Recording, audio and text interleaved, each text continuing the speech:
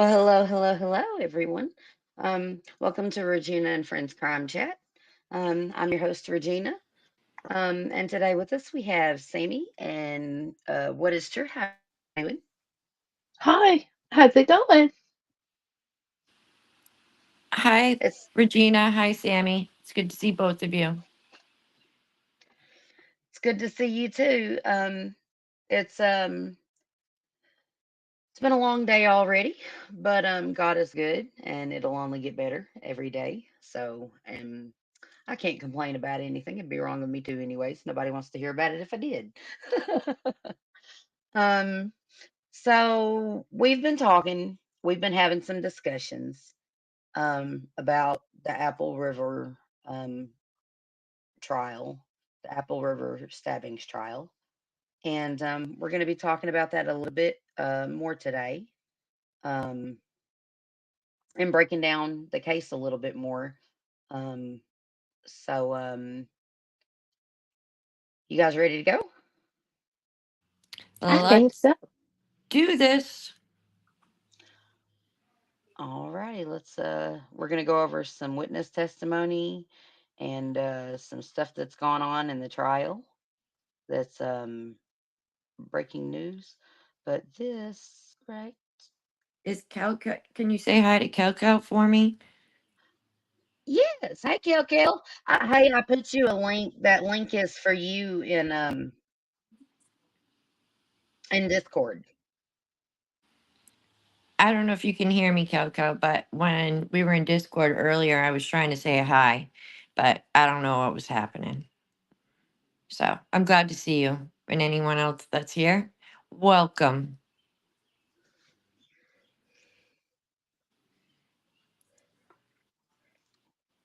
Oh, I'm doing this wrong. Hold on. You have to excuse me. I'm stuffing my face real quick. What am I Yeah, doing? Here we go. I'm going to be doing that eventually, but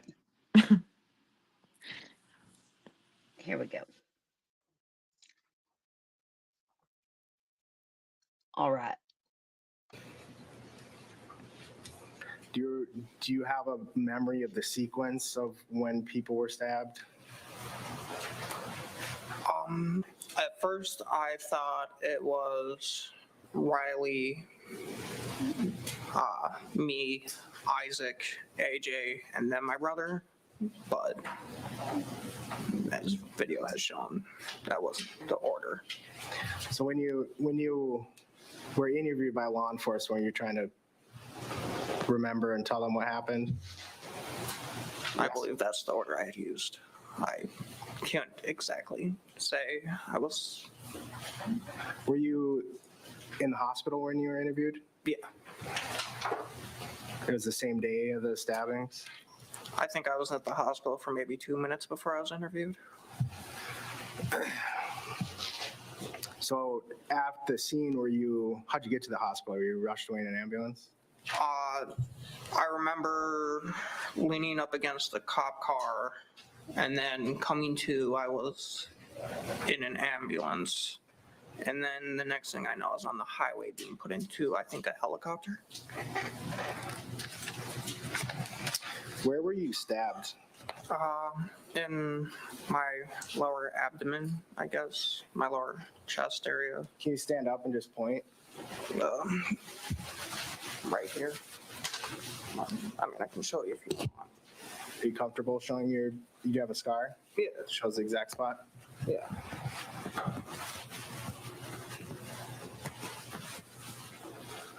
Is that looks like a little bit off to the center to the left, right below your rib cage?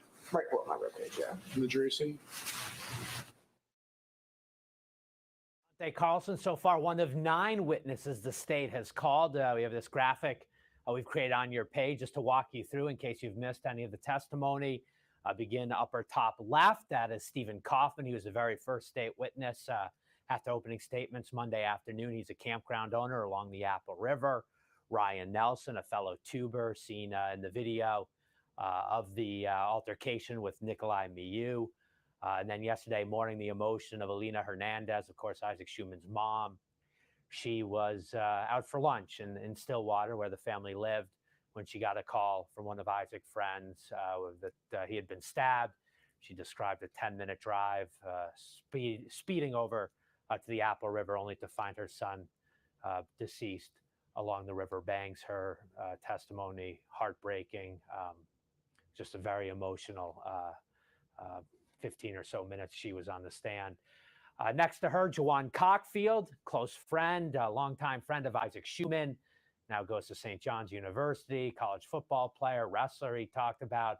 But the reason why he's so important is he shoots the cell phone video that captures the 3.5 minutes or so, the encounter, his testimony, crucial. Then as we come down to the bottom of the screen, Madison Cohen, she elected not to have the TV cameras, any photographs taken of her in court. That's a screen grab from the exhibits from the cell phone video. It's believed Nicolae Miu struck her at some point in the physical confrontation that really ratcheted up what would end up happening, with Miu taking out the knife and then the subsequent stabbings. And then again, Alexander Vang, a close friend of Isaac Schumann, Dante's dad, Quentin. We learned it was his birthday that day on the river. His family and some friends were out hoping to enjoy and celebrate their birthday, Quentin's birthday, when they came upon the Miu Stillwater teen encounter. He sent over his 2 sons, Dante and Tony. We have not heard from Tony. I assume we'll hear from Tony Carlson on the witness stand today. And then finally, late yesterday, Landon Wire, another one of those Stillwater teens with Isaac. With that, I think it's important to, again, we're monitoring the courtroom. We do see a little bit of activity, but we have not gone on the record at this point. Not all of the parties are in there just yet. I see one of the state prosecutors, one of the defense attorneys will get into the courtroom just as soon as it begins. But let's go back yesterday. The young man who shot the cell phone video, Jawan Cockfield. We queued up some of his witness testimony, both on direct examination from the state and then the defense's incredulous cross-examination, asking him why he shot the video. Why was he yelling at Miu? Why was he calling him names? Here's Jawan Cockfield. Here's one thing you need to do before you buy anything online. Don't spend another dime on Amazon. Why did you start recording this? Because he was just kind of looking suspicious from what I was seeing.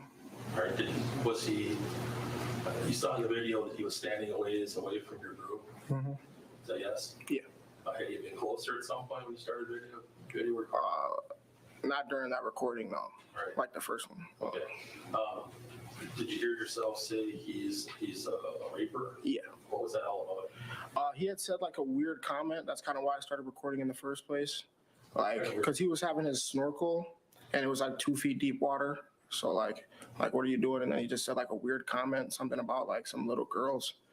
And then, did you have any girls with you in your group? No, I did not have any girls in my group. Did you see any other girls on the river here where you flew? Yeah, there were some girls on the river. Child age girls or? Not that I saw, no. Did you know Mr. Miu at all? No. Did you know whether he was a pedophile or anything like that? No, I didn't. Were you making some conclusions based on what you saw him doing? Yeah. Actually leaving. Sustained. After you said he was a raper, did he come closer to your group? Yeah. Did you restart your recording?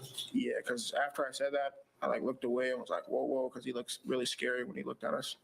And then I like refloated a little bit. And then say he looked real scary. Like when I said that, you could see like his face look at me, and like you could see me go like, oh, and then I got scared and then stopped recording. Did he appear to be angry that you called him a raper? Objection split objection. One at a time, please. Objection sustained. Right.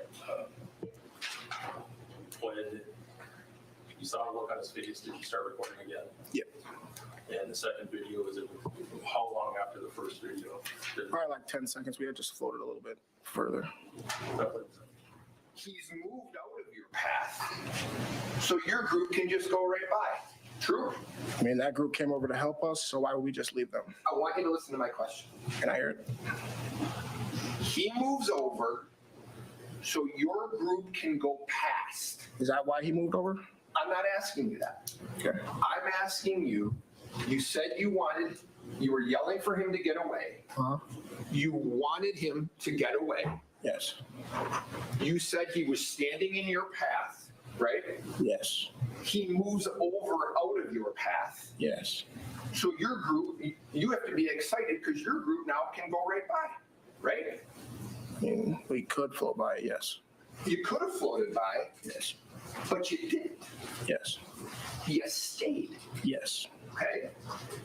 And you stayed as this other group comes over, Yes. okay?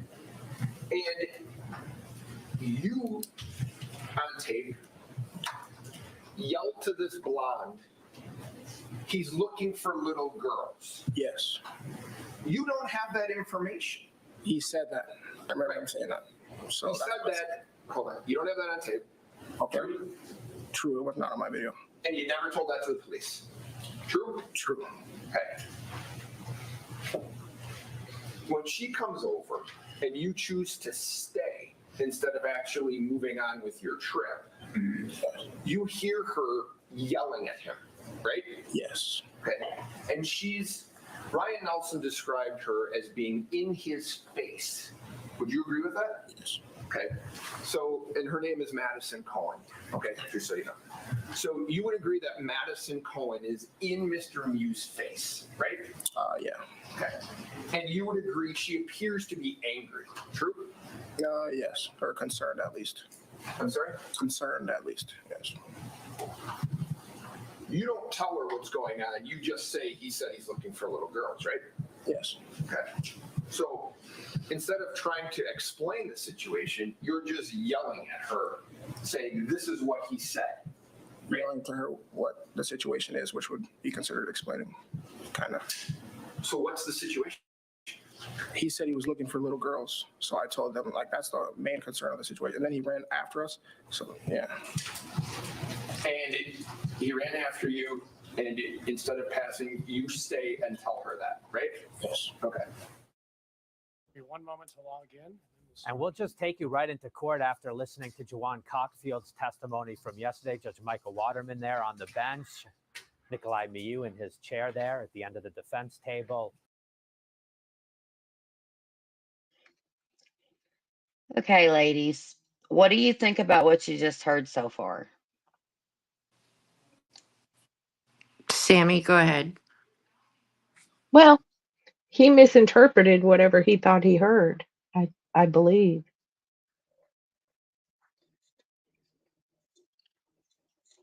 Yes, maybe. Who misinterpreted? I can't. The witness? Oh, okay. I'm just trying to follow along there for a second. Are Okay. you? Do you mean? Do you mean The the witness. witness? Yeah. Yeah. You think he misheard? I, well, by his claim of him saying the guy said that, well, I don't think Nikolai said that, but I would guess that he has and misinterpreted it. I don't believe he's being truthful, but it's just my opinion. Do you find it alarming that they didn't tell the police that he had mentioned little girls? Well, Yeah, yeah. because I think I think honestly, from my point of view, I think that the truth is lost in that 33-second whatever video. I really don't think anybody can honestly give an honest testimony because it's peppered, if that makes any sense, what I'm trying to say. Like for me, for Nicolae, the more I see, just like with the first kid that got stabbed when we started this video, I was thinking this when we were watching it. So honestly, after today and watching some of the videos I've watched and the location of all of the injuries, I am not so sure that this man didn't intend to kill when he stabbed. because he did stab one because he clipped his heart, and three of the boys were all stabbed in the same spot. So, you know, and I didn't know that until I saw this last kid say where he got stabbed. So that's concerning. Hmm. I Um, have many concerns. I have many concerns with this case. Many. oh, me too. But just with that, looking at it, and in that video, one of the commentators said, he doesn't go straight in, he's going up. So with that angle, I mean, you can do a lot of damage. You can hit the heart, which is what he did to Isaac. You can tear the bowels, which is possible and did happen. And I mean, he could have hit one of their spleens, another heart wound. I mean, it's just, phew. So that upward movement times three, four for me is an indication that maybe there was intention after all. I know I just said a whole bunch of stuff, but I'm sorry. So, so in the video though, I only saw him stab or use his knife on um the boy that almost was, his entrails were exposed. I only saw him get stabbed one time, but Right, but the I seen Nicolae falling backwards from being shoved whenever he wanted to stab himself in self defense. I mean, in that instance, with the gentleman in the yellow shorts or the person in the yellow shorts, um, I believe that one solely was a case of self defense. um but that Oh, where'd she go? um them, they said that and that the wound location is all pretty much in the same avenue. Do you see what Uh-huh. I'm saying? So when he would stab right with his right hand, because he's right-handed, that's where the knife is. So when he's stabbing, you can actually see him stabbing upward in that video that you're talking about. And so Right. all the wounds are in the same location. So an upward motion, it's one thing to poke, I suppose, like stab straight on. But when you go to an upward motion, it's almost like a fishing hook. It's just going to rip everything coming down. And I mean, Mm, it's true. Most men stab underhanded and women stab overhanded. But um, I'm just saying, with the location of all the wounds, that has me questioning my theory from last night about the intent. Was it there? Was it not there? I'm just saying. honestly feel like, in my opinion, I didn't see him chasing them around to go get stabbed. I feel like he did try to retreat and they followed him, and I feel like he felt like there was no getting out of it. And I'm sorry, but everyone that did get stabbed, they approached him. They came at him. That is true. I see that side of it too. But here's a question I pose: Was he was he stabbing low because up high was where they were reaching for him? I think that um it's it's a comfort thing. I just think that in general, men, it's been proven that men usually stab underhanded and women stab overhanded. So, I mean, I I I don't know. I don't know. It makes me question the intent where all the wounds were in the same spot. And he's a physicist. So, I mean, this is an intelligent man we're speaking of. This defendant is highly intelligent. So, Hmm. that I take into consideration also. I mean, physics will tell you what's going to happen when you stab in an upward motion into the the left side of someone's body. Their heart is just right there. It's right above your spleen, right at that the rib mark. It's right there at the last rib. So again, I mean, I wish the circumstances had been different in the situation, but they're not. And I just, in everyone's perspective of all of them, I just feel like the true story is lost. And really, all we have to focus on that has any credibility is the video. Mhm. So it's hard to judge this case by the characters. I think the video says the most, if that makes any sense. That makes perfect sense. I will say this, that I am noticing that for everyone involved, their memory is not what that video shows. That's actually something I was going to point out. They had the video versus everyone else's testimony, and every single person gave a statement to the police, and then the police got the video, and now they're using the video against their testimony. And not Right. one person I've seen so far has given a true account for the video, it memory wise. Does that make sense? It does. That's what I'm saying. It doesn't, that's the only credible evidence we have because it's just, I think the truth got lost because every It person, like really you makes said, me question.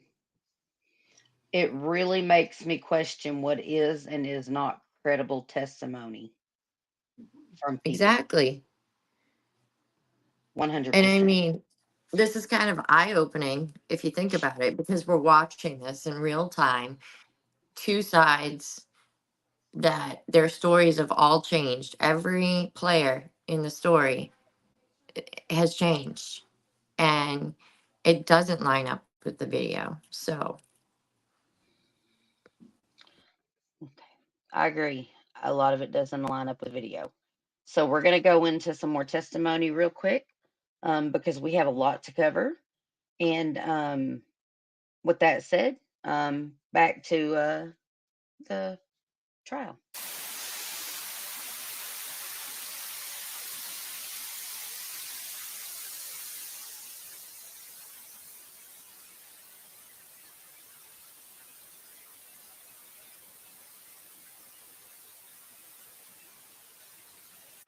Can you please state your first and last name for the record? Anthony Carlson. And Anthony, do you go by a nickname? Tony, Tony, how old are you? 24.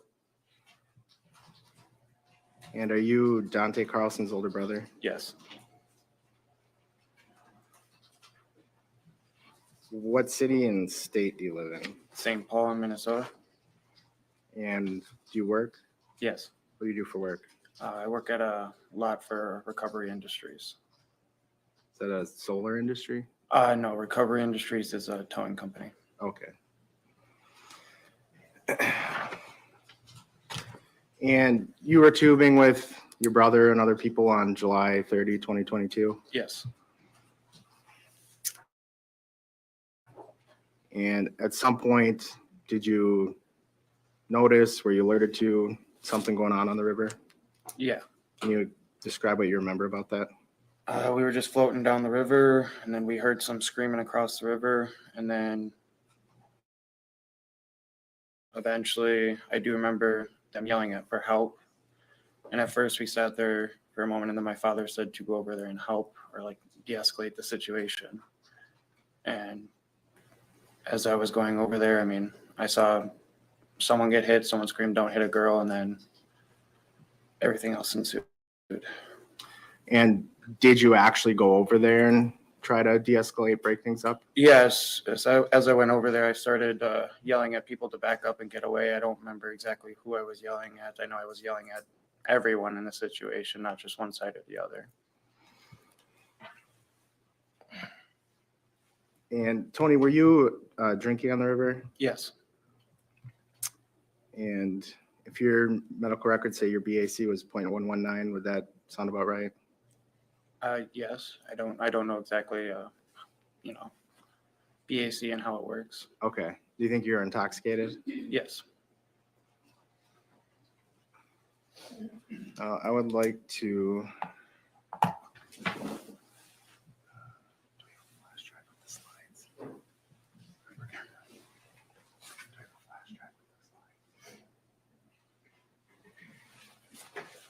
I want to go through some frames with you.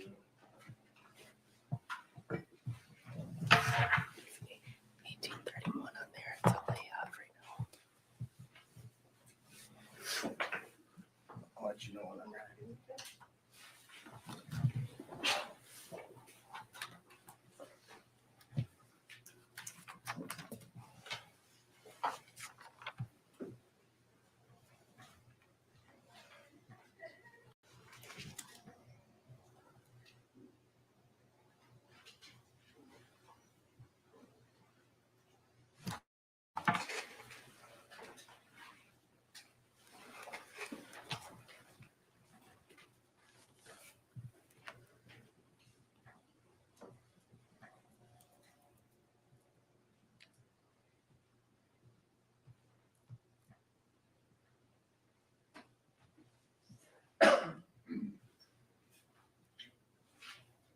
And AJ Martin.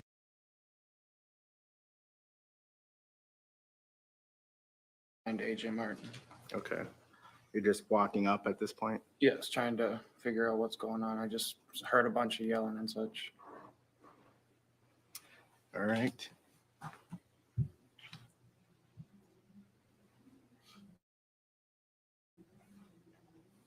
You can mute the screen. We know you're hovering over that button. Time. Not bright enough?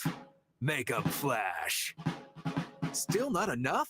All right. Sarge, you tried Sorry, your I best. play They World all of know Tanks. what they're This missing. commercial caught my attention. Let's get back. Sorry.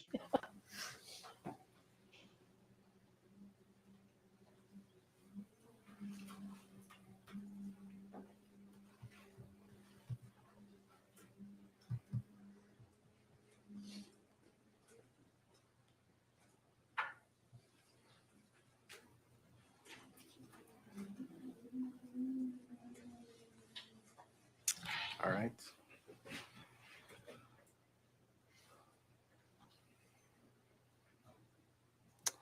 This is frame 2779. I'm going to scroll through and then ask you some questions. I'm going to stop at 3010.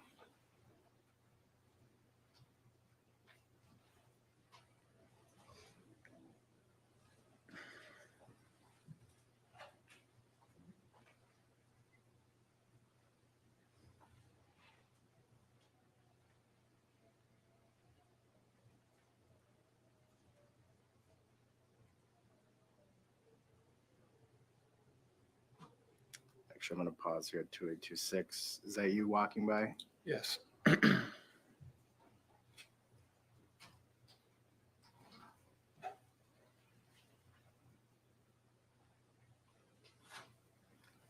And 2844, looks like you're getting between Mr. Miu and the guy filming. Yes. And you, what did you say you're yelling at people to do? I was yelling at them to back up and get away.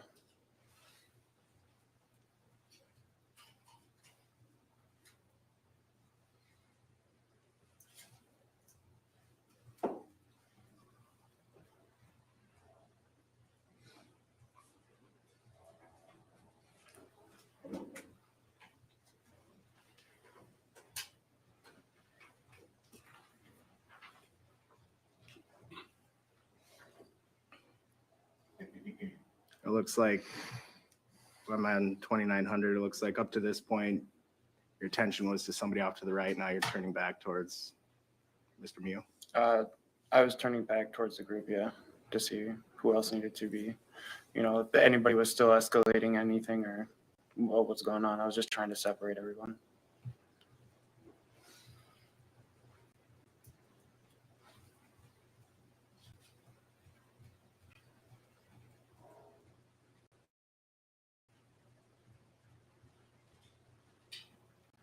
And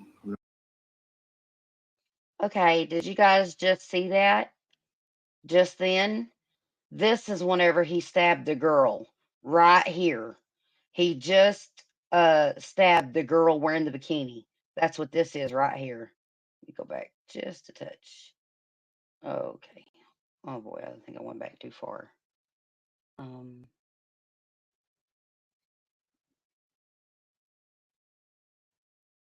Oh boy, hold on.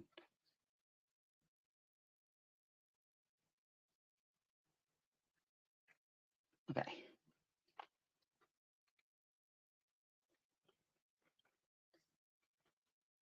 Watch again. You can see when see, this is the girl right here, her leg behind him. See it? She just kicked him in the back. See Yes, I this? see it. I see it. Okay. I just wanted to point that out for everyone. Okay. She did assault him. She kicked him in his back while he wasn't even facing her. Okay. Look. actually, I'm And going to now pause she's here. turned around. 326. Is that you walking by? Yes.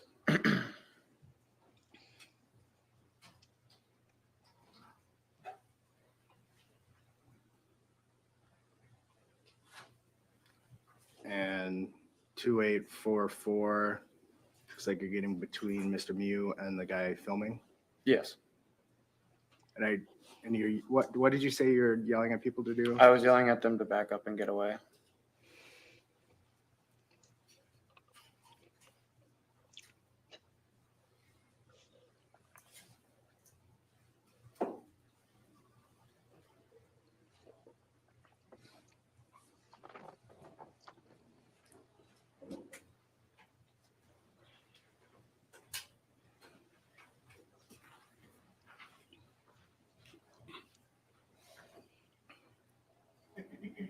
It looks like I'm on 2900. It looks like up to this point, your attention was to somebody off to the right. Now you're turning back towards Mr. Miu. I was turning back towards the group, yeah, to see who else needed to be, if anybody was still escalating anything or what was going on. I was just trying to separate everyone.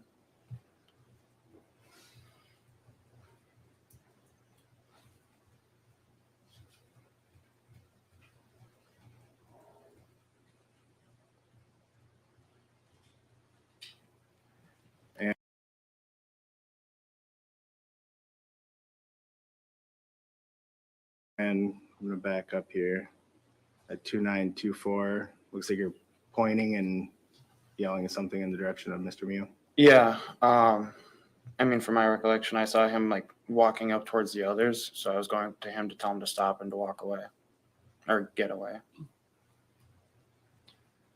Mr. Anderson, I'm having a little bit of hard time hearing you. Oh, sorry. Either use the mic or speak up, please. Sure. Thank you.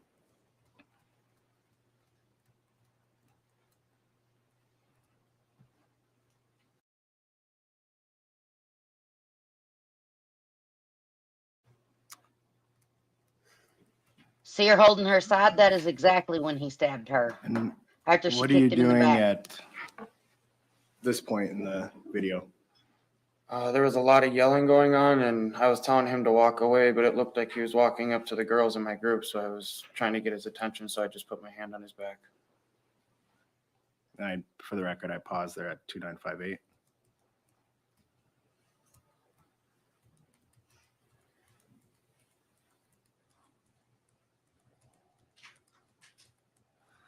So after you put your hands on his back, telling him to walk away, what happened?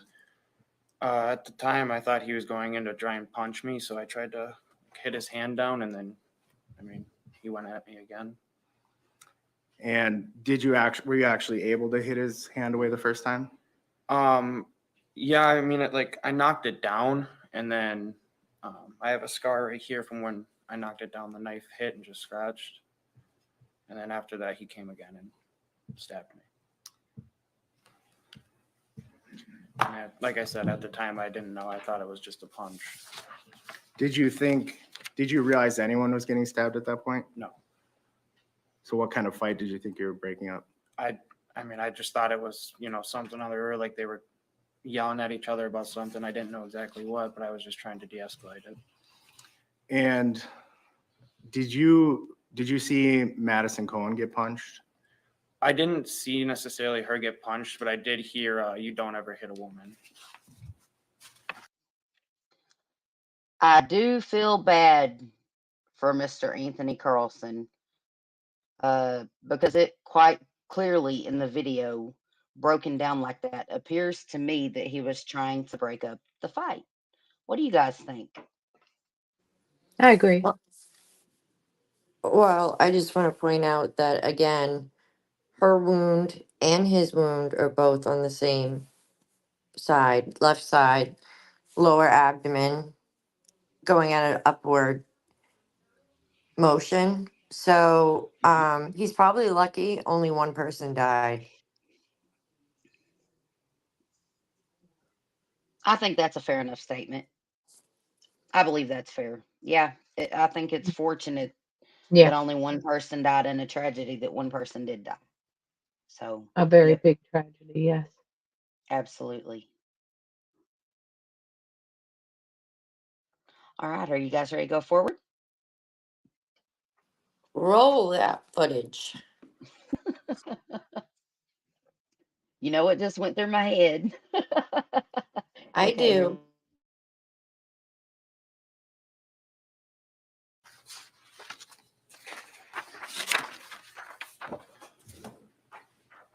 Permission to approach? Yes. Showing you that's been marked as Exhibit 35. What is that? That is the scar from when I blocked the knife down. And is there something above that? Yeah, the stab wound. So I'd move to admit and ask to publish, Judge. Okay, it's received. Go ahead and publish. I'm going to do it on my computer. I'll let the clerk know when I'm ready.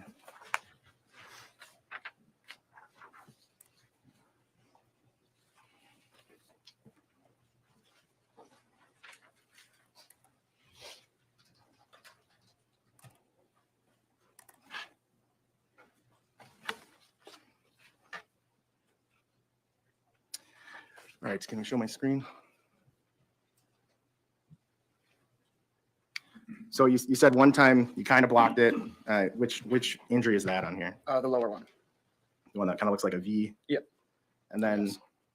did one strike actually penetrate? Yes. And where's that one? Under the bandage there. It looks like, is this after you're at the hospital? This is right as I'm leaving the hospital, yes. If you know, does it look like bleeding through the Band-Aid or is that just the tone of the Band-Aid, you know? No, I was bleeding a little bit through the bandage from the stitches.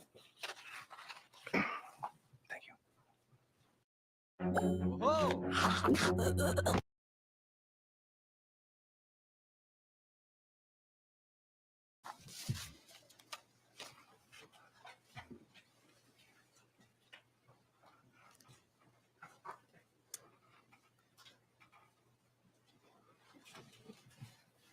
Do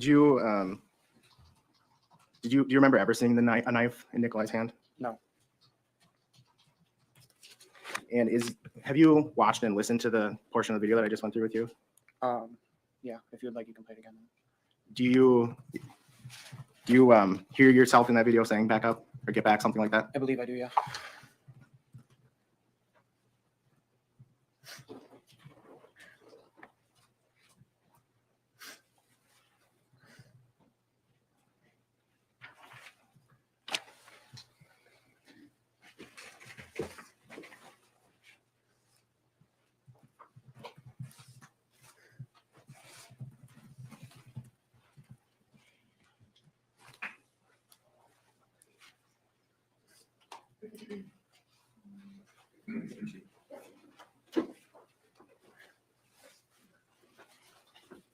I want to show you that part of the video.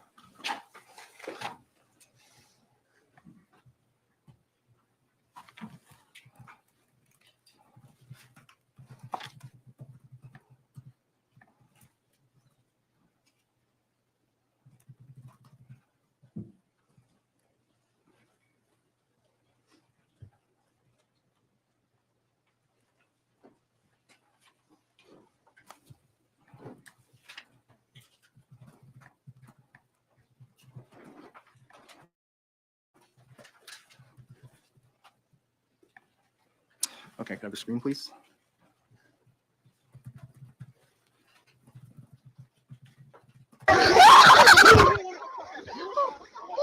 He ain't a woman! He ain't a woman! You ain't a woman! He ain't a woman! You get him!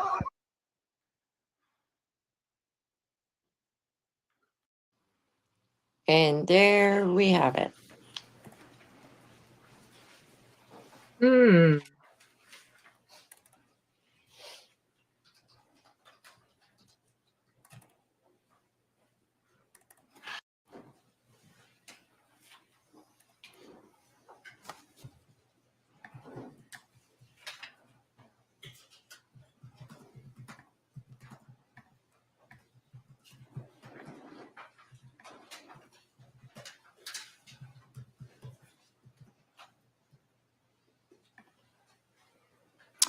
Okay, could I have the screen, please?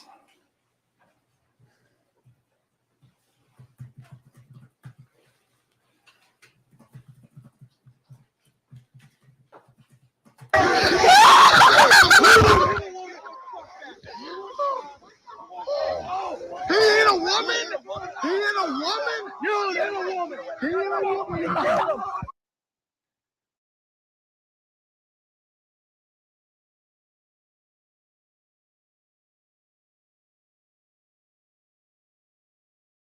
She was facing him. And he pushed She him. got stabbed in the left side, Yeah, they all got stabbed in the left side, every single one of them. which means every one of them were facing him because he's right-handed. Yep. Right. Which means every one of them were in his personal space being stabbed with his right hand. Right. Think about what I'm telling you. Yep. She had just kicked him in the back.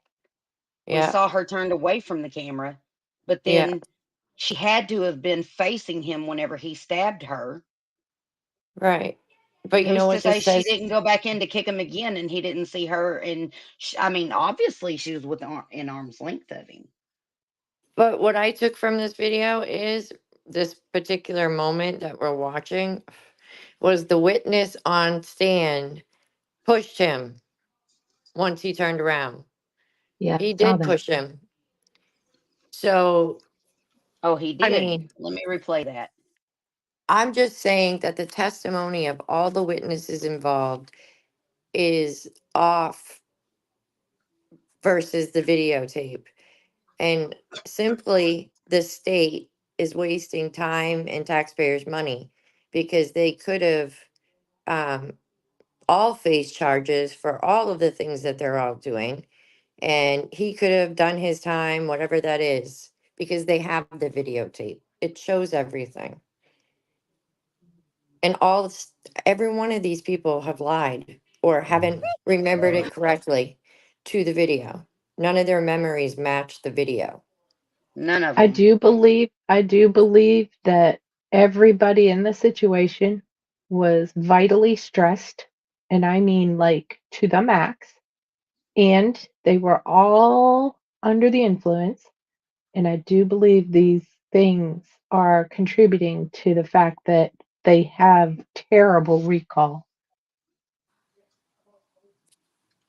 Mm-hmm. Which makes you really question witness testimony in trials involving people's lives. Would you agree with that? Yeah, Yeah. I agree. Like, this is the only equal balance in this whole case is the fact that the The testimonies video. don't match the video. Yeah. Yep. I So agree with that. Yes. that's all I got right now. All right. Is there anything else you want to add to that, Sammy, real quick? Oh no. Very well said. Yes, it was. All righty, let's get back to the video.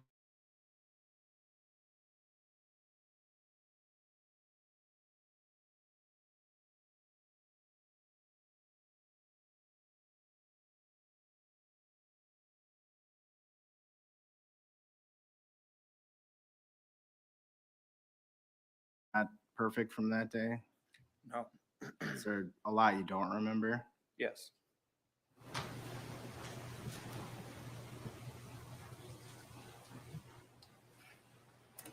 Okay, I'm on 2942.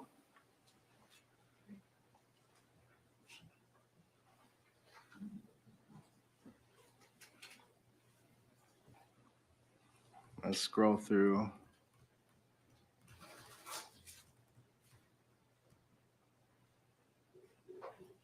So at this point, 2959, are you off screen to the right? Yes, I can see my left hand and right over his shoulder. Okay. And you don't know the guy's name who's filming, right? No. Okay. So you got the, I'm just gonna put a C for.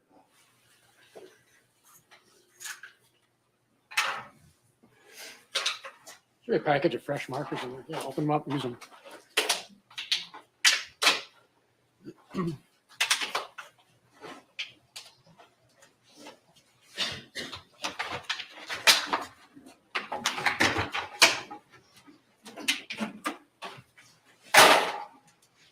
I'm just gonna put a C for cameraman, fair? Yep. And so if that camera is facing that way, and then you got the frame. You got you somewhere there, and you're somewhere off to the right of the frame. Can I we see have the the? screen back up?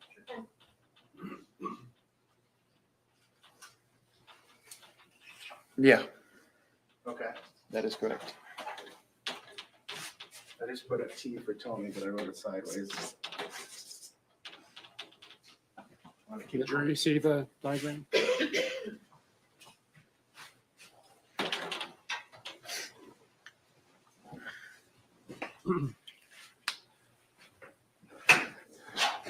I'm going to keep scrolling here.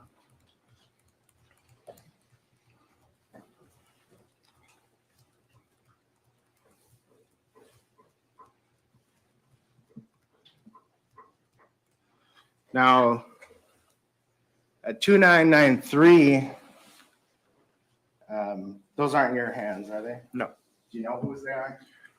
Now I do, yes. Okay. At the time, you didn't know who that was? No.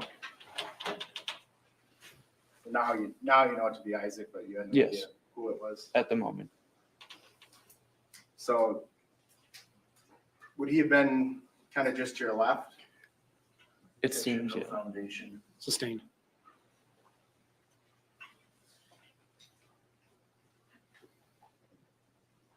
But a few frames ago, were you off frame to the right? Yes. Isaac here is off frame to the right. Yes. Objection, he has no foundation, he doesn't have a memory. If I, Well, hold on. Sustained on foundation, but I think the questions are being framed in a way that's leading us to this place. Sure. If you can just rephrase your questions, it might help. Judge, I'll just move on. All right. You can take it down.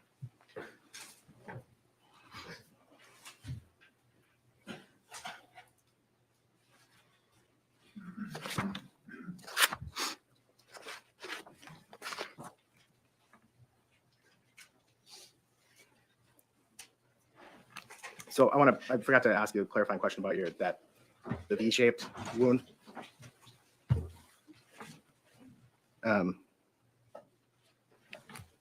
So do you remember how his hand came at you when you kind of blocked it away? I mean, it went like this, but at first, I just thought it was a punch. I think it was just going for a low jab, but I tried hitting it down with my arm, and then he came back up. The second one is the one that got you higher? Yes.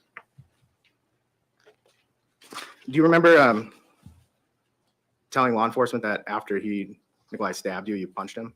I do. And is that on the video? No. Do you believe you're mistaken on that? Yes. I don't have anything else. Mr. Nelson? So you said you were intoxicated, right? Yes. You were with some of your family and other friends, correct? Yes. You were there on the river celebrating, correct? For my father's birthday, yes. You were also there with Madison Cohen, Yes. celebrating her birthday as well? I came there for my father's birthday. Understood. Yeah, no judgment in it, but others were celebrating her birthday, correct? Yes. She was celebrating her own birthday, correct? Yes. There's a photo that I think we've seen of the 10 of you standing on there on the river. Have you seen that photo? Yep. You remember that Yes. photo? You and I think 3 or 4 other people are holding a beer up to your lips, and it looks like you're consuming the beer at that time. Do you remember that? Yes. Part of that photo was to document your guys drinking alcohol, correct? I'm gonna object on waste of Hold on, time. I'm sorry. I'm gonna What's the object on waste of time. I think it's cumulative. It's established. I got this witness. Overruled. You were the photo was to document all of you together, correct? Yes. And for whatever reason, 4 of you decided that when the photo was taken, you wanted to make sure that you were drinking a beer, right? Yes. Okay. Fair to say that you wanted to document your drinking beer. It was not, it's more or less that we wanted to document it. It was just that we were having a fun time with our family. And in that moment, we all just made the decision to have it sit. And you have a brother, Dante, right? Yes. You're older than him? Yes. A little bigger than him? Yes. He was drinking? Yes. You were drinking? Yes. AJ Martin was drinking? Yes. Riley Madison was drinking? Yes. Madison Cohen was drinking? Yes. Again, I'm sure you weren't keeping track of everybody else, but it looked like everybody else was consuming at about the same rate that you were consuming? No. Do you know who was doing what? I don't know. Oh, so they could have been drinking more, they could have been drinking the same, they could have been drinking less, you don't know? Based off of knowing them in the past, I know they don't. Okay. You're the bigger consumer? Yes. Okay.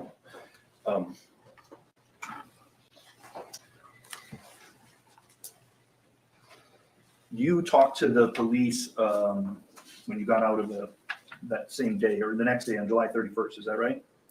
I believe it was the same day. Or I don't remember You exactly. didn't stay overnight in the hospital? I don't believe so. Okay, so it must have been the same day and I got my date wrong, which is fine. But you did speak with the police, right? Yes. And you realize that that's recorded, correct? Yep. And if you, as part of your preparation for this, did you get a chance to watch that recording? No. They didn't show you that? I believe they did a while back, but I don't remember it now. Oh, I just want to go over some of the things that you said to the police then to see if those, how they track with today, okay? Okay. One of the first things that you said to them is, I don't remember much about it.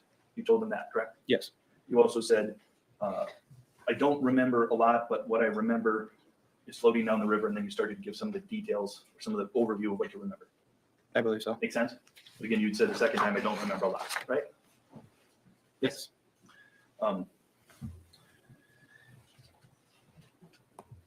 And you spoke about that for about 30 seconds to 60 seconds, and then at around the 4-minute mark, you said, that's all I remember. Agreed?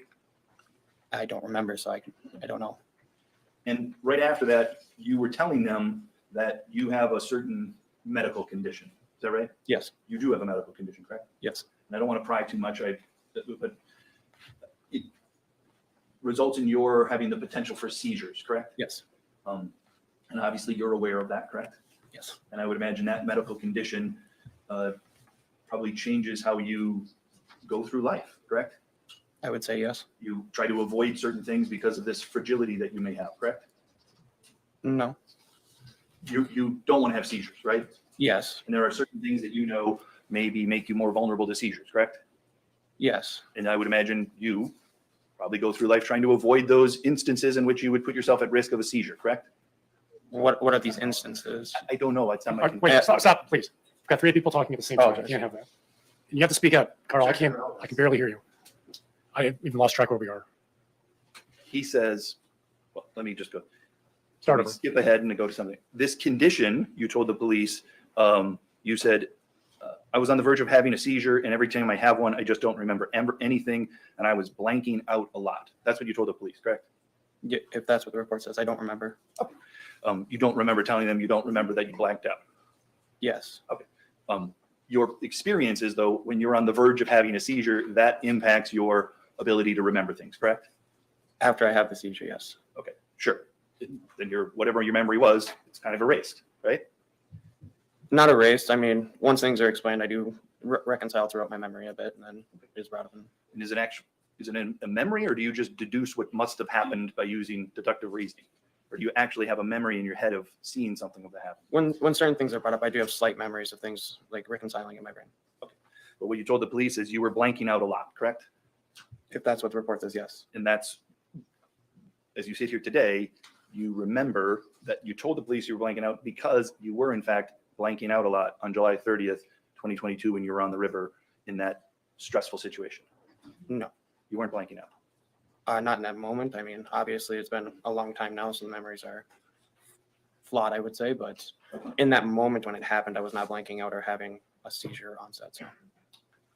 Do you know why you would have told the police, I just don't remember anything and I was blanking out a lot? Yes, because afterwards I was holding my friend's intestines. And I appreciate that that was a traumatic experience for you. I didn't mean to imply that it was anything but what you were saying is the blanking out happened with your dealing with the after effects of this event. The trauma, yes. Okay.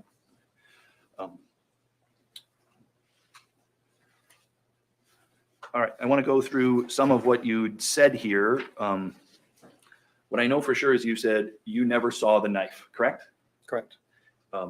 You went over there, you must have seen some things, correct? What do you mean by that? Well, we saw the slide where you walk over and you're kind of coming over late compared to when everybody else is there. Would you agree with that? Yes. And when you come over, at some point, you see who you now know as Mr. Miu get hit, correct? Yes. You see it's your brother that's hitting him, correct? I didn't at the time. Okay. You just knew somebody had hit him, correct? And you knew, you said, I was yelling at people to back up. I was yelling at everyone, not just one side or the other. That's what you said, correct? Yes. And let's just talk about the sides here for a moment, okay? On the one side, there was 13 people. Agreed? I didn't know at the time, but now I do, yes. And on the other side, there was Mr. Miu, correct?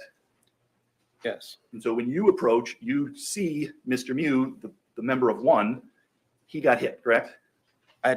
At the time, I didn't know who had gotten hit. I just was telling everyone to separate. Sure. You saw a person that got hit, correct? Yes. And that person was Mr. Miu, correct? Yes. And that person was down in the water, correct? Yes. And people on the other side continued to hit Mr. Miu, the one person that was down in the water, correct? By the time I was over there, I didn't see that. I was just separating people. Well, whatever it was you saw at that point, you were yelling, back up, telling people to stop, correct? Yes, because I saw a large group together. I just saw a bunch of bodies together. I didn't see anything specific. And those bodies were all around Mr. Miu, the person who had got hit and was in the water, correct? I didn't know who was surrounding who. Well, you agree that one person can't surround anyone, agreed? Yes. So you agree if there's somebody being surrounded, it would be Mr. Miu, correct? Objection. He hasn't answered. He said he doesn't know who was being surrounded. Sustained. So just want to make sure it's clear. You don't know who was being surrounded, but you saw somebody being surrounded, correct? No, I just saw a large group in a huddled conversation. They were all yelling. Okay. And then did you see this before or after you saw Mr. Miu get hit in the water? Like when I saw him, I didn't see him get hit. I just saw someone get hit. Okay. You saw the after effects of someone getting hit. Yes. And what that was is you saw that someone falling into the water. Yes. And then you saw that someone being converged upon by others. Yes. And then you saw that someone essentially being surrounded, correct? Objection asked and answered. Time-wise. Sustained. We've been through this. And when you see that someone being surrounded, that's Objection. He said he doesn't remember that. he just Wait, please. Let's get the question out. If there's an objection to the complete question, make it. I'll make a ruling. when you saw that one person being surrounded, that's when you started yelling at people to back up and get away, correct? No. Objection. The testimony is he didn't know if anyone was surrounded. He went up to a group of people. So it is repetitive. Sustained. Next question, please. You'd said you were trying to separate everyone. Well, let me take a second. We watched through the slides starting at 2779 through, I think, 2924. Do you remember when he went through those slides? Yes. And at one point there, you said you were trying to separate everyone. You agree that's what you said? Yes. And when you were trying to separate everyone, what at that point you had observed is one person getting hit, correct? I didn't see him getting hit. I just saw that he was on the ground for a moment and I was focused on telling people to back up. What we know is you never saw him with a knife, correct? Yes. So you weren't telling people to back up from him because you were worried about him. You were telling people to back up from him because you wanted them to stop beating him up, right? No, I wanted everyone to step away because I didn't know what the situation was again. And what you saw was someone was getting beaten up. I saw a lot of people around each other. Obviously, one was in the water, so I just told them to back up. Now, okay, we got to stop and talk about that for a minute, you guys. So this is my point and what the witness is saying right now. Y'all know me. I'm going to call it as I see it. He obviously seen that there was a fight. He obviously seen there was a fight going on. And Mr. Miu was down in the water. So he was telling everyone to back up away from him. Am I missing something here, or is that what the defense attorney is trying to get at? Am I missing something? What do you guys think? You go I ahead. think I think that once again we have a witness that doesn't remember, and he claimed that he was having seizures, and now he's denying that he was on the verge of a seizure. It's inconsistent. It's just another witness inconsistent, and again loses credibility. And maybe it's not even intentional, but I mean, you've seen the videos. I'm sure these kids have seen the videos since this happened. So I don't know. That's how I feel. At this point, there is not one witness, state or defense, that has the witnesses that match the tape. And it again, it's just an excuse. I don't remember. Right. I don't remember. I've heard that so much in this case. I don't remember. I don't remember. And then we show you, no, I don't remember. So Yep. Are they not Deniability. remembering? Yep. Are they not remembering, or does, like Sammy said, is this a count of deniability? well, if it is deniability, that's the worst outcome for me because that means that all of these people have not learned from their A lesson. mistakes. And Exactly. because Ex- everyone needs to take ownership for their own actions. And when you don't do that and you see no fault, then you're just going to repeat. So, I agree with that. All right, let's dig back into it. I want to just go through a couple of other things. You, when you were there, did you hear you said there's one side and another side. Did you hear one side yelling predator? I don't recall. Did you hear one side yelling these little girls? I believe at one point I heard someone not yell that over to our group. Okay. You don't know whether that's true or not. Agreed? I didn't give it much thought, but no, I do You not just know if it's know- true or not. You just know you heard that, correct? Yes. Whether it's true or not, that's for somebody else to decide. Agreed? Agreed. You, did you also hear them screaming when you got over there? We got it on camera. We got it on camera. We got it on camera. Did No, you hear I that? did not hear that. You don't know whether that's true either. No. You also heard you said he hit a woman, correct? Yes. You don't know whether that's true, do you? No, I don't. But I mean, You didn't see it, correct? correct. All you know is you heard somebody say something on the right, correct? Yes. And if you watch the recording, correct? Yep. We've heard lots of things on that recording, agreed? Yes. You don't know whether those things that the people said on the recording are true or not, do you? No. If you see it, I would imagine then you know it's true. Hard not to if you see it. Agreed.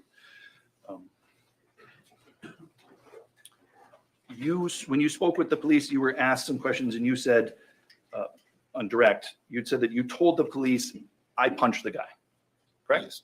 And by the guy, you meant Mr. Miu. Correct. The one, correct? Yes. At that moment, when you told that to the police, you said that because you believed it was true, correct? Yes.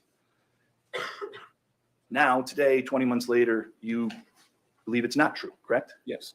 And the reason you initially said it, and now, I should say, the reason it's changed is you've watched the video? Yes. Okay. So for whatever reason, you got it wrong to begin with, correct? Yes. And you could have got it wrong because you were intoxicated, right? That could be one reason. You could have got it wrong because there was a stressful situation, correct? Yes. I can't imagine, but you could have got it wrong because you just told an untruth, correct? Yes. It doesn't sound like you would tell an untruth to say you punched a guy when you didn't. Make sense? Yes. But that could be another reason, correct? Yes. Is there any other reason why you would have said something happened when it didn't happen other than those that I've given you? Well, after, having my memory refreshed with the video, I believe that I thought I had punched him because when he had stabbed me, he was pushed back, and in my memory, everything happened so fast. So I just thought maybe that was me that had done that. Okay. I thought maybe I had punched him. And on that day, I'm sure you were still processing all kinds of things out, right? Yes. And on that day, you hadn't had a chance to watch the video, correct? Yes. On that day, when you said those things, you weren't intentionally lying, correct? No, I was not. I think as you said already to the jury, like, my memory might be flawed, correct? Yes. Just probably like anybody else's memory in that sort of situation, correct? I agree. You might say things that you don't intend to be alive, but just are wrong, correct? Yes. Because you're trying to explain this traumatic event that happened, correct? Yes. All right. The extent of, we saw the picture of you, and there was the scratch on your left hip, right? Yes. And then there was a bandage on your torso on the left side, correct? Correct. Those are all in the front of your body, correct? Mm. Your injuries were to the front, correct? Yes. They were when the two of you were in contact with each other, facing each other, correct? Yes. And the extent of your injury in that situation was you got 2 stitches, correct? I don't remember how many stitches I had. Okay. I told you the medical record said 2 stitches, would you have anything reason to disagree with that? I don't remember, so no. Sound about right? Yes. All right. And what we saw in the video, do you have a memory of that, or are you just telling us what you saw in the video? Let me back up. That was a poor question. I want to ask you about the time just before you put your hands on Mr. Miu. Okay. Okay. Do you have a memory of that, or are you just, for lack of a better term, and maybe there's a better term, narrating what you see on the video? No, I remember. Okay. So you remember that he's got his back to you, correct? Well, I don't necessarily remember that he had his back to me. I do remember separating everybody, though. It wasn't, intended at one person or the other. It was towards everyone to back away. Okay. So you remember approaching a person, someone, correct? Yes. And you put your hands on, one hand was on the person's back, correct? I mean, I gave him a light tap because there was a lot of yelling, and I was trying to get his attention away from the girls that he was walking towards.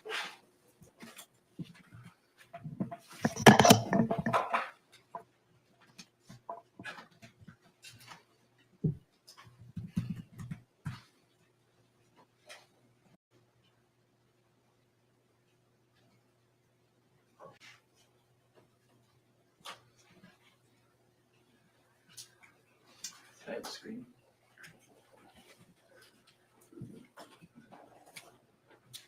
You see the image 2942 up there? Yes. That's you, correct? Yes. That's you reaching your left hand out in the direction of what we now know as Mr. Miu, correct? Yes. And as I slide forward, that's you pressing your hand up against him, correct? Yes. You can see your hand, your fingers making an indentation in his back and his skin there, correct? Yes. And then as we slide through, you put your then right hand on his right upper arm. Agreed? I can't see that. You see your right hand there? Yes, I do. You see it then going against his arm? It's blocked from the frame, but Do you remember pushing him in that moment? no. You would agree that's not gentle what you're doing right now. I would say it is. Okay. And as you're here, this is where we see your face, correct? Yes. Are you now yelling at him? I don't remember what I was saying at the moment. I do remember. I understand the content. The volume was yelling. Agreed? I think I was trying to raise my voice enough to where over everyone else screaming and yelling, yes. So you agree that the volume was yelling. There may be reasons why you wanted to yell, but you agree you were yelling. Like I said, I don't remember. If you could play it, I could tell you if I was yelling or not. Okay. I apologize. That's all right. And this is where you see your hand now on his upper arm on the right side there? Yes, I do. And it's this moment where you have come up from Mr. Miu from behind and put your hands on him, and if not a push, you've certainly pressed against him. Agreed? Agreed. And it's in this moment when you're coming up from behind, yelling at him, pressing up against him, he's already was previously down in the water. Agreed? I mean, I'm not pressing against him here. I was directing him, I guess, away. All right. Let me just turn the screen off for a moment.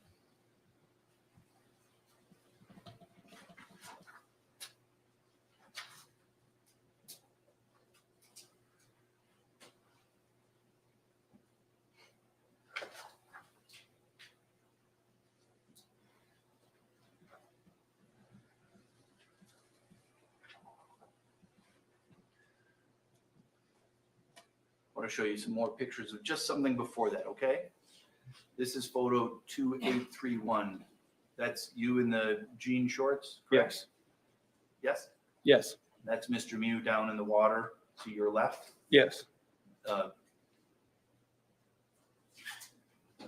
you know now as you watch the video that this is the second time he's been pushed down into the water. Agreed? Yes. At that time, you also knew, because you remember seeing somebody hit him and pushed him down, and then AJ pushed him down. You remember he'd been knocked into the water a second time as well, correct? Objection, the testimony was he saw. No. Come on up.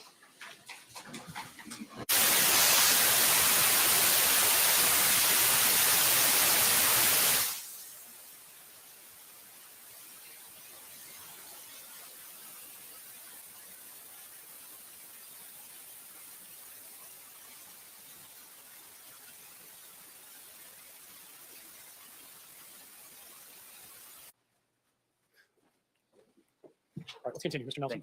So continuing questions here on, at this time, if you could put yourself back, and I understand you might not be able to, you acknowledged that he'd been knocked down into the water 2 times. Fair to say? At that moment, I did not know he was knocked down 2 times. After rewatching the video, yes. Okay, so back on July 30th, you know he's down in the water at least, correct? Yes. He's down in the water, right? Yes. And you're near him, correct? Yes. And as I scroll through this, we can see that he reaches his left hand up to grab onto you, correct? That would appear to be? I didn't know if he was grabbing for me. I don't remember. You don't know other than it didn't cause you harm, correct? No, it did not. It didn't cause you pain, correct? Correct. He may have been trying to grab a hand to lift himself up. He may have been trying to push you over. He may have been trying to slap you. You don't know. It just didn't cause you harm. Agreed? Agreed. Okay. Now, just before this, where we see that, it appears as if somebody's kind of pushing you out of the way. Does that look like that's the case? I think I was more or less like traveling through the water and walking my way through them. Sure. And we see a dark arm pressed up against you, correct? Yes. We see you making an expression that appears as if you're not liking whatever contact you're receiving. Agreed? No, I think at that point I'm yelling. Okay. Or telling people to back off. You're telling people to back off, right? Yes, everyone. Back off, get away from the guy that's down in the water. I was telling everyone to get back. Sure. At that point, there's one guy in the water, correct? Yes, but I wasn't focused on that. I was focused on separating everyone. Okay. And now as we scroll through, Mr. Miu here has the knife in his right hand, correct? You see that? Yes. And as just before that, that's your foot, that's your body, you're right there, correct? Yep. You are not wounded in that moment, correct? Correct. You're right near him, correct? Correct. He does not reach the knife out and stab you, correct? Looks like he's trying to hold himself up. My question was, he doesn't reach out and stab you, agreed? Agreed. You don't receive the wound that causes the 2 stitches until after you've approached him from behind and tried to redirect him while you're yelling, correct? Yes, correct. So it's not until you engage with him that he engages with you, agreed? Agreed. Nothing else. Mr. Anderson?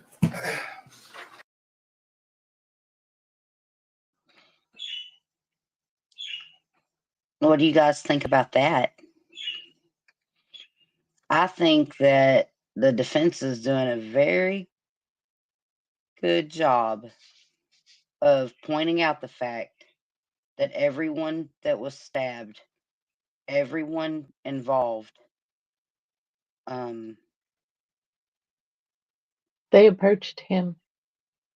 yep, everyone put their, like, literally, to any degree that you look at it, there was physical contact that in that instance, I would assume could be construed or could even not be construed, but be proven to be aggressive behavior, physical contact, which would be assault. Wouldn't you agree with that?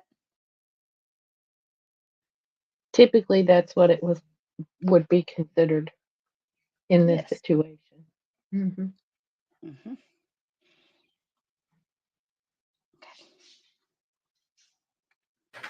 So you told law enforcement you didn't remember a lot of this. Is that right? Yes. You didn't tell them you didn't remember anything. No. And you did tell them what you did remember. Yes. You said you blanked out a lot, but not all of it. Yes. And did you describe the guy who stabbed you to law enforcement? I don't remember if I did or not. Would it refresh your memory to see a transcript? Yes. Can I approach? Yes.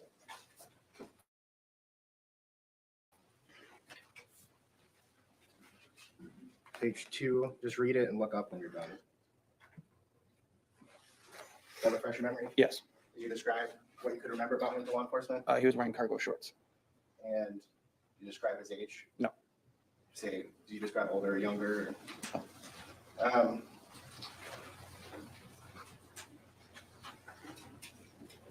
going to show you again. You actually did say. Oh, I'm sorry. Yes.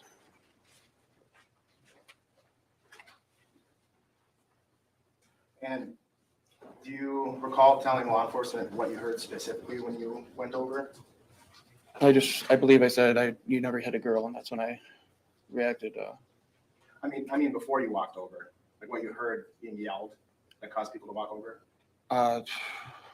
Sorry, I'm getting a bit mixed up here. I don't remember now. Okay, would it refresh your memory to see the transcript? Yes.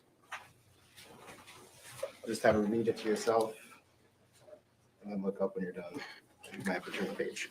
What page are you on, sir? Bottom 2. Thank you.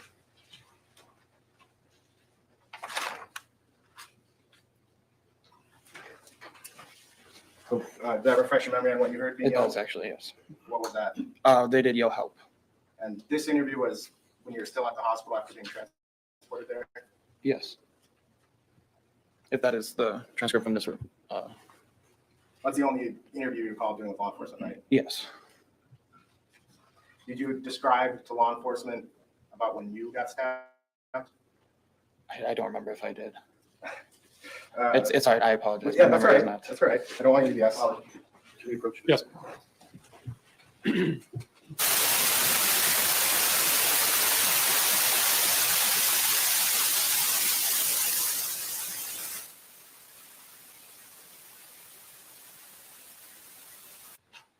Judge, we're just gonna play the interview.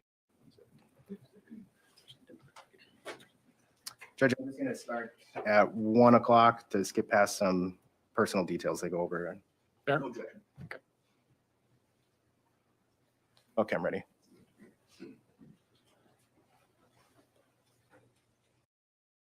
Ascension WoW is a standalone. At the 1 minute mark. Okay. Just kind of formalities that I'd like to everyone know before I ask these questions. I wasn't there, right? So I don't know. Frequently when I talk to people, they say he, she, things like that. If you know their names, please use your name. If it's the person that stabbed you, I'm fine with you using whatever term you want. A lot of people have been saying The older guy in the cargo shorts. I don't know how to. that's perfect. And then if you can add as much detail as you can, even if you think it's something that I don't care about, I might. I can tell you I don't remember much about. I can tell you everything. Okay. And then also, if I say something that's incorrect, feel free to stop me. Say nope, that's not correct, and correct me. Okay. And then if I ask you a question that you don't know the answer to, perfectly acceptable to say I don't know. I don't want you just giving me an answer because I think I want to hear it. Okay. Now, it sounds like I just learned that we do have video of the incident. Which is good, but I still want to talk to people and ask them their series of events as they portray them. Okay, so if you can just kind of start from the beginning, go through the middle all the way to the end with as much detail as you can. Well, like I said, I don't remember a lot, but what I remember from the start, we were just floating down the river, and we were all in our tube at that time. Well, not all of us. Some were just standing up in their tube because it was shallow water, and we just heard someone scream help, and that taught us, someone screams help, go help. And so my brother ran over, and your little brother is Dante. Sorry, I apologize. Dante Carlson, he ran over, and as soon as I saw him run over, I got up and started to run over because this is my little brother. And when I got up out of my tube, my friend AJ Martin, the one that had his stomach sliced open, he ran with me, and he got there before me, and he tried to grab the guy, and the guy, I thought he punched him, but he swung and sliced his stomach, and then I went to go and grab his arm because I didn't want to have him punch me. I didn't even know there was a knife in his hand, and I went to grab his hand. His hand stopped. I stopped his hand here, and I felt something. I had adrenaline rushing through, so I didn't really think twice of it, and I punched the guy, and like ran away from him. And I turned around and I see my friend like literally with his stomach in his pants, and I ran over to help him. And that was AJ? Yep, AJ, sorry. And I went and grabbed AJ. Like there was, I don't remember who was with me. There was some girl, just a random girl I came with, and she came over and helped carry him to the shore practically, and like lay him down, and just I sat with him and kept his head held up, and then that was pretty much it until the paramedics came by and they took him, and then they took me, and that's all I remember. But I know it's not a lot, or I wish I could help more. Why, and I don't mean this in a demeaning way or whatever, but why do you think that you can't remember a lot? Just the stress, the trauma? Did you get some medication or something? Yeah, I took Pepra, and I have seizures, and so like, the entire time that it was happening, I was like on the verge of having a seizure. And every time I have one, I just don't remember anything. And I was blanking out a lot. How do you feel right now? Do you feel okay now? I mean, I'm fine. I took my Pepra and everything, and I just, I'm just shaking, but I'm fine now. And where were you? Let me get my right page.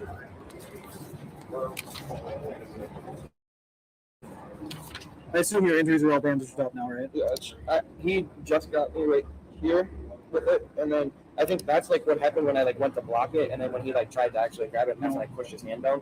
That's when it hit me right here. I can't tell what's up with him. It might be a little bit. But yeah, and then they couldn't stitch it completely closed because otherwise they couldn't cause infection and such. So they just put 2 stitches in it, called it good. But yeah, no, they said that my would stop the night anymore. Do you mind if I take a quick photo of that? No, that's fine. Do you want me? All right, Judge. That's exhibit 7. Hi, I'm JT, and I made Result Hunter, the search engine for conservatives. Let me just tell you what it does. First, Okay, 78 is marked and received.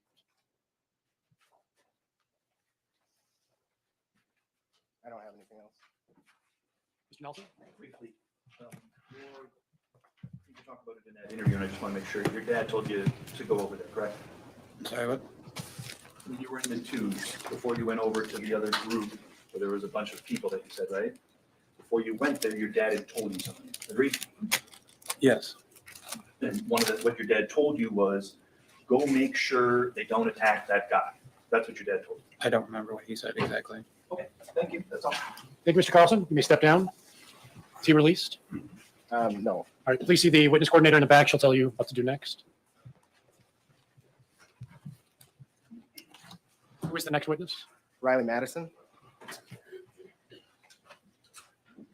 Judge, could we take a short recess? How much time do you need? Less than. Sure, why not? 5-minute recess. Please take the jury out. All rise for the jury. All right, we are back on the record. The attorneys are present. Mr. Miu is present. The jury is present. Let's continue. Is Ms. Madison in the courtroom? Okay. Please come forward. That's good. Face the clerk. Raise your right hand. She will administer the oath. Do you swear that the testimony you're about to give this matter shall be the truth, the whole truth, and nothing but the truth, so help you God? Please have a seat in the witness chair.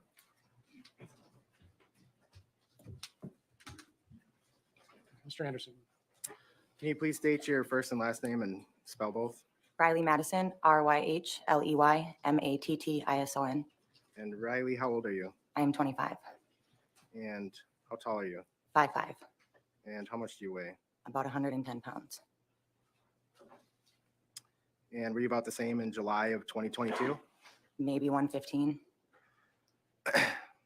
Were you tubing on the river that day with friends? I was. And were you drinking alcohol? I was. Using any other substances? I was smoking marijuana. And do you believe you're intoxicated? I do, yes. Was that your first time tubing on the river? I've been on the river before, but I've started at different points with friends, so I've never really been on that part of the river. Okay. If your medical records say, well, let's see. What do you remember at some point along the river that something catching your group's attention? Not specifically mine. I was just kind of hanging out with my friends on the tube, and we had stopped. And so I kind of asked why we were stopping. And I heard somebody mention something about a group looking uncomfortable. I hadn't got off right away, so Did you walk over after some other folks? I did. I kind of was like, what's going on? And then I had told Janelle, like, let's kind of go over there and see what's going on. And what do you remember everything sequentially perfectly, or is it It's very choppy for me. Okay. So what do you remember next? I remember getting off the tube, walking up to Mr. Miu, and I just remember Maddie being there and yelling at him. I remember her being punched in the face, and then I remember being stabbed, and that is completely it. So you don't remember, did you see or don't you remember anyone else stabbed? No. Then do you know if it's because you don't remember, or you didn't see, or? I think I was just focused on myself, doing what I was doing. I was not really paying attention to anybody else at all. And when you saw Madison get punched, can you explain that in as much details as you remember? I barely really remember that part. I just remember him staring at us and then not saying anything and punching her. And I was just like shocked, like, oh my God. And that right after that, I literally remember being stabbed, and that's it. So. With him punching her, do you remember any more details than that? Like what hand he used or how the punch was? Not at all. And what else do you remember about you getting stabbed? I just remember seeing Nick's face very blank and not lunging at me, but just kind of poking me. And I held my side and I was like, ow, like, Janelle, I think he punched me. That really hurt. Like, and I looked down and I was bleeding out and holding my stomach, and it just like didn't feel real. Like it was just a lot of shock. And from there, I was walking around the river asking for help, like just asking somebody to help me. I told Q that I felt like I was dying because I just was losing so much blood. And every time I'd walk, I just felt like I was getting weaker and weaker. So another group down the river had put me on a tube and kind of pushed me down to kind of get away from the scene. And then they were holding my side and just kind of keeping me awake. And then when the cops had showed up, they took me off of the tube and put me on the ground. And I just remember like Janelle coming over, asking me to stay awake, and the cops trying to ask me what my name was, and then just being put in the ambulance and going to the hospital. And when you touched your side, do you remember feeling anything? No, I thought I was punched or something. I didn't really know. I wasn't really paying attention, and it really didn't hurt. But when I looked down, I was instantly like, I believe I was holding my stomach. I think Janelle was coming to help me to hold my stomach and hold my side. And then just blood kind of going.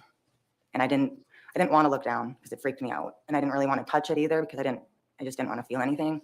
So I kind of just barely held my hand on it. I just didn't want to feel it. Do you remember telling law enforcement that you felt like something was coming out of the wound when you touched it? I don't remember that.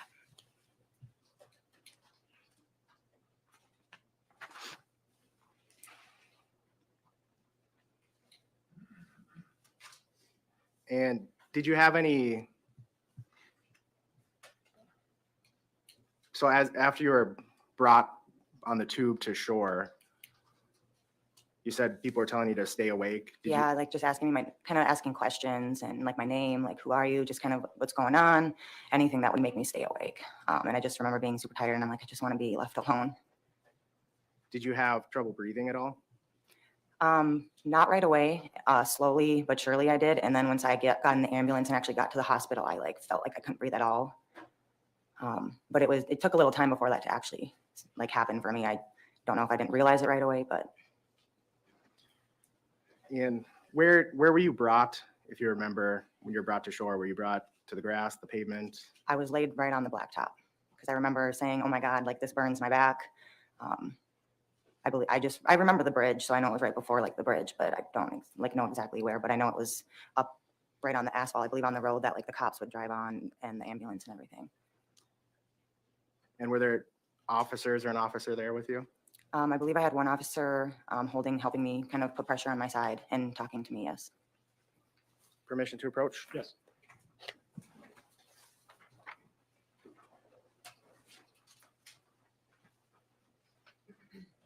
Anyone that's been marked as Exhibit 68. Is that?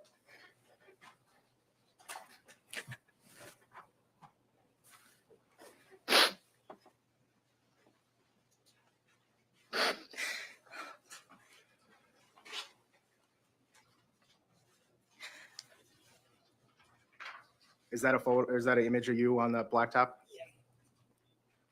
Should I move to admit and publish 68? Any objection?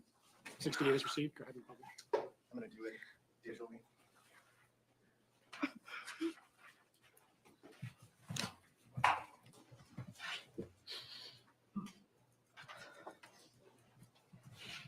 Did you mean on your laptop? Yes. I'll tell you when I'm ready.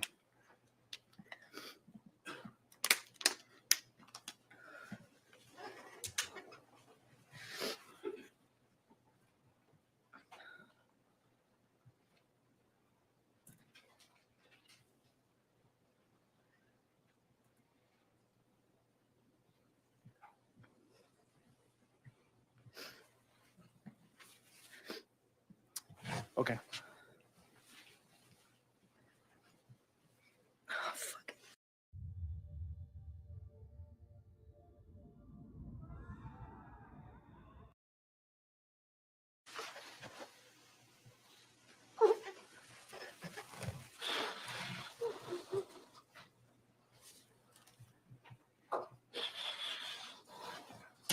You can take it down.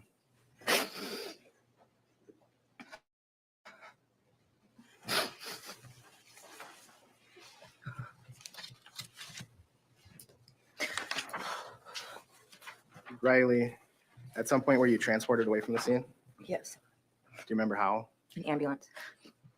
Were you brought to a hospital? Yes, And did you go immediately into surgery? I believe so. Yes. I just remember the ambulance telling me there's going to be a lot of people asking me questions. And I just remember being put on a bed, and that's literally all I remember. I mean, them asking me kind of, who you are, what's your name, what's your birth date, and I wouldn't answer, and I just kept saying I couldn't breathe. And that was the last thing I remember. Until after surgery? Yeah, I barely even remember waking up from surgery. Permission to approach? Yes.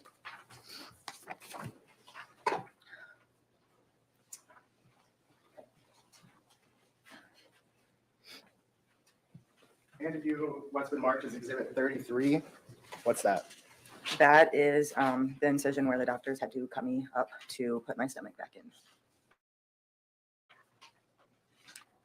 I move to admit and publish. Yes.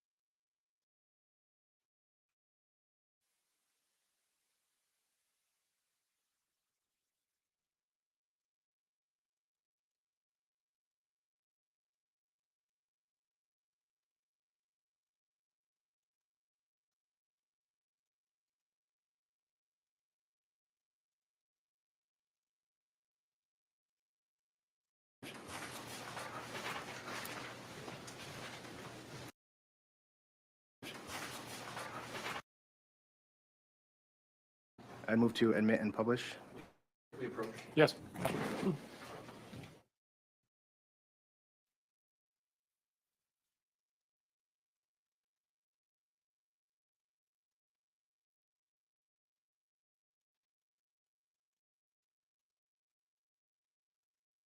The bigger one is the stab wound, and the little one is from a chest tube.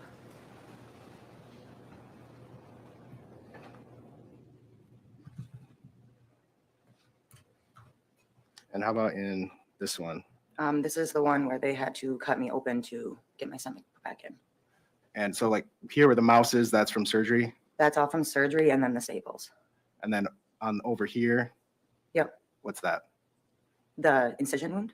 This stitch is right here. Is that the stab Yep, wound? that's the stab wound. The one we looked at? Prior, yep. Okay.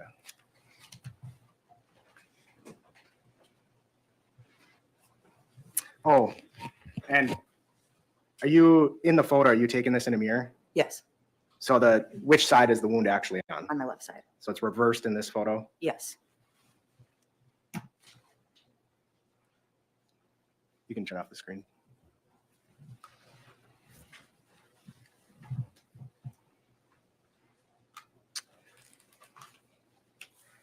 And I think you testified that you remember him looking at you and then reaching over.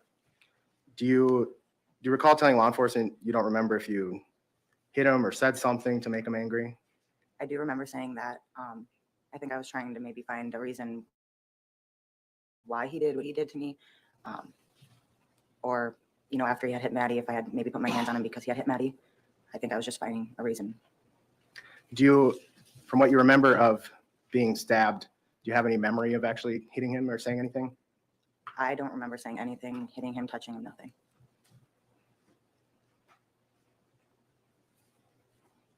I'm going to go through some slides with you, or some still frames from the video.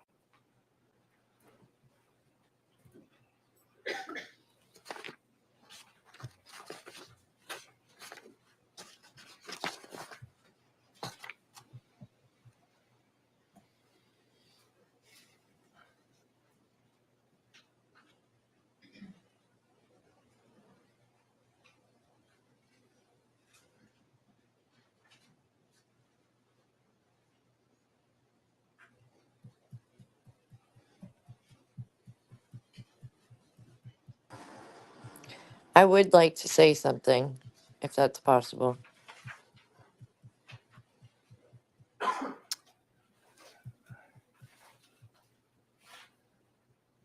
right, I'm on 2496. Yes. Sorry, Chris. So yes. I would just like to say, up into this point of her testimony, I actually find her to be the most credible so far. Just want to point that out. I'm not saying that she's not going to lie, but to this point, I feel like she's been the most honest. Who Yes. kicked him? She kicked him in the back. They're fixing to get to that.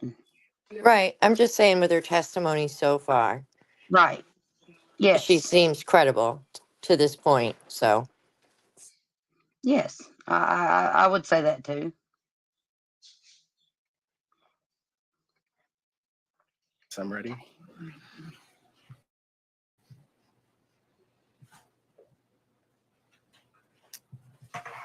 Riley, are you in that photo or that image? Yes. Okay. Is that your arm there? Yes. Okay. Can you turn off the screen? I'm going to go to a different one.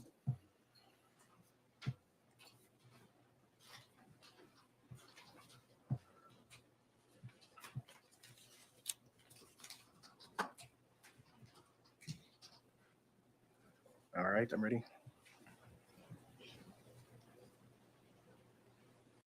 I never thought that the shirt I wore to school one spring morning would lead to a federal law.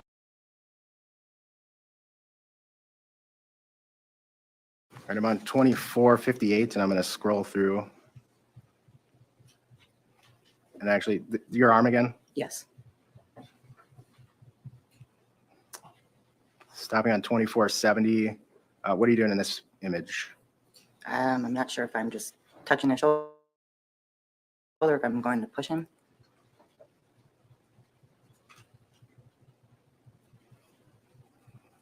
$24.92. Have you removed your hand at this point? Yes. Did you see a push? I mean, kind of like a little, I guess I don't know what to call it, but just kind of maybe brushing his shoulder. I guess a push, yes. Do you want to see it again? Objection.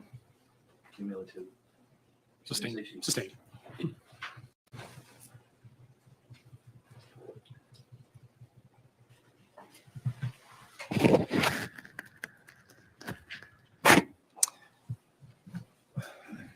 Pausing on 2531. Did you see the knife in his hands when you're standing there? Don't remember.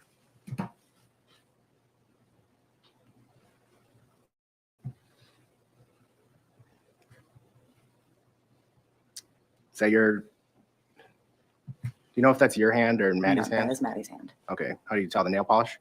Yeah, I don't wear nail polish.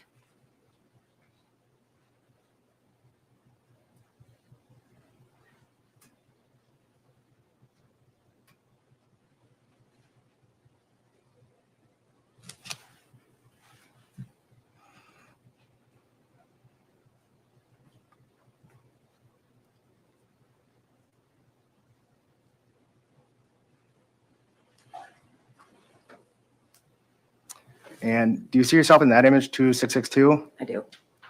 To the left of Dante? I do. To the right of Maddie? Yes.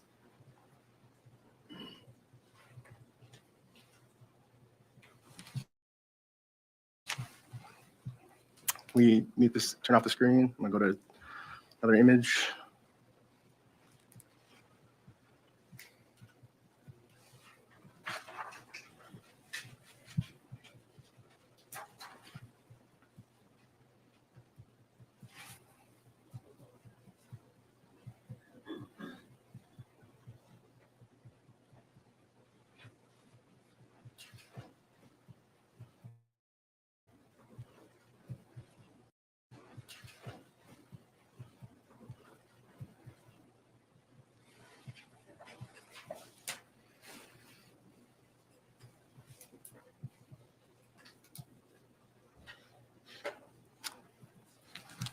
We have the screen. This is 2861.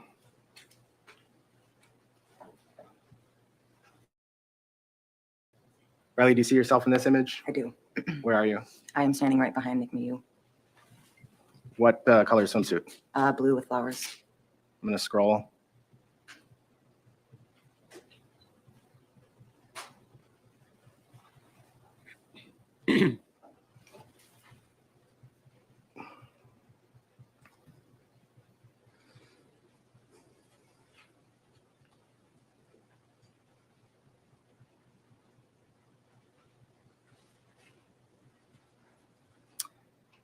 Stopping on 2948. Do you see yourself in this image? I do. Holding your side? I do.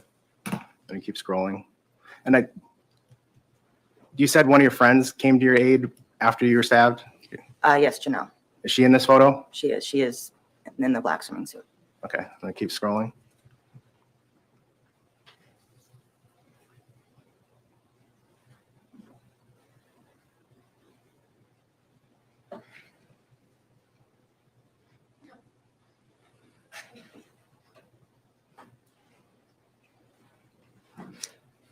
Do you remember retreating or recoiling from Nicolae at that point or no? What do you mean by that? In these, I'll back up a little bit. Okay.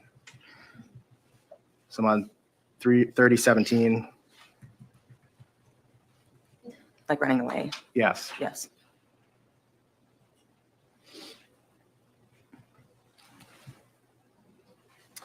You can turn off the screen. Thank you. Leonardo da Vinci seems to have encrypted the Great Pyramid.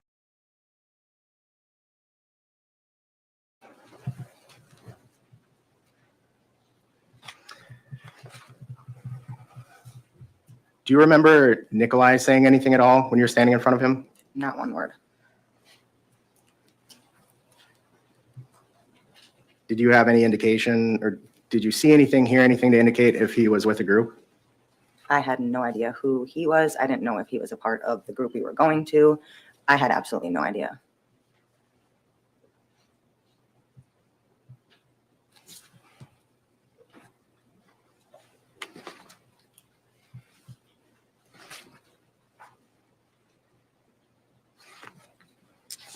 I don't have anything else. Mr. Nelson? Yes, thank you, Judge.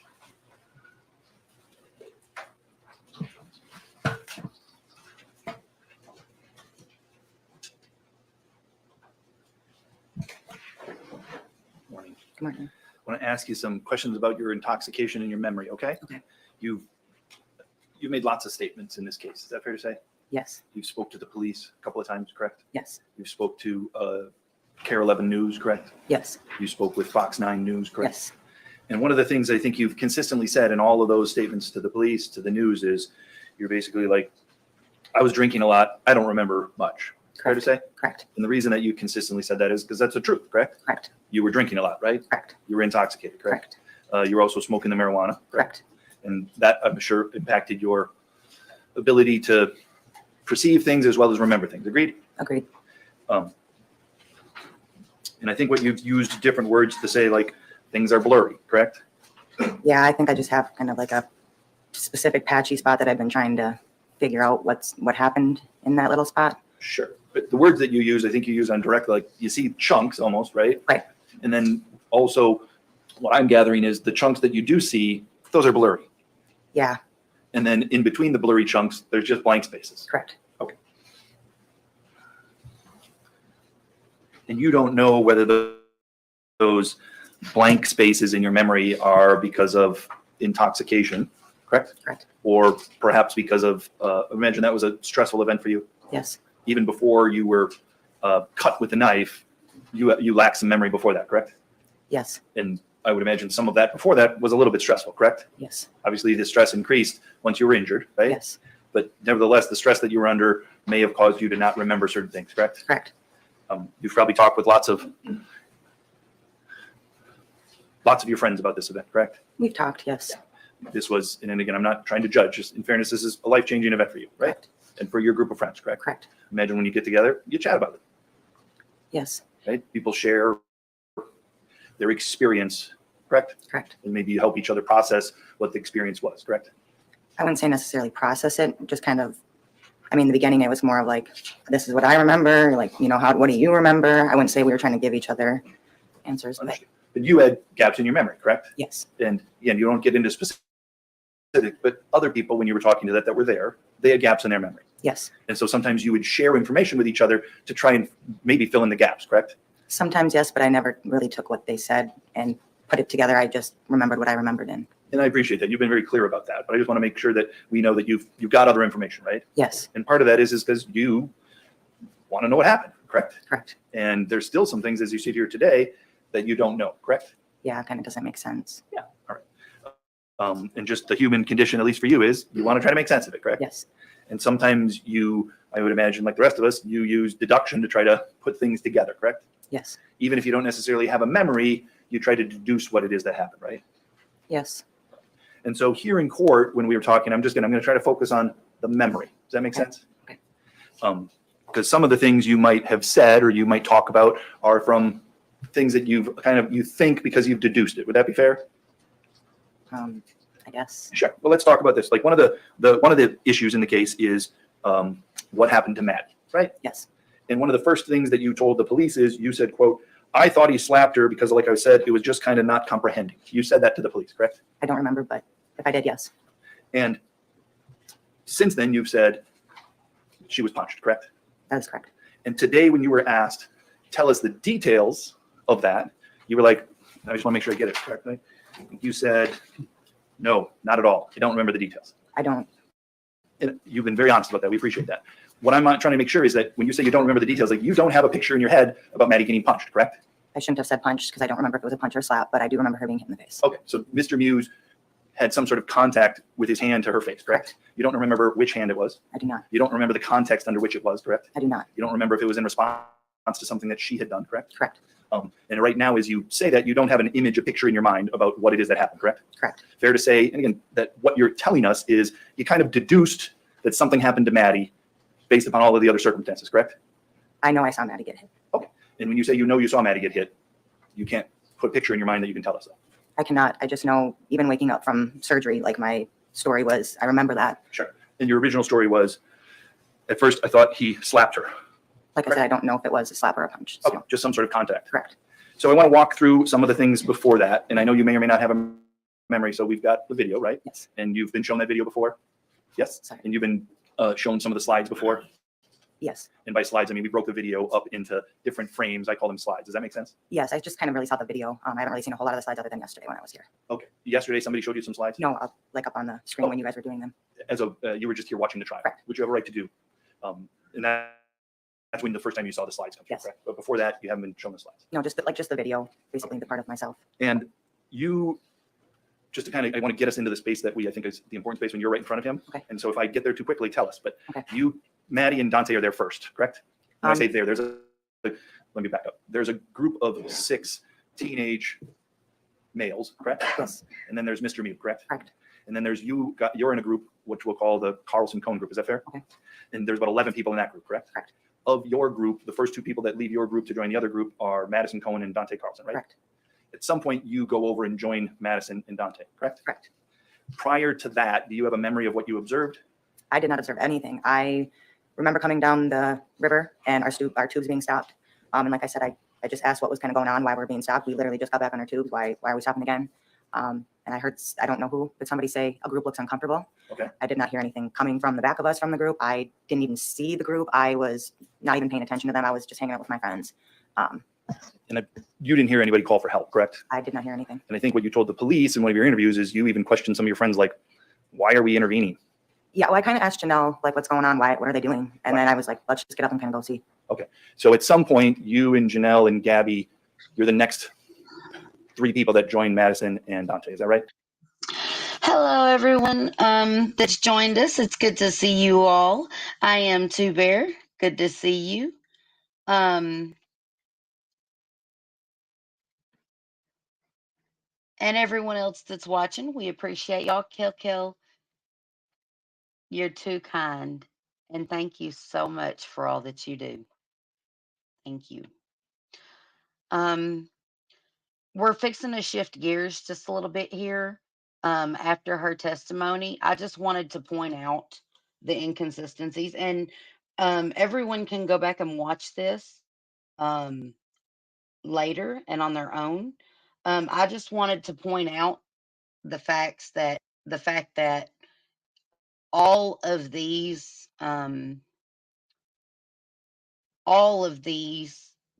everyone involved, their testimonies didn't match up to their initial statements or the video.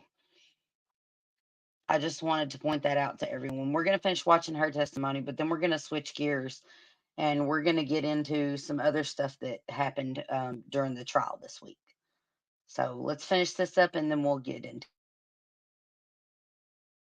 I'm not sure if Gabby came with us, but Janelle and I for sure did. Okay.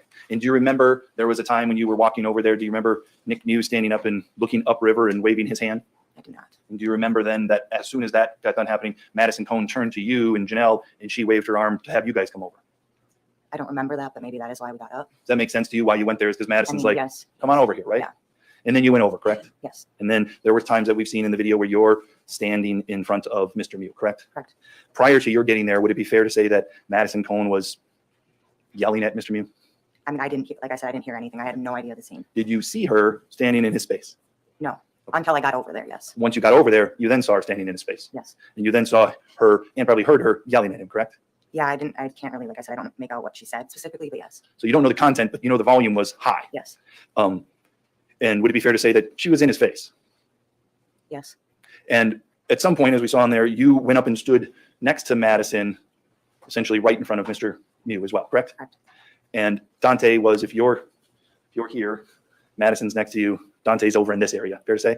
I did not remember Dante being even around us. I just remember it being Maddie and I and then Janelle. Okay. And you remember, as we saw on the screen, that when you're standing there, essentially you weren't asking questions, right?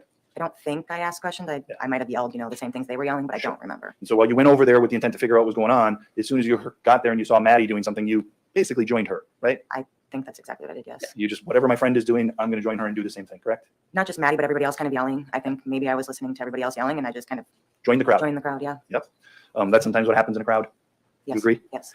And when you joined the crowd in that situation we saw on there, that's when you reached out and started putting your hands on Mr. Miu, correct? I don't remember putting my hands on him, but in the video, yes. You saw yourself, as you described it, you kind of pushed him, is I think the words you used, right? Yeah, I mean, I can't really tell. I just see my hand, on his shoulder, and I don't really see him fall back or anything. Yeah. But it moves his person, not his feet. Right. Right. And then I don't know if you remember then standing next to you as you're doing that with the left hand, Madison Cohen is putting her right hand on his left shoulder and pushing him back as well. Correct. And that, I think on the still frames, it's hard to know, but that's at around the 144-second mark. Does that make sense? Yes. And it's at about 145 where we see the picture of Mr. Miu standing there with the knife in his hand in front of him. Correct. Yes. So he's not hiding it. Agreed. Agreed. You, for whatever reason, didn't see it. Correct. Correct. And it's while he's standing there holding the knife, that's the time that you're pushing him on the one side, and then just after that, Madison Cohen's pushing him on the other side, correct? I believe so. And it's right around there too, in the middle of that, where he raises his left hand and calls back to his upriver to other people, correct? I mean, in the video, yes, but I don't remember that. In that moment, I think the video speaks for itself. Isn't allowed to ask questions. in that moment, did you understand that the man that you're standing in front of, who's looking past you, is waving to people behind you? I did not. Okay. Did you ever think, hey, maybe I should just let him go in that direction? I mean, I'm 110 pounds. I feel like he could have walked right past me. He could have, right? You don't know who was to your left, correct? Correct. There's a group of 6 teenagers there. Correct. and those 6 teenagers are screaming predator, predator, predator, correct? I didn't hear that, but in the video, yes. And to your right is Madison Cohen. Correct. And somewhere around in that area is Dante Carlson. Correct. Anthony Carlson. Correct. AJ Martin, correct? Correct. So it wasn't just you, 110-pound. No, at that moment it was Maddie and I, so I just mean he could have walked around, but At least that's what's captured on the camera, Right. correct? We've seen some other. I got exhibit 145.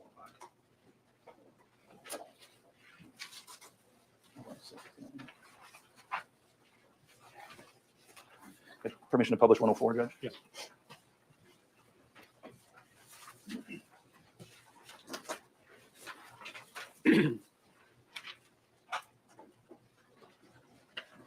This is exhibit number 10. Oops, I got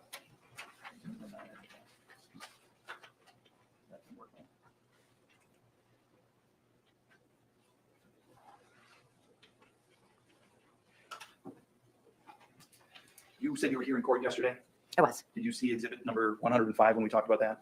I believe so. There's been a lot, so. Sure. yes. And you can't see on here, but this is from frame 2592 at 1:49. Does that make sense? Yes. Is this 105 or 104? This is 104, Judge. Thank Okay. you. I apologize. Okay. And you see the red circle with JC in it with an arrow around it, correct? I do. That appears to be about the camera angle, correct? Yes. So again, there may have been other people not in the photo, but they'd be around that area, correct? Correct. You have no reason to disagree with the positioning of people in this at that time, correct? Correct. Okay. So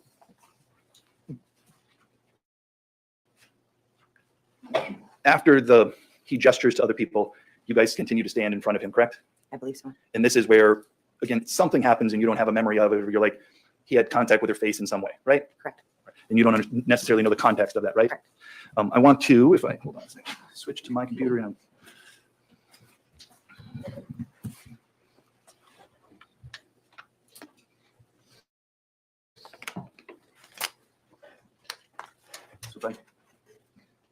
yes. I want to show you some photos here starting at 2643, okay? Okay. The person, is that you in the bikini bottom with the tattoo on your right leg? Correct. And then we can see a bit of blonde hair and an elbow here. Is that Madison Cohen? I think so. Yes. Okay. And as I scrolled through, that shows then Madison Cohen, correct? Correct. And then I'm going to scroll forward to 2655. Do you see that? Yes. At least it's 2655. I'm going to move one more, I believe. Is this your elbow underneath Maddie's left hand, Yes. which is holding the can? Yes, I believe so. That's your elbow? Yeah. So in this moment in time at 2656, we have to watch the video, you're in between Mr. Miu and Madison Cohen. Agreed? Right here, yes. And so is Dante Carlson. He's in between Madison Cohen and Mr. Miu, correct? Correct. All right. And you don't have a memory of exactly where people were or what happened just before this, other than Mr. Miu's hand went to her face in some manner, correct? Correct.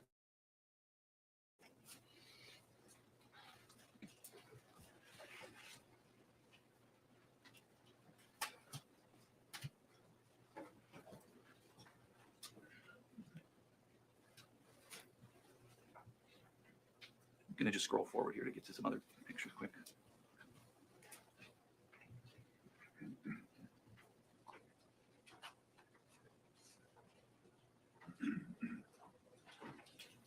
Okay, before I get to the next section here, the photos that we saw before, you were essentially leaning in towards Mr. Miu, correct? Correct. And then after that, we're going to see a photo where you're, if we can actually pull it up now, 2857.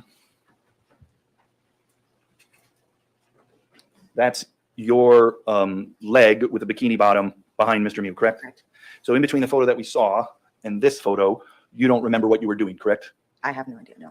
There's nothing to indicate that you were tending to your friend Maddie Carlson, correct? Correct. Because as we saw in the photo before this, you weren't actually going to your friend, you were going to Mr. Miu, correct? In the photo, it looks like that, yes. So whatever happened to your friend, it wasn't something that caused you to say, I better take care of her. I think I just was shocked that he had hit her. So like I said, I don't know if I reacted. I don't really know what I said. I don't know. Whatever it was, you didn't focus your attention on your friend, I did correct? not. Obviously, this is somebody that you care for, right? Yes. You worry about her, right? Yes. And if you were worried for her safety, you might have had an instinct to turn to her right away, correct? Correct. And I don't know if I did say something right away and then just. All we know is what's in the photo, and that is you don't turn your attention to her, you're focusing your attention on Mr. Miu, correct? So now in 2857, you're behind Mr. Miu, correct? Your back is to him? Yes. And his back is to you, correct? Right.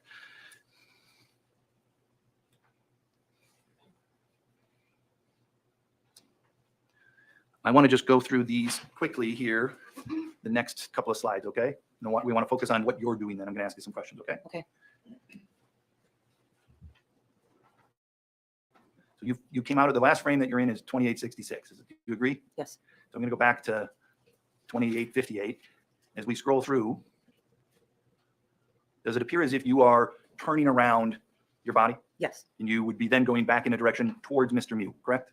I don't believe that I did. No. Okay. Well, you're turning. Let me go back again. I'm turning around. Yes. I don't know where I'm going though. So we agree that you turn around, correct? Well, yes. We don't know how far you turn around, correct? Correct. We know at some point that you and Mr. Miu are really close, correct?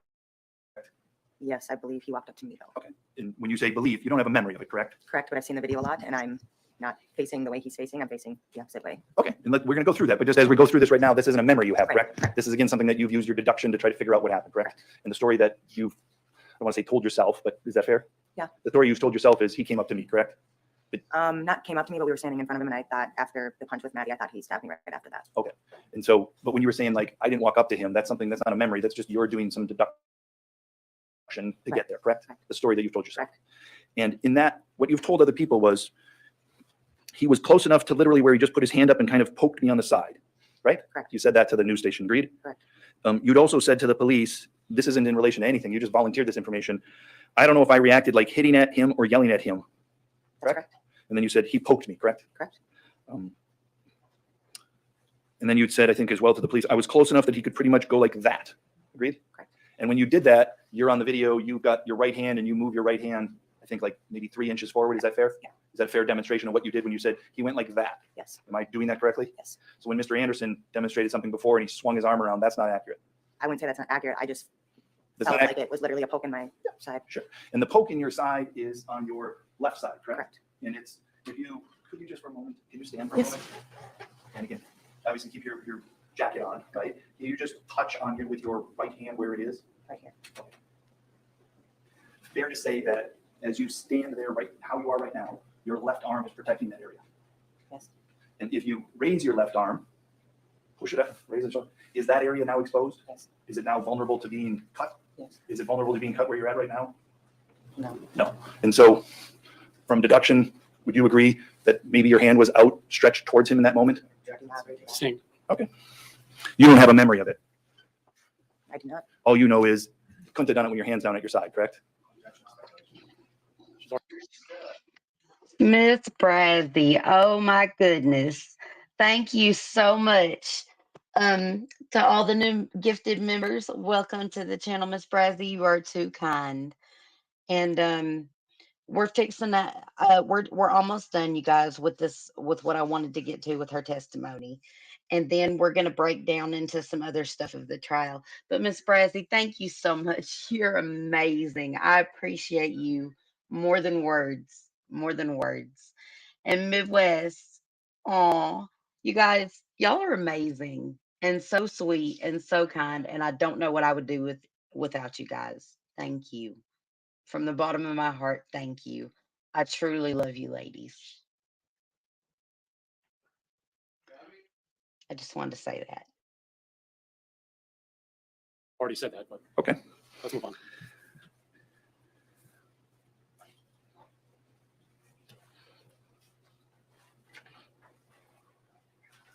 Nothing else. Thank you. Oh, I apologize. Yes, I do have something else. Sorry. Sorry.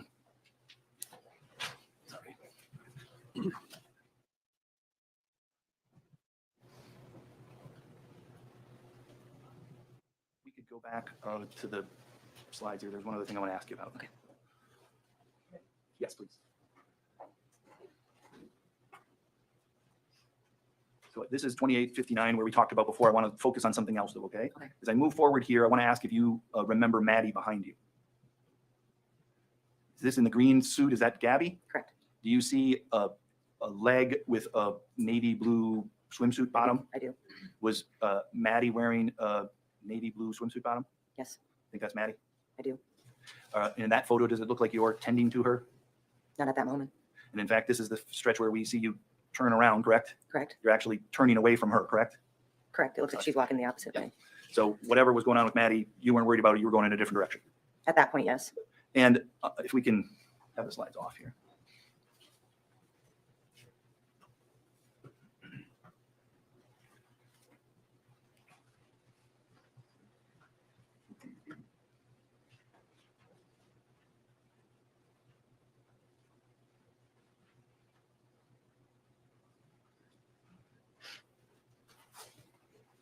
you put the slide back there, thank you. This is slide 2969. That's you after he'd made that little jabbing motion towards you, correct? Correct. This is you with the injury that we just talked about. Correct. Can you see your friend Janelle there in the background? Yeah. She's clearly reacting to you, correct? Correct. And then she goes and she gives you attention, for lack of a better term, correct? Correct. It's at that point that Janelle was, prior to that, you can take it down. Prior to that, Janelle was turned facing towards Mr. Miu and kind of everybody. She was kind of in the background. Is that right? Yes. You see Janelle go tend to Maddie Cohen, correct? I don't remember. What we know is when you were injured, she went and tended to you, correct? Correct. But prior to that, she's not tending to any other women. Agreed? Correct. After, at some point after this, you walk over to your group, what I'm called group 2, correct? Correct. And as you're standing over there, some people are tending to you, correct? I don't know if I walked over to the group. I walked kind of a little away from him, I believe. Hold on a second.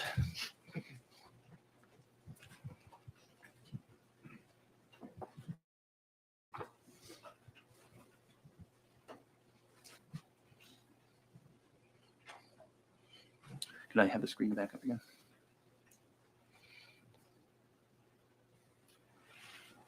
This is slide 4511, okay? Okay. I'm going to zoom in so I can ask you some questions about that, okay? Okay. The person in the yellow shirt, that's Q, is that right? Correct. The person in the green bikini, that's Gabby K. Correct. Agreed? And the person over here in the navy blue suit, that's Madison Cohen, correct? Correct. She appears to be on her phone, correct? Correct. Holding a beer in her left hand, correct? Correct. So while you're injured, correct? Correct. And looks like Quentin's coming over to, again, care and attention to you, correct? I believe so. I remember. Yeah, I remember talking to him. Okay. And do you see here, do you remember Maddie standing there with the phone in her right hand, the beer in her left hand, and her glasses on her forehead? No, I don't. I just remember Janelle screaming to call for 911 and then asking, just like I said, kind of walking around and asking for help. Okay. So you don't know if in that moment in time, Madison Cohen had both of her hands full with the items that she'd had previously? I had no idea. You don't know what the condition of her sunglasses were that were on her head? No. Objection. She doesn't remember. Yes.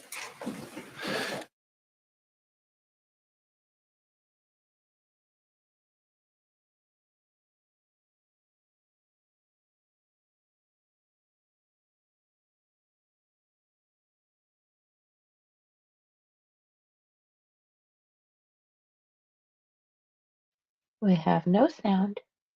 What the lawyers say is not evidence. At some point after this, you walk over to your group, what I'm called group 2. It was correct? the And as the you're video. standing over so- there, some people are tending to you, correct? I don't know if I walked over to the group. I walked kind of a little away from him, I believe. Hold on a second.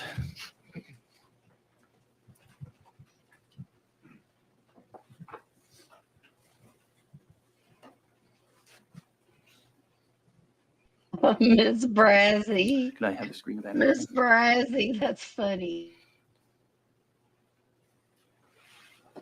This is slide 4511, okay? Okay. I'm going to zoom in so I can ask you some questions about that, okay? Okay. The person in the yellow shirt, that's Q, is that right? Correct. The person in the green bikini, that's Gabby K. Correct. Agreed?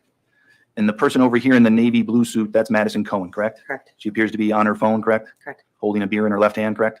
Correct. So while Miss Brazzy. you're injured, correct?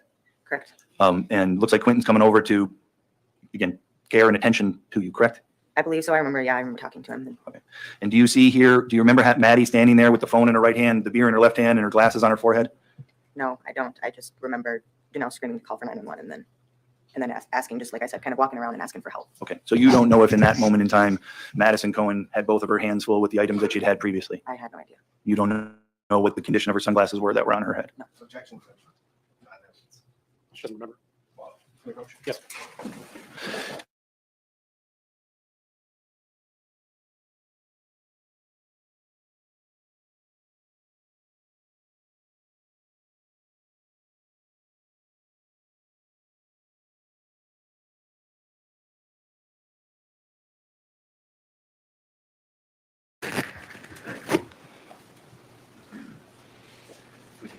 Yes.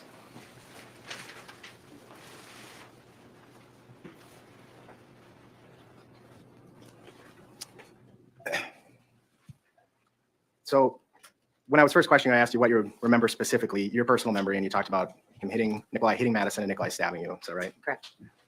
And then On cross, defense asked a lot of questions about the video and what you asked you to interpret things in from the still frames. Objection mischaracterizes. Again, please. I'll just say this for the jury's benefit. You are the judges of the facts. What the lawyers say is not evidence. So you can just disregard whatever they say. Focus on what the witness says. Next question.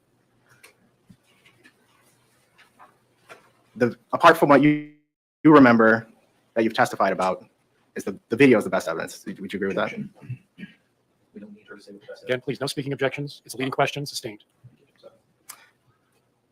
When you spoke to police originally, did you tell them that you saw Nicolae hit Madison? I believe so. Do you believe you told that to law enforcement in the second interview as well as the 2 media statements? I'm not exactly sure, but I believe so. Defense asked you about how you described first to law enforcement about that hit. Do you recall that questioning? Do you recall the questioning about you saying it was a slap and that was how you first described it? I really don't remember being questioned in the hospital. I was just coming out of surgery and. Would seeing a transcript help refresh your memory on how you first described that to law enforcement? Yes. Permission to approach? Yes.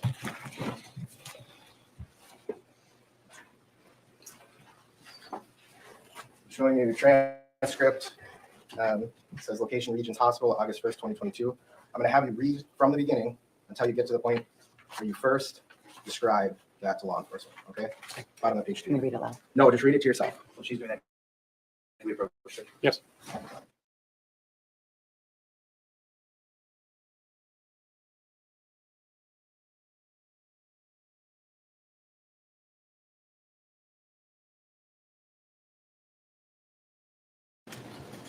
Okay.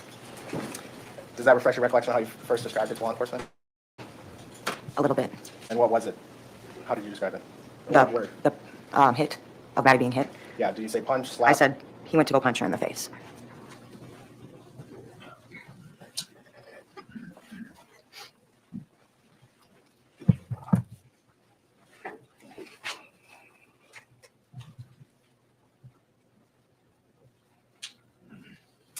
Defense asked you about, is it a 1-4? Can we turn on Elmo?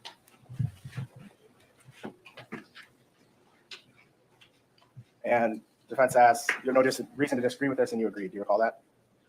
What did you say? Defense asked, do you have any reason to disagree with Exhibit 104? And you said you have no reason to disagree with it. Agree with that? Yes. Do you have personal memory of who was where at that point in the video? No.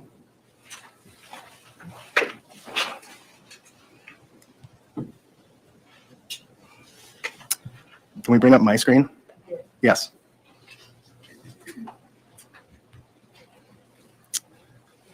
So this is the image of your surgery scar, and then you can see the stab scar on the side. Correct.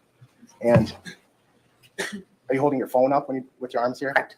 And your stab wound is visible in this photo? Correct. So defense asks you, if your hands are like this, that area is protected. If your hand is like this, it's not. Correct. Your hand could be a lot of places and it could be Correct. exposed. And do you remember where your hand was? I do not. Do you remember hitting or pushing Nicolae before he stabbed you? I do not. What do you remember doing before he stabbed you? Nothing. Just standing there and being stabbed.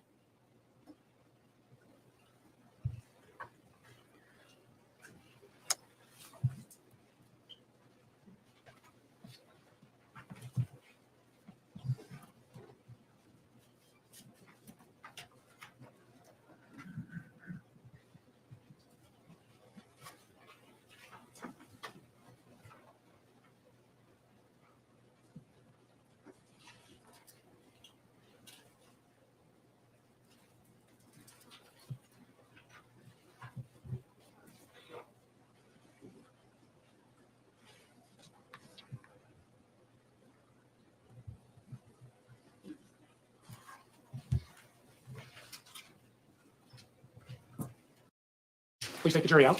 All rise for the jury.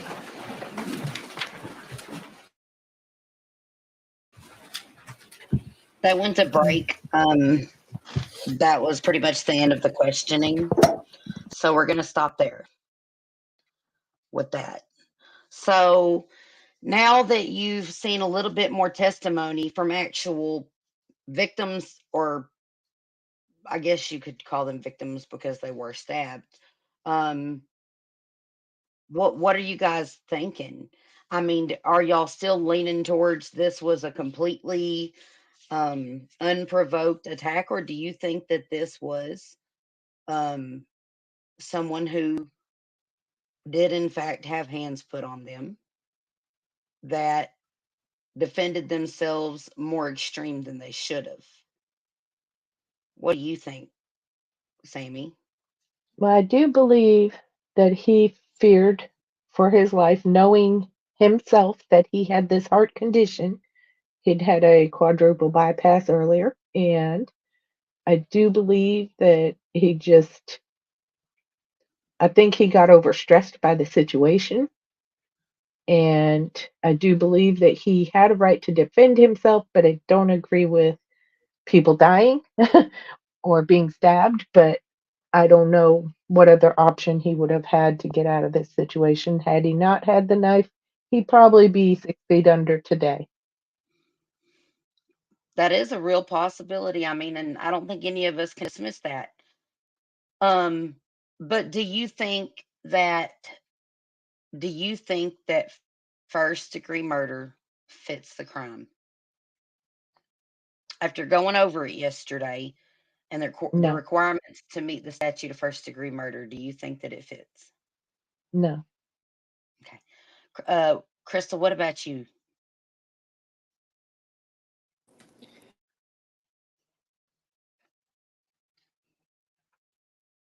Oh, you're muted. Can you hear me? Yes, we can hear you now. Um, so yesterday I was leaning towards manslaughter with no intent. I just didn't see it. Um, like I said, I think all the witnesses' stories don't match up to the videotape, and um, but for me, the matching wounds on all of them in the same vicinity with the upward motion and him being a physics person, that makes me believe that when he was stabbing, he probably was intending to kill them. So if you yesterday I didn't see that. What Today about I did. him being trained in physics makes you think that he has knowledge of the human anatomy? Because physics, you know how things work, the upward motion. Uh, mm, Rather, I mean, for me, I just believe that he knew what he was doing. I think he snapped, and I think that he just became somebody else. But I do think the intent was there. physics. Physics, like Newton Uh-huh. dropping an Yeah, apple. the branch of science concerned with the nature and properties of matter and energy. The subject Hmm. matter of physics, distinguished from that of chemistry and biology, includes mechanics, heat, light, and other radiation, sound, electricity, magnetism, and the structure of atoms. Um, he's not a doctor. Like No, but he also knows the trajectory. I can't say that word. Can you say it? trajectory. Thank you. Um, in the way that physics works, it's just like with velocity. Same concept. I just feel like he knew. He knew. He's a Well, smart man. He's an extremely and I smart agree man. with that. I, And I agree with that. But at the same time, if he were intending to kill them all and knew exactly, I mean, I see what you're saying that they were all stabbed in the stomach area, mhm. but at the same time, I have to take into account that that is where they exposed themselves whenever they were putting their hands on him. He kept his hands down in a defensive stance. And if they hadn't had their arms raised, they would have been able to not be stabbed in the stomach, or they would have been able to deflect it. But because they had their hands on him up above their, at least shoulder height, they exposed their stomachs to him Mm-hmm. whenever they were assaulting him. I mean, everyone he stabbed while they had their hands on him. Everyone. And stomach, that's not really try to kill. Somebody put your arms on you and you stab them on the inside. Yeah. They stabbed him in the side. He stabbed all of them on the left side in their abdomen. He no, took one of their hearts, one lung, and he disemboweled somebody. I'm sorry, I'm talking to my husband too because he's putting his 2 cents in. sorry, So but he did hit them all in the stomach, in the side, you're in right, the the left rib, side. because he's right-handed. Now, the Mm-hmm. guy in the yellow shorts that we went over yesterday, the reason he almost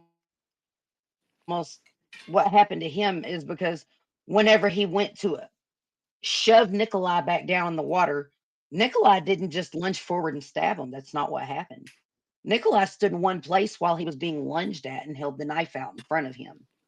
He really, if you go back and watch the video of the guy in the yellow shorts, he put himself on that blade.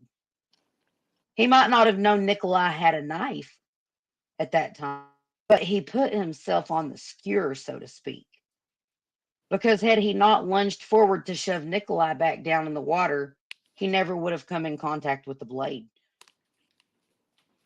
Right. I mean, I see what you're And the saying. reason the reason the reason contact was made with the blade is because he was pushing him backwards. And whenever he was pushing him backwards, as Nicolae, and this is physics, as Nicolae was holding the blade out straight still, whenever the guy shoved him, the knife blade went up as Nicolae's hand went back whenever he was falling backwards. Does that make sense? No, it does. My husband's trying to talk to me at the same time. He's saying the same thing you're saying. And he's like showing me but again, I didn't so much think that yesterday, but I didn't know a lot about this case. So I've been watching along with everybody else. And from what I see, the testimonies of all involved do not match the video. Bottom line. And then you have these extra videos of victims and the suspect talking to the police officers who are lying. Both parties are lying. He's lying Everyone. and Because they're lying. we have to look at it like this. After seeing the videos, would you not agree that everyone that put their hands on him could be charged with assault? Absolutely. So But I also have to look at you it from a agree that they human. all have themselves to protect in that mannerism? A reason to lie? And I'm only asking because I think I it's a don't. valid question. I'm not trying to just, you know what I mean?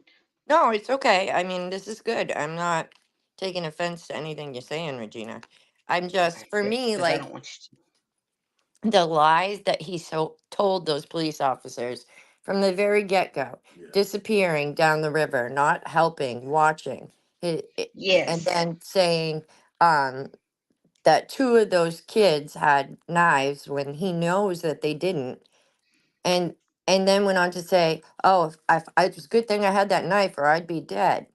He probably would have got his beat by those kids, and I don't But think that's right. I don't. you don't I think that they but what about all the element, but see, those kids didn't have the element in their mind that Nicolae had in his mind. Nicolae had had an open heart surgery. You ain't got very long to fight then. So yeah, he wasn't about to scrap with them any longer than he had to defend himself. It's true. That is the truth. And his quickest way to defend himself and stop the attack was he had a tool in his pocket, a knife, and he used that in his defense.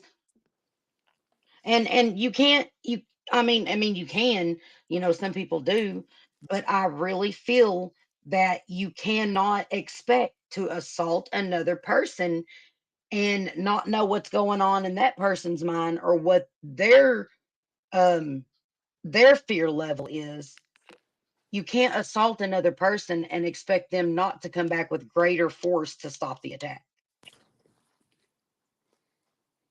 Does that make sense? And in this Yes. case, this man had a heart condition, a genuine heart. I mean, he'd had open heart surgery. Open heart splits you. You know what I mean? No, I get it. Splitcha. He was Right. splitcha, and then he splitcha a bunch of other people. You know what I mean?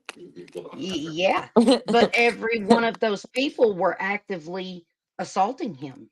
No, and I agree. Like 100. My husband, by the way, is so on your side. Every time you're saying something, he's like, "I agree.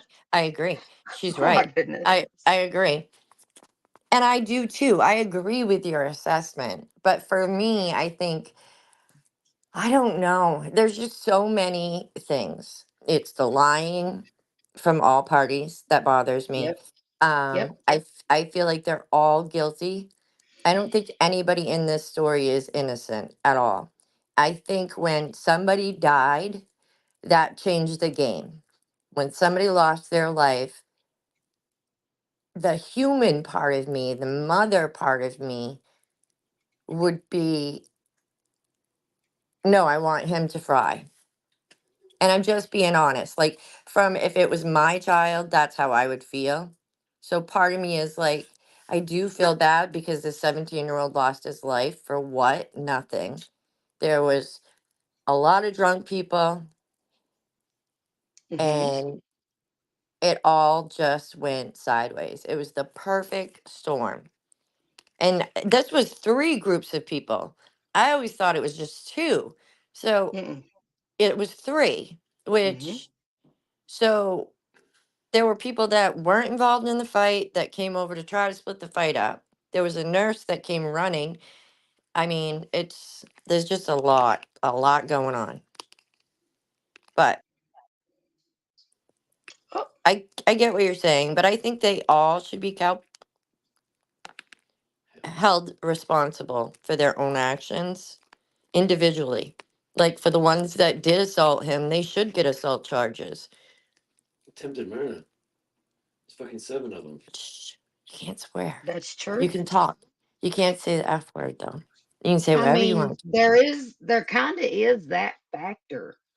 There were multiple people assaulting him while he was in water. And I agree. It was a mob mentality for sure. Attempted murder. That many people in one, that's attempted murder. Okay, hubby agrees with you. Attempted You know what murder. you can do to say to your ass. If it means killing them all when you walk away, well, good for you. Now, the lying after the fact. I agree, Miss Brazzy, he did lie. But here's the whole thing. How many of these witnesses lied? How many of the people involved in the fight said they didn't do something and that someone was punched in the face? They all lied. And yes, Every one of them. That's why I said this case is right. really a waste of the taxpayers' It's money because they could have convicted each individual for whatever charge they wanted to just based off the videotape alone. I mean, the proof's in the pudding and the pudding's in the tape. yes. And from everything I've seen in the tape, though, so far, everyone he stabbed was assaulting him. They physically had their hands on him. And the guy that he stabbed that died actually put his hands around his neck to choke him and had his arms up in the air and his hands on Nicolae's throat whenever Nicolae stabbed him in the gut and pierced his heart. And that's in the video. I mean, we just watched that get broke I didn't down. think that that was the one that he pierced in the head either. He had his hands around his throat. Who are you talking to, me or Regina? You. He said he stabbed somebody in the head. He did stab somebody in the heart. Right, but they had the hands around his throat. I would have probably given him a lethal blow too. He's trying to murder me. I'm gonna stop that with one quick blow. I I don't mean, know. this is my take on it. I believe in restraining people as opposed to assaulting people. Um, as civilians, legally, we are in fact um, held accountable whenever we commit assault on someone. And I don't think it's, I mean, while I do not agree, like, I do not agree that he should be able to walk away from this scot free. I don't think any of them should after what happened. But I don't think, again, I'll say, I do not think that this rises to first degree murder. And if I really look at it, if I really look at it from the legal standpoint, considering that each individual that he did stab literally had physical contact actively assaulting him, I I don't know. What would I do? Okay, let me ask you this. Say you're not at a river. Say you're at a park. You're not in the water, okay? Mm-hmm. If a group mobs around you talking crap, calling you a rapist and inciting a group of people against you, or say it's yeah, you as a woman, okay? Um, Mm-hmm. if a man gets in your face and Mm-hmm. he's and or two men get in your face and they start grabbing your arm and they start Mm-hmm. pushing you in the chest, right? Mm-hmm. Mm-hmm. Now, are you going to push that person away from you? Probably not. I'm probably gonna provoke him with my silver tongue sarcasm and my viper eyes. Probably, I'm gonna piss him off. So they're probably gonna choke me out before I can respond. I'm just If being you had honest. a knife in Like your pocket, but right. But if you had a knife in your pocket, the you wouldn't only defend way, yourself? honestly, probably not. No, I would probably, if it was my child or my husband, I would defend them or my mother. But I don't think that if I was in that, because I've been in some shitty situations and I didn't react. I've stood there stone cold, and because, and you know what I mean. So I don't know. I've been in some iffy situations before, and I didn't react. I think we're all capable of keeping ourselves in check. But then again, we have the alcohol factor, which makes everyone on a different playing field. I am too, Yep. Bear. I Um, think that I, was the poison. Yes, I think that was the poison that led to the yes. Uh, I am too, Bear. He didn't have the knife for any other reason than it's been verified that his friend had told him to bring the knife to cut rope with for inner tubing, to tie the inner tubes and stuff together. That's why And he I had the knife in his pocket. and I do believe that because my husband has a pocket knife in his pocket 24/7, 365 days for the last 30 years. So that's that's I see that as being plausible. I do see that. Well, Um I'm gonna say something that's probably gonna make a lot of people mad, and it's probably gonna be held against me. But I'm just saying, if I get surrounded by people and people start assaulting me, pushing me, and letting me know that they're willing to get hands-on violent with me, I carry a key. It looks like a key. It's on on my keychain. It's a pocket knife. You better believe I'm going to flip that baby open, and I'm not going to give them the chance to hurt me more than they've already showed aggression towards me. right. And I'm going to stick them in the belly and I'm going to slice them across and I'm going to watch them double over because I don't feel like I should ever have to put up with being surrounded. I don't feel like I should ever have to put up with being surrounded and assaulted, no matter what their excuse is, drunk, aggravated, rampant. Okay. I'm going to stick you. I'm going to stop you from your assault. It's just that simple. If I have to, I'm going to do that. And People not knowing my mindset of why I would do that. Well, let me explain something to you. I'm a mother of two. My son is autistic and he needs me. I'm not going to give anybody the opportunity after they strike me, put their hands on me, and get aggressive with me. Because here's the whole thing, Nikolai, the whole time was just standing there. And he had, yeah, sure, he had a look on his face like, y'all are going to take this too far. He did have that look on his face the whole time. But He also walked he away and can't. then turned around and came back too. So But in the testimony, and there's in the testimony from, hold on a minute. He actually moved out of the way and they could have continued inner tubing at the same time, right? yeah, I saw that. I did see that. Okay, so you seen it. Yeah, I So saw it. everyone had the chance to walk away. Wouldn't you agree? I mean, I'm not. I don't know, Regina. I really don't know. Like, in my opinion, they're all guilty of something. And I stand Yes. by that. Like, I don't, I don't want to see this man go away for 30 years. What I want to see is everyone in this situation take ownership of their actions. And when you're lying or changing your story, and that for me shows that you're not taking ownership, you're not sorry. You know what I mean? I do, and I agree with that. And the fact that he left them for dead And and did not lie just to the him. cop. And I'm not just talking about him because those kids aren't taking ownership either. None of them. None of them took it. Not one person is taking ownership. Not one that I've seen. And to me, that's the failure. That means that this could happen again, that it's not going to be prevented because when you don't hold people, everyone accountable for their actions, they don't learn from those mistakes.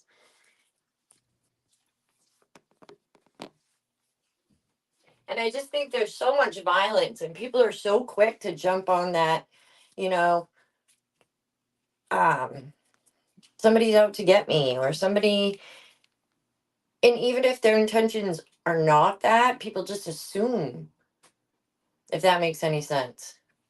I do have one more problem with it that I will point out. I Okay. do have a problem with him not telling them he had a knife. They needed to back off. I do. Right. There was no But then warning. again, yes. But then again, he didn't get any warning before he was shoved down in the water and assaulted either. I mean, he was kind of rushed. So I don't know if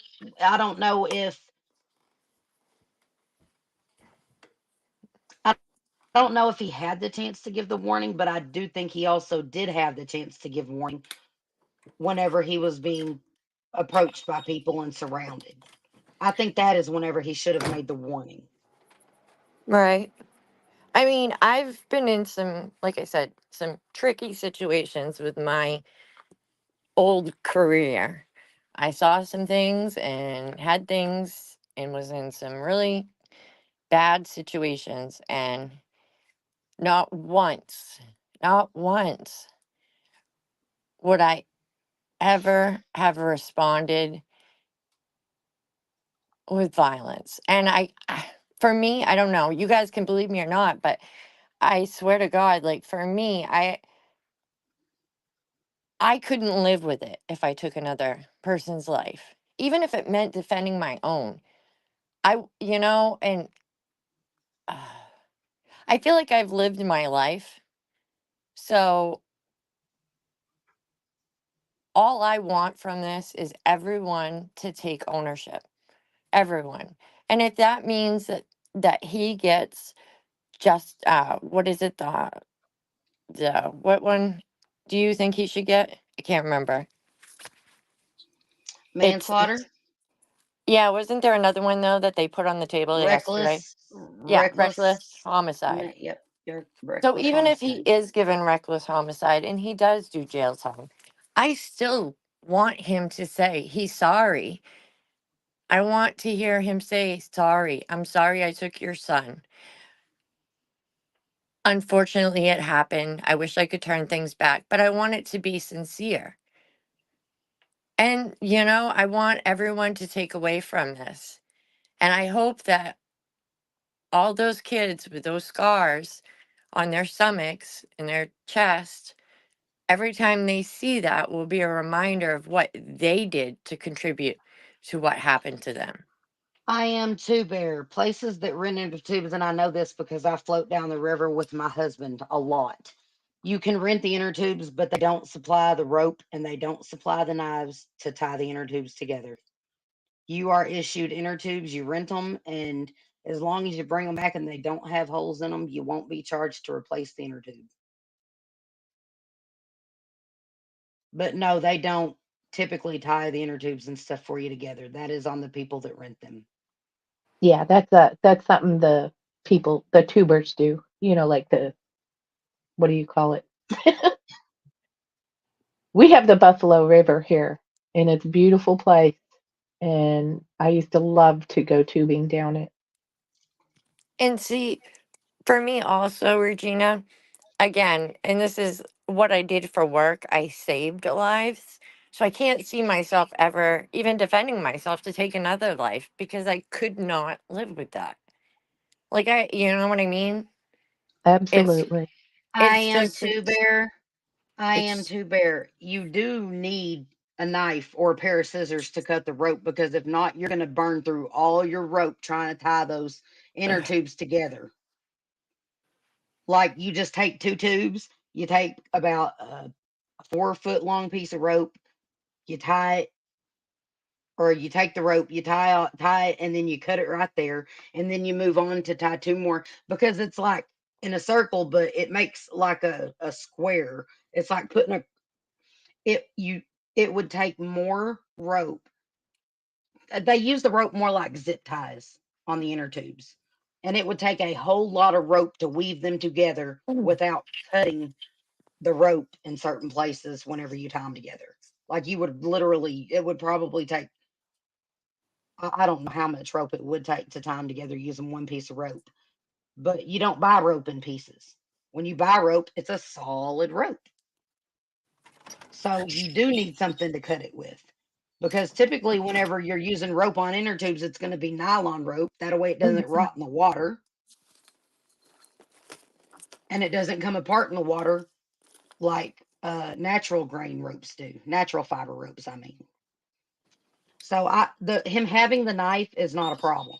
And I don't go anywhere without a knife because I use a knife for a tool all the time. All the time. Knives are handy dandy. I have my keychain knife. I have another knife I keep in my car that's like a 2.5 inch serrated half, and the rest is grinder sharpened blade, a fine blade. But knives, I don't think he brought the knife. Look, there's nothing in my mind that says this man took a knife to the river to stab people. no, I agree. I Nothing. agree. I don't think So the premeditated intent murder does not apply. correct. I think the intent for me happens when the upward knife wounds. That's when the intent came into play in my mind. That's what I see. That's my perception. I could be completely off base. I mean, it's just my opinion, you know. But I really do believe if from this standpoint, I believe that he's going to get off anyway. I don't think that the state has been able to prove their case of intent because of their witnesses. I think their own witnesses are going to be their own downfall. So he might get away scot free. And then what's the lesson in that? I don't think he will. I really don't. I am too, Bear. You are absolutely right. I'm not saying just because people are in my face, but didn't just have people in his face, you guys. He was literally surrounded. Right. Oh, No, He he I didn't got have an mobbed, exit. and he Yeah, got he didn't mobbed, have an and exit at that point. and assaulted. And the one time he did try to retreat, they followed. Right. And that's what I'm saying. I mean, there comes a point with what happened, and again, listen, what Nikolai did is unexcusable. Mm-hmm. Okay, because I never once saw him tell them he had a knife. But then again, like I said, he might not have had the opportunity to. But then again, he did really have the opportunity to, because me personally, I would have been, as soon as I was getting surrounded, I would have pulled out my blade and been like, back the up. You know what I'm saying? Right. And he didn't do that. He hid it beside his right calf, and he didn't He brandish didn't it. hide it. He didn't hide it. He had the knife out in front of him. I think everyone was just too drunk to notice it, and he didn't announce it.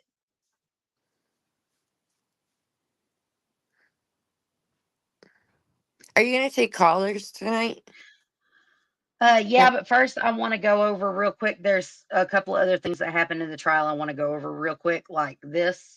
Um, there was actually what you're gonna see. Let me show you guys. This right here could affect the whole trial later down the road. To strike one of the jurors. It was brought to my attention yesterday that during portions of testimony yesterday, one of the jurors was sleeping for an extended period of time, and to the point of nodding off and then jerking awake. Both sides have a right to a fair trial, which includes juries that are attentive.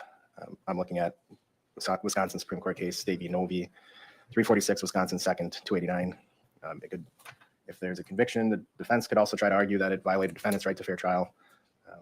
So obviously we want jurors who are paying attention to the evidence. So it's a two-step inquiry. One, it's a fact determination whether the juror was actually inattentive to the point of potentially undermining the fairness of the trial. And two, whether there's this is the appellate review standard, if there's prejudice as a result. Which juror? 4021.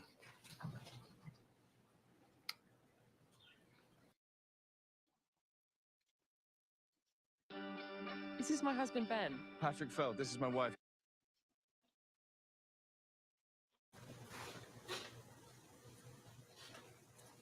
Judge, we don't agree. I'm not looking at them, so I don't agree with factual basis.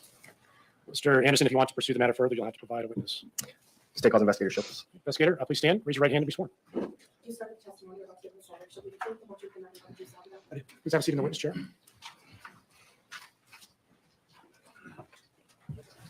Mr. Anderson. You've already testified, but can you state your first and last name? John Schultz. And were you present throughout?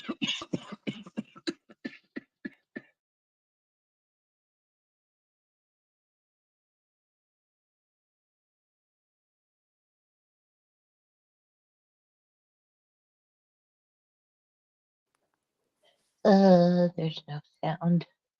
Right. Sorry about that, Sammy. Do you know why there's no sound? Because I read your statement and scoffed, and it choked me. I didn't scoff, but started cracking up. She said, "You guys," she said, "I am too bear. We did have a gal pull a brick out of her purse in the checkout line to pay her bill." Sammy, I'm sorry. Could you elaborate? Yes, I will. Actually, I was standing in line, and there was a gal in the line, and she was very attractive and dressed very well, and had this big purse. And she only had so many items, And it came time, they told her your total is blah blah blah, and she opens up her purse and pulls out a few things, and then pulls out this big ass brick and slams it on the counter, and then pulled out her wallet. And I was like, what the hell? And I looked at her, and she just looked at me and winked, and I was like, oh my god. Like, do not mess with her. Wow, she's packing some heavy defense right there. I guess you could say. Yeah. Some heavy personal defense. Yeah. Well, Bear said, my purse weighs 40 pounds. So go ahead and mess with me. And that Oh man. reminded me of that. And a child. Nope, I'd rather die than live with that. Yeah, I am too, Bear. That's something though that we can't force other people to feel a certain way about anything that they've done, but we can try to hold them accountable for their actions. Um and like I said, Nikolai had some egregious actions that day. But I don't know if it's the actual stabbing or what happened after the stabbings. Because the stabbings, and I'm not justifying him stabbing people, that's not it at all. But I am justifying the right to defend oneself whenever you're surrounded by a group of people and they're assaulting you. And I think that's fair. And I don't think I would, I don't think I would ever expect someone to not defend themselves if I put my hands on them and start assaulting them, if that makes sense. Does that make sense to you guys? Oh yeah, absolutely. Like I I'm hear what you're not that saying. person. And I I do don't not. I'm not I going to go attack somebody just because there's an argument. I'm not going to go hit somebody. I'm not going to get in their face. I'm not going to scream at them. I can argue with them all day. That's perfectly fine. We can even yell at each other all day. That's fine. But when you put your hands on another person and you assault them, you no longer possess the right to tell them how to defend themselves against your attack. Do you think that's fair? Sammy, what do you think? Well, I know that if someone is in the situation he's in, you're it's a matter of time before they react.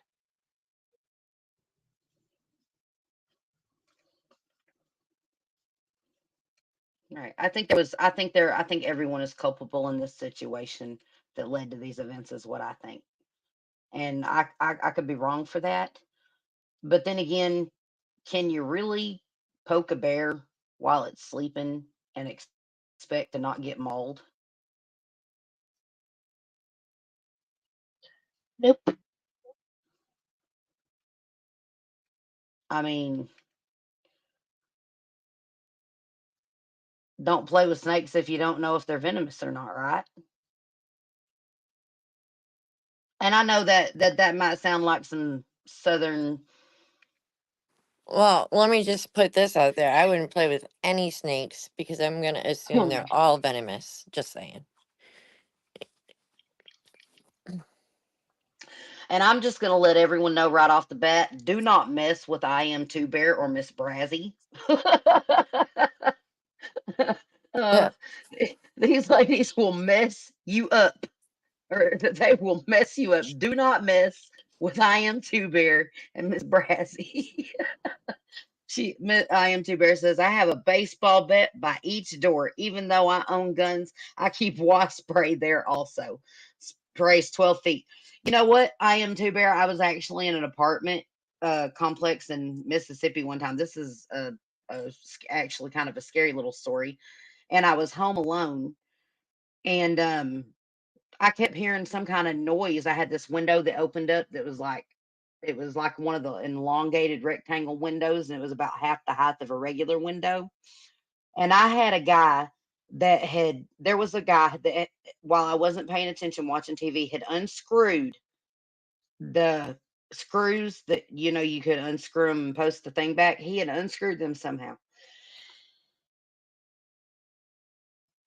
He had unscrewed them and had managed to get his head and shoulders through the window. And I didn't have anything. I cleaned with bleach. I kept bleach, half water for my countertops. And that is actually what I used on him uh, to defend myself. And boy, he went right back out that window really quick when I caught him, trying to come in. And I sprayed him with that bleach water. And he ended up going to the hospital for his injuries. And that's how they caught him, trying to break into my house. So there are always less lethal ways to defend yourself. I agree.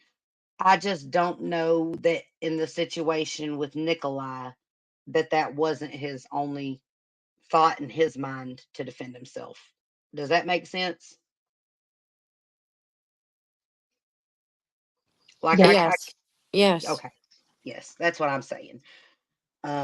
So, but this part right here, you guys, this is crazy. Or what we're getting into now. Watch this. We're gonna finish watching it. Testimony yesterday. Yes, sir. At portions of the trial, were you watching the jury? I was. Was there a specific point during trial where you, period of time, I should say, where you noticed a concern about whether a juror was paying attention? Yes. What did you notice? I observed one of the jurors with her head down and would startle up with her head on numerous occasions. And was it, what kind of time period, if you can recall? Was it like 10-minute time period, half hour, hour? About an hour. And she was dozing off and appearing to start awake? Yes. Multiple times? Yes.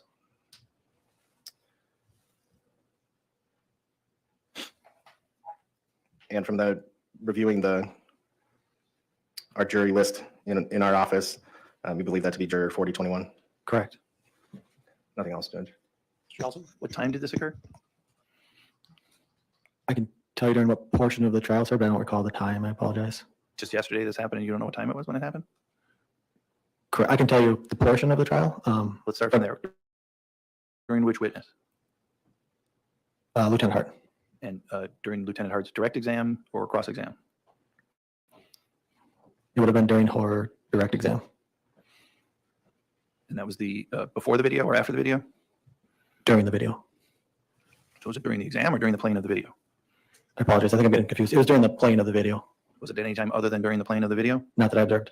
When you made these observations, you were sitting next to attorneys representing the state? Yes. Did you make note to them, pass a note, give an elbow, whisper in an ear? No, I told them after or during a break. So you made this observation while it was happening and you just, for lack of a better term, sat there and let it happen? Yes. Didn't bring it to the attorney's attention? I did during the break. When you say the break after the playing of the video? I believe so, yes. Was there a discussion about Ladies, how come we're taught to get a 9 to 5?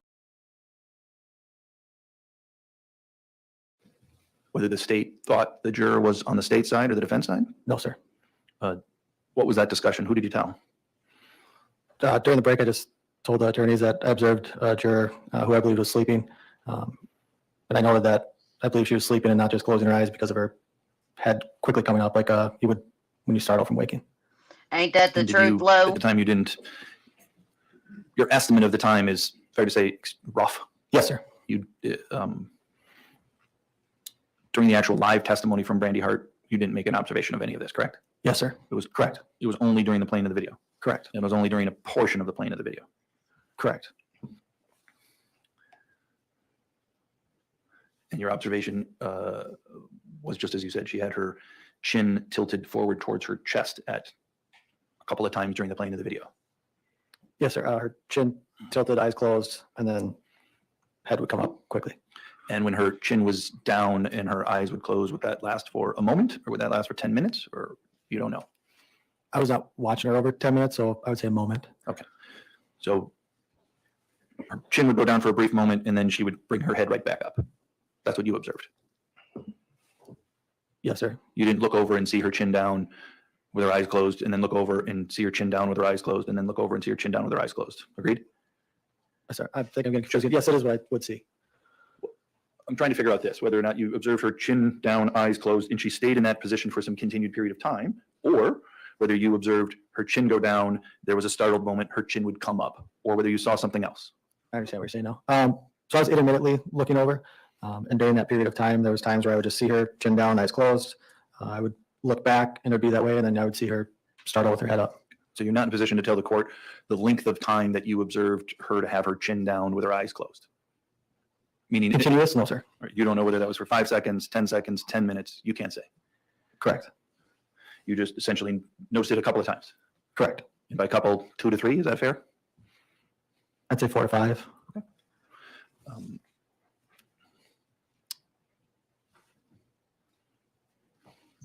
And of those 4 to 5 times, half of them where you saw her with her chin down and she didn't make a response, and half of them were when she had her chin, you saw her make this what you've called a startled reaction up. Yes, sir. That'd be a fair estimate? That'd be fair, yes. And the times that you saw her with her chin down and eyes closed, It was, again, just a brief glance. You weren't dialed in, focusing on her. Agreed? Yes, You agree with that? I do agree. Nothing else? Jameson? So the 4 or 5 times, is that when you saw the head jerk? It was both. At times I'd look over and she just chin down, eyes closed, and then I would look over again and I would see that and then see the head jerk. And did you see that for what period of time approximately from when you first noticed that till the end? Was it half hour period of time, 45 minutes, hour? Approximately over an hour. Were there, when you looked over, if you recall, was it one of those 2 states, or were there several times where you looked over and she did appear to be alert? Those were the only times that I looked over. So when you looked over during that period, it was either chin down or startling awake? Yes. Nothing else? You said it was only during the playing of the video. Agreed? Yes. You understand that the video was less than an hour, correct? Approximately an hour. Yes, sir. It's about 50 minutes. Yes, sir.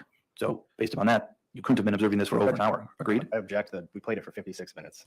The record's 56 minutes. It wasn't over an hour. Agreed? Yes, sir. And you can't tell the judge during those 56 minutes when you made the first observation. Agreed? Agreed. So you don't know if it was 15 minutes into the video, 30 minutes into the video. You can't say. I cannot give an exact time, no, sir. And all you do is, you said you saw about this 4 or 5 times, correct? Correct. Yes, sir. And you're not in a position to say whether her head was down for any continuous period of time. Agreed? Agree. That's all, Judge. Thank you, Detective. Thank you, Judge. John? Is there anything else you want to say in support of your motion? Judge, the video is obviously very important for the state's case. It was only played once. Clearly, we don't have enough time to play it again in closing, given the length of it. That would be our entire closing argument.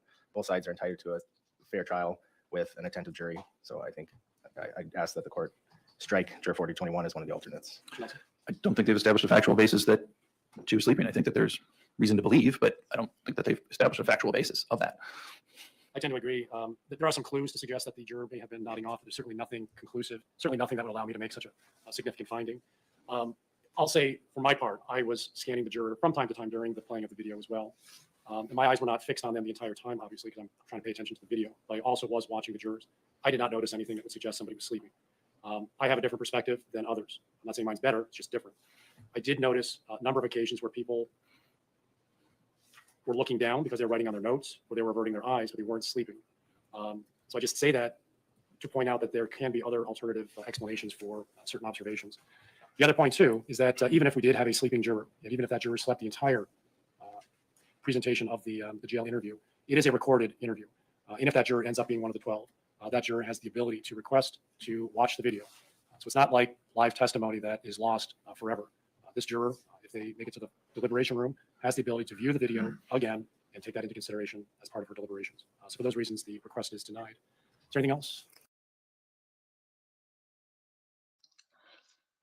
What do y'all think about that? Do y'all think that the jury member should be replaced with one of the oh, I'm having a brain poot.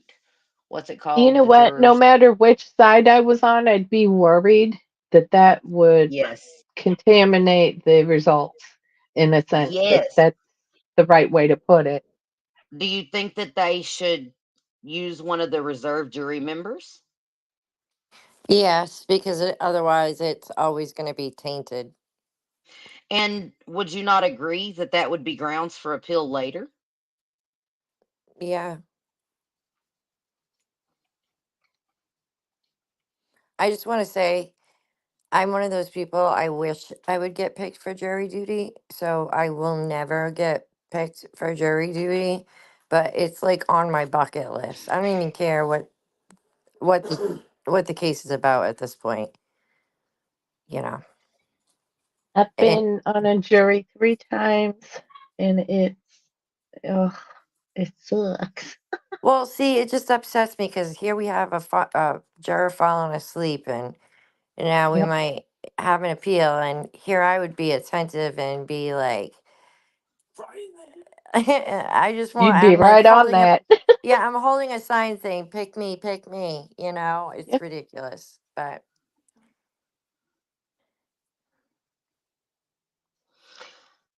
Okay, so we have the state's closing arguments and we have the defense's rebuttal.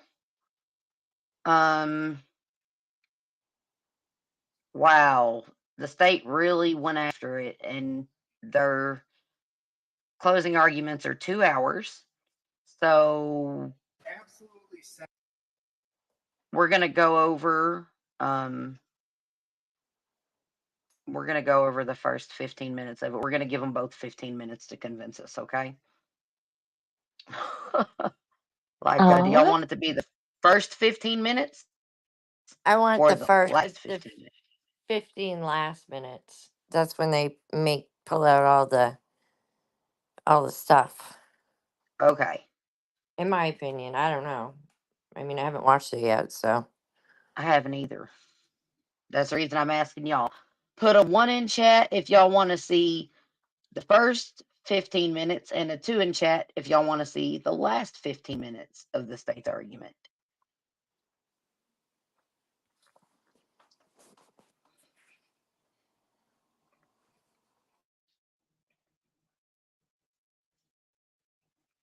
I'm waiting.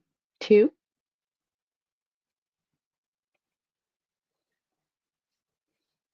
2,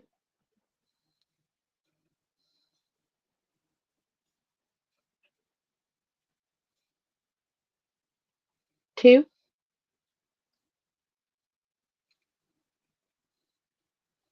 All right. 2. All right. I think I think that sums it up. So we are doing the last 15 minutes, right? Or the first 15. It's the last 15, ain't it? I believe so. yes. Okay, so I need to go to about right. I'll tell you what, we'll give them 17 minutes. We'll do this attorneys. Here we go. Kinds of mental states too, right? Maybe it was intentional. Well, maybe not. Maybe it was reckless. Pick a theory. Don't let them just throw things against the wall and hope that you guys let something stick. They're telling you they thought it was intentional. Wait a minute. Now it might not be. Now it might be reckless. They don't have it. Nick Miu wanted to get Isaac Schumann away from him. He didn't chase Isaac Schumann down. He didn't move toward Isaac Schumann. Isaac Schumann moved toward him. And on the attempted homicides, read the instruction on attempt, you guys. In order to convict someone of an attempted homicide, the state must prove to you beyond a reasonable doubt that demonstrates unequivocally that Nick wanted to kill these people and would have, except for the intervention of another person or some other extraneous factor, okay? And unequivocally means there can be no other inference which can reasonably be drawn. No other inference. And an extraneous factor is something outside the Is this defense control or of the state? Defense, I You think. heard Defense. DA Anderson say, but for medical intervention, some of these people would have died. Well, AJ Martin would have. Dante Carlson had a hernia. He repaired a hernia. I'm sorry, medical intervention doesn't prevent him. He's not going to die from that. Anthony Carlson gets 2 stitches. He's certainly not going to die from that. And Riley Madison could have got an infection, they said. I understand that. But if he wanted to kill them, why didn't he? If you believe Attorney Anderson, he's alone with Dante Carlson. Why does he stab him one time? He wants to kill him. Why doesn't he smash him up? He wants what he wanted all along, to get away from these people. He's leaving, and Dante Carlson, who has beaten him up, has hit him in the face repeatedly, confronts him again.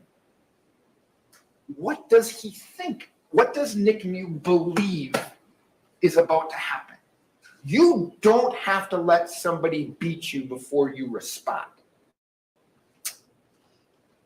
Doesn't that make sense? And because they don't have the attempts here, because there was no outside extraneous factor, they also say might not be attempts. Take a chance on reckless. How about that? Again, not really a theory, but you get to make that decision.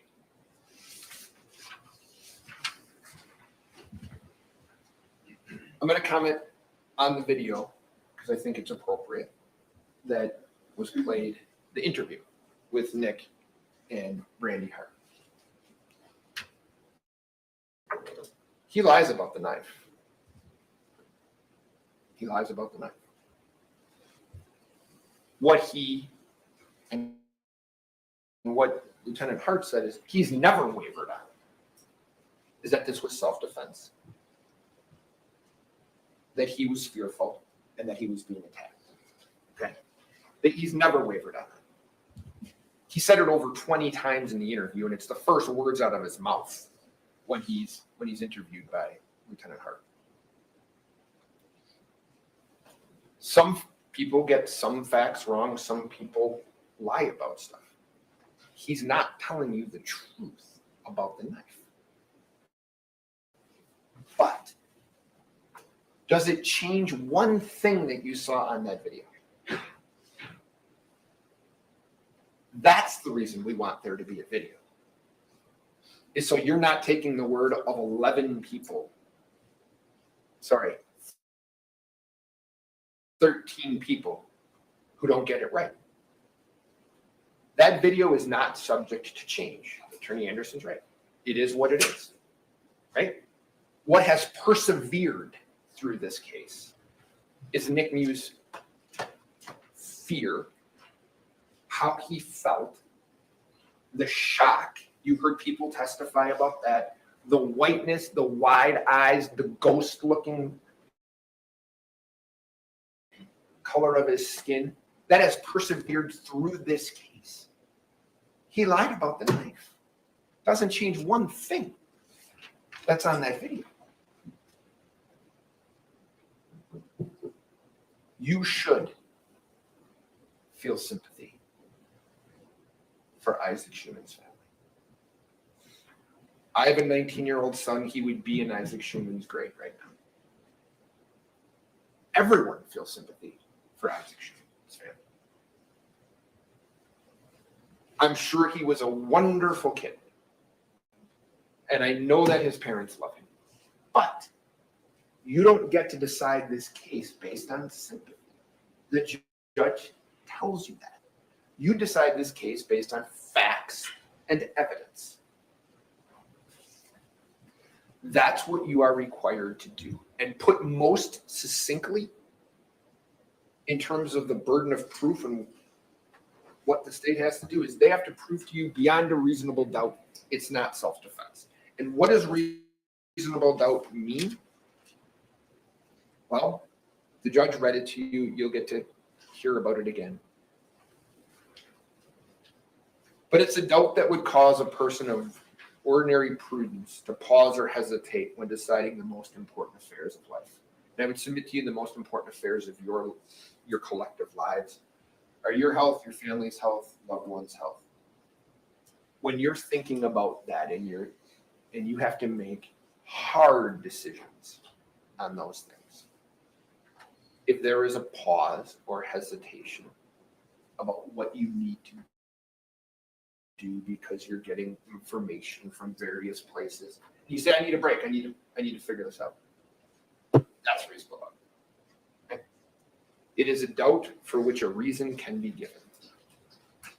That reason is self-defense. And I just want you guys to know this. When you go back there and you have those verdict forms, if you believe it's self-defense, he's not guilty. If you believe it's probably self-defense, he's not guilty. If you believe it's possibly self-defense, he's not guilty. If you're like, it likely is, I don't know, not guilty. If you believe it might not be, not guilty. If you believe it's probably not self-defense, not guilty. All of those considerations that you would have require a verdict of not guilty. Because the state has to prove to you beyond a reasonable doubt that it wasn't self-defense. So, as I go to sit down, we, Attorney Nelson, Nick Miu, and I appreciate all of your time. The time that you've taken away from your families and friends to do this. The attentiveness that you've given us. And I think it's time for people to go home when you're done. And what we're asking that you do is that you send Nick Miu home. That you find him not guilty on all of the charges. Thank you. While we swap people out, if you'd like to stand and stretch for a moment, you may do so. And then we'll hear a brief rebuttal from Mr. Smithson.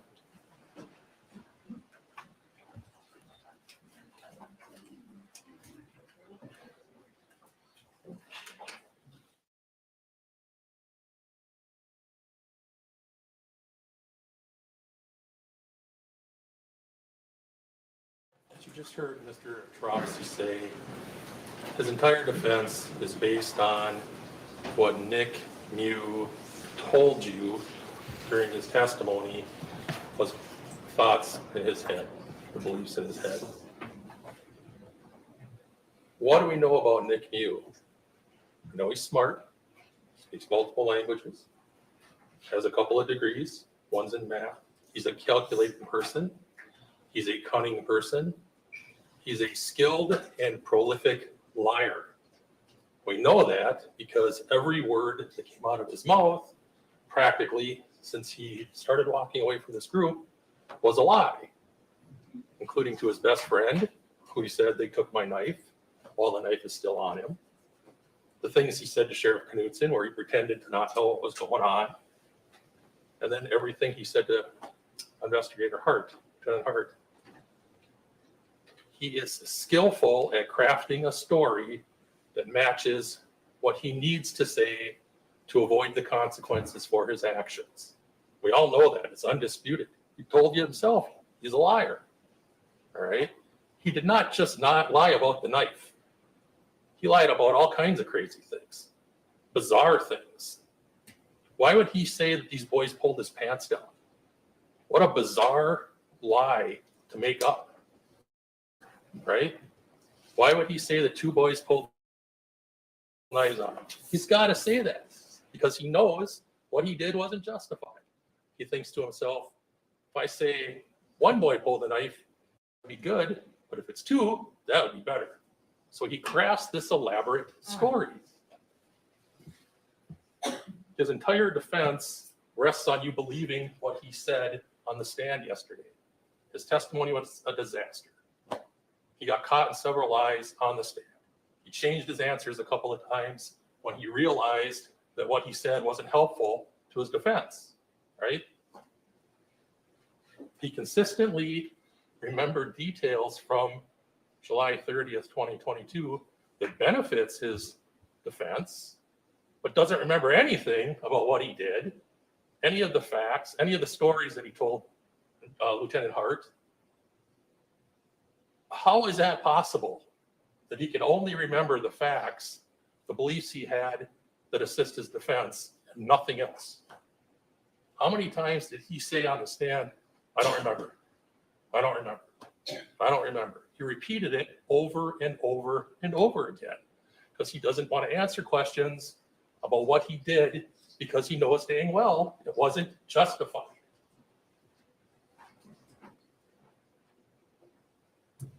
He's lying. He's lying. One of the many things I'm going to be grateful about when this is done is that I never have to hear again that the actions he took that day was the fault of these boys. That's ridiculous. It's despicable. There's never been any explanation from the defense as to why Nick Miu ran up on these boys, why he grabbed their tubes, why he was groping around where their legs were. They don't even respond to it. They didn't bring it up. There is no explanation. That behavior is inexplicable. He's a bizarre person. He made bizarre choices that day. It is not their fault. It is not their fault. I'll say it 100 times. It's not their fault. These boys have beat themselves up every day since this happened. You saw the raw emotion on the stand. Their best friend was murdered by this guy. And to say that it's their fault is despicable. Nobody's responsible for Nick Miu's choices but himself. He chose violence at every turn. There's been some question about whether he's fragile. Part of him is fragile. His ego is fragile. As his attorney had said early last week, when he's questioning these boys, you were trying to humiliate him. You were trying to insult him. You were taunting him. He was humiliated. He was insulted. He didn't like these boys treating him like that. He certainly didn't like Madison Cohen getting in his face, so to speak. And eventually, he did just snap. He pulled his knife out, getting ready for violence, pulls it out, holds it down where nobody can see it, holds it at his side, and then hits her. That started the violence. He prepared for the violence before he started it. He felt humiliated, and he wasn't going to let it go. I asked him, did you ever take a step back at any time when she was yelling at you? No. With no explanation.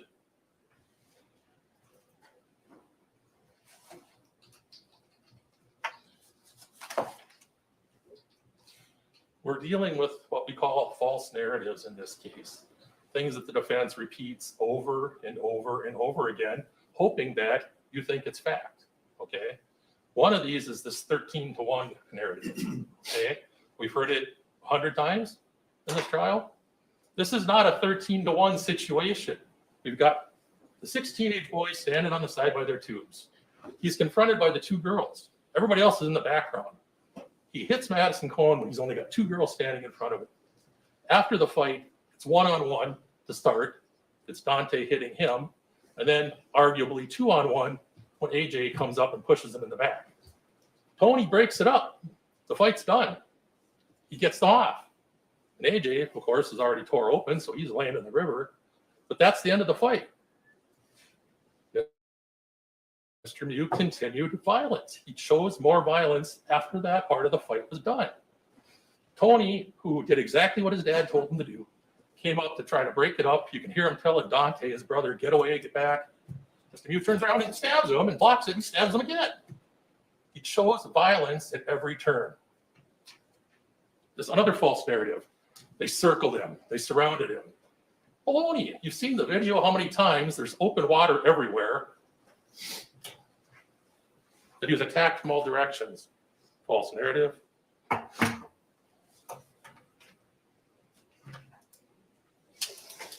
He said that Owen Peliquin testified that they stuck around because they wanted to see how it played out. That's true, but what he didn't mention is that Owen also said he wanted to make sure he didn't do anything to this woman. And you know what? Those instincts were exactly right. Those instincts were right.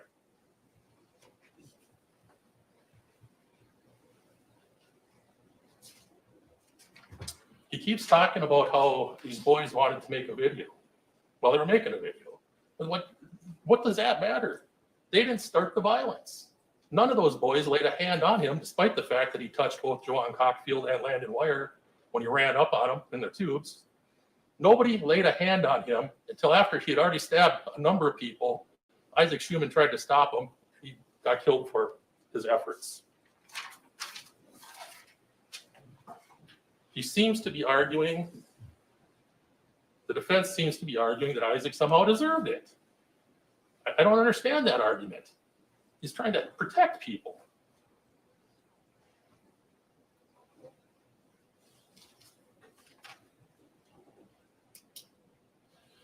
He calls Maddie Cohen the queen of the river, and he calls her a bully, calls her a number of other unkind things.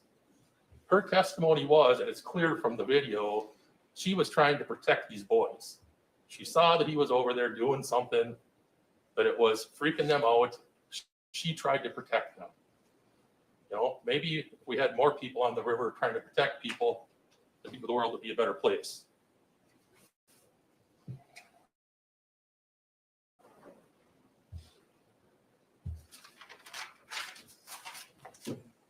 They've made over and over, they've argued that Maddie was never punched because she has no marks on her face. Nick Miu, who, as Mr. Trosky said, was lifted off of his feet by the punch from Dante, punched in the jaw and fell in the river, gets up and there's no marks on his face. We have pictures from him. We have the video. We have his interview with Lieutenant Hart later. We have the pictures that the jail nurse took 5 hours after. There's no bruising. There's no puffiness. There's no swelling.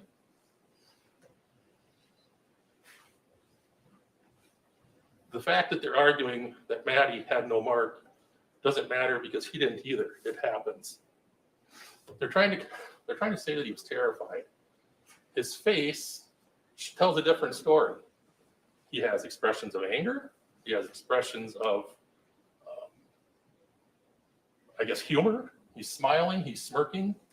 Well, after he has his knife out, he clearly feels comfortable.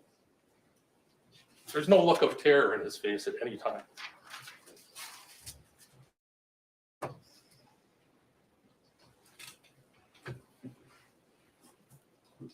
A.J. Martin was not armed. He pushed Mr. Miu in the back. We know that. He didn't kick him. He didn't punch him. He didn't hold his head underwater. He pushed him in the back. And for that, he got a incision on his body from his belt line all the way up. You saw the pictures. It's horrible. He used no weapon against Mr. Miu.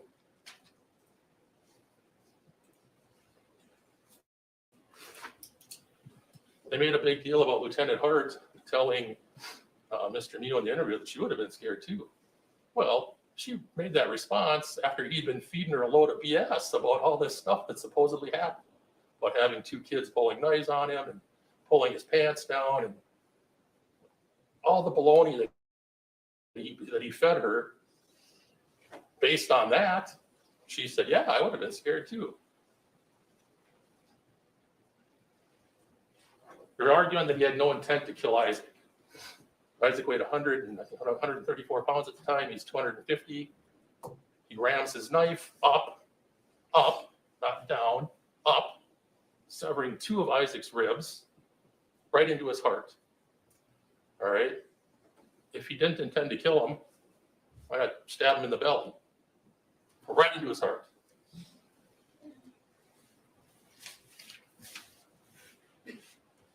We've heard no explanation whatsoever as to why he stabbed Riley Madison.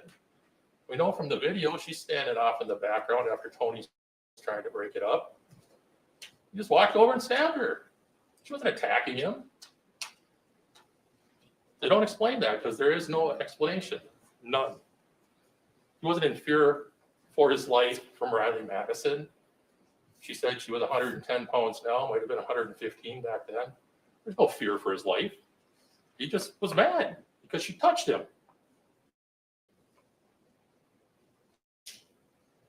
They've talked a little bit about extraneous factors. It's not just medical attention that can be an extraneous factor. As we know, multiple people on the river stopped to help these folks, putting compressions on. One witness said they used a sandwich bag to try to make a chest compression. There was a lot of interventions for these folks. We know with Riley Madison specifically that Larry and Davis and his brother, we saw it on the video, got her to shore on a tube. People went out of their way to help these folks. These are extraneous factors. But another extraneous factor is he just got unlucky. You know, if he, as Mr. Anderson had said, we've got arteries, we've got organs. Dr. Meyer said that whenever you have an abdomen wound, you have to check all those things. It's kind of a miracle that more people didn't get killed. It's not by anything he did. He just got lucky. Missed major organs and arteries.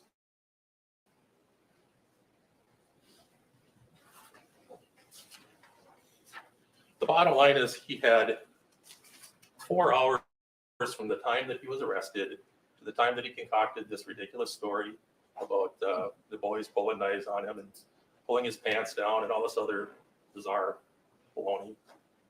He used his intellect, because we know he's smart, to craft this story. And he was very deliberate and detailed because he wanted to come up with a story that he thought would be sufficient to convince people that he acted in self-defense. We know he lied about all of it.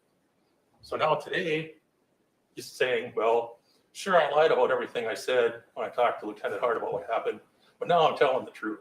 So now believe me. No. You have my full confidence. I know you're going to return just verdict of guilty and deliver justice to Isaac Schumann and everybody else who got hurt by this man. Thank you.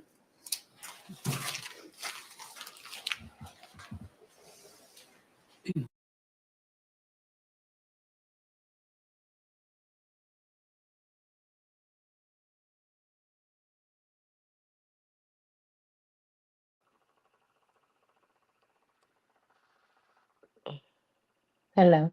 Hello. Regina, are you muted? I bet if I unmute myself, y'all can hear me. Right. So, there you have it. We just listened to both the state and the defense.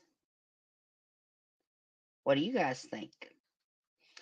Now, considering the jury instructions, the jury was just told if they believed in any way that he was trying to defend himself, then they couldn't find him guilty because you are allowed to defend yourself in Wisconsin. True, it's not a stand your ground state, but you have the right to defend yourself. So, with that being said, is the jury going to be able to convict him of first degree murder? What do you guys think? Anything could happen tomorrow. I'm hoping the jury will be done tomorrow. We'll see. Maybe not. You never know.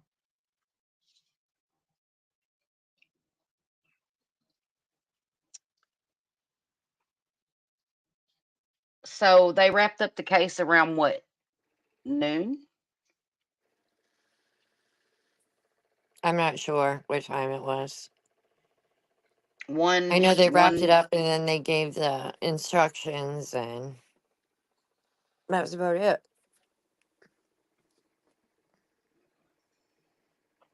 I personally think that, I mean, I think everyone knows where I stand in a situation. I think everyone's guilty. I think there's different levels of guilt. I think it was a perfect storm. Um, I think he will walk away. I think he's gonna get away scot free. I don't think he'll. I don't think he's gonna have to do any time. And if he is convicted, then I'm not sure if he's been in jail, but it'll be time served. I just, Well, I don't completely agree with that because there's one instance in which it was not self defense. well, I don't think it was self defense at all. I side with Mm, the state in this instance, in my opinion. But I mean, I can see your point of view also. So I'm not saying like I don't see your point of view because I do, but right. I'm trying to look at both sides. And Right. And I see your point of view too. I I just completely see it. I just don't think that the jury is going to find him guilty of um first degree murder. I don't. I don't think. I think they they swung too high. Yeah, I but agree they with did that make too. some changes, I think, yesterday.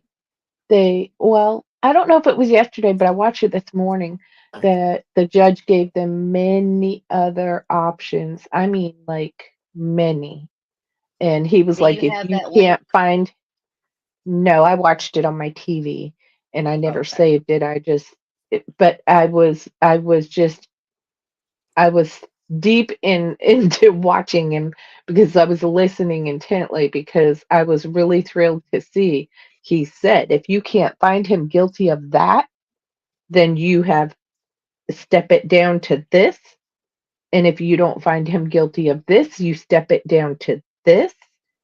Hmm. Basically, is what it amounted to. And he gave them many, many options. I don't see him walking away without a conviction. See, again, I think for me, it was after like the 50th time I've watched the video and really like doing it frame by frame by frame by frame and then listening. I think every witness lied, every one of them, state and defense, every one of them told a different story from the video. But after seeing the wounds and the scars and the upward motion, that's what that's what leads me to believe it wasn't premeditated, but in the moment he Ooh, was we got intended. something else. We got something else. You guys, we do have something. Oh no, I just lost it. Hold on, let me go back. We do have something new. The jury has asked something To watch of, the video, probably, yep. because it's the only thing that's truthful. It's the only basis of truth is the video. Yep. I mean, we can all agree on that. I think. I think we all can agree that all the witnesses involved either had a lapse in memory, couldn't remember, changed their stories, changed the narrative, and it didn't fit.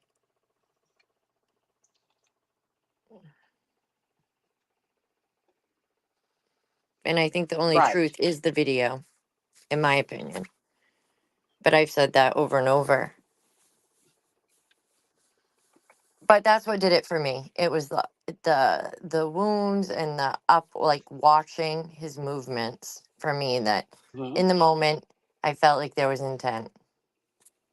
Not premeditated, like, I just think it was alcohol, bad situation, and then it reached the a part where he just snapped. And for that, I think everybody involved needs to take ownership, because if they don't, then this will continue to happen. And we're going to be here repeatedly in the same situation. That's the problem. People never have to take ownership. And nobody wants an apology that's not sincere, And I don't know. I just don't feel when from his testimony, I also don't feel like he is sorry for what happened, and he should be. He took a life, and I saw no empathy in his statements before. Well, his initial statements, and then after the fact, and then his testimony. There's no sorrow there. I know that, but I do see your point, because I know, like, you are by the law, and I get that, and I am too. Like, I want everybody to be held accountable for their actions. And possibly, they didn't charge the kids because of what happened and they didn't want to ruin their lives, but this isn't a free pass for them. They were still wrong.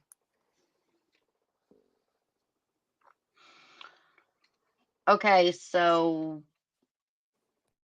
I agree. Everyone is responsible, and I don't think that he should get off scot free. Like, because I believe everyone there that day is guilty to some degree of what happened.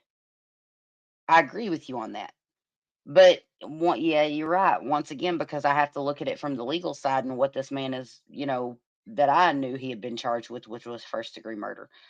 But then again, if the judge is given instructions that they can step down the charges until they got to figure out what he's guilty of, I don't know. That's kind of worrisome too, because That's if kind of if saying if the jury does not find him guilty of murder, but finds him guilty of the lesser offenses, because they can claim that it's so many different things, but if any defense element comes in it whatsoever in the jury's mind, do they acquit him? And is and if they don't acquit him, if he is found guilty of a lesser charge, should not everyone that assaulted him be charged as well? I have a question for you. Right. Okay. You ready? Yep. So, where the judge did say that, he's allowing these extra um, alternatives. Now, when I see this, it's almost like the judge is saying he's guilty. He's guilty of something. He's not getting out of this scot free. So, he's already been, from my point of view, and the reaction of the judge already sees him as guilty. Where it's almost like he's lacking in the state's um, case. So he's almost leading the jury to, okay, you may not have this, but you do have these options. Wouldn't that be considered like leading in a way?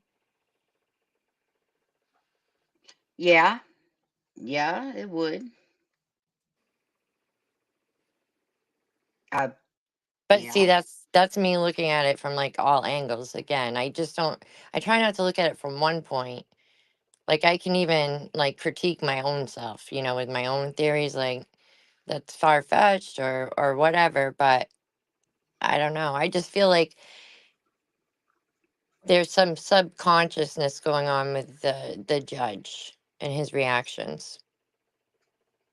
I just don't think this state is. I think because the state shot so high, they're gonna acquit him of it because I don't think they have enough. I guess for first Well, I degree mean, he murder. he did change some things, and he did, like make it to the point where if they don't find him guilty of the original what they were charging him with for first degree murder, then he gave them other options. So I do believe that's going to matter, and I do believe he's going to walk away with some time. I agree with that. I just looked into that, the Journey to Justice. They are, in fact, they do have volunteers searching the Avery property, you guys, for Elijah View. That's true. Sorry, and not to try to be distracted from this case, but they are, in fact, yes, I am too bare. It's true. Look it up on ABC News. Um, it's confirmed. It was like 100 volunteers.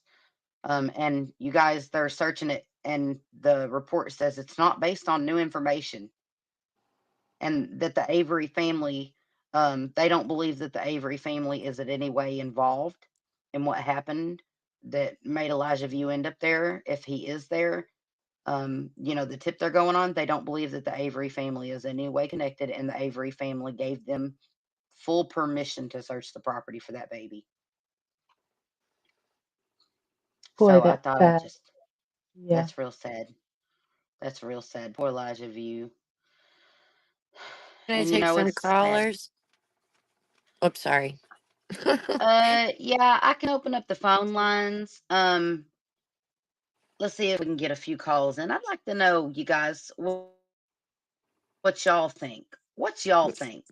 Do y'all Me think he's too. gonna be do y'all think he's gonna be convicted? And if so, what do you think he's gonna be convicted on? What do you think he's guilty of? We want to hear from you. Um, let's see here. Oh, wait. Crystal, before we open up the phone lines real quick.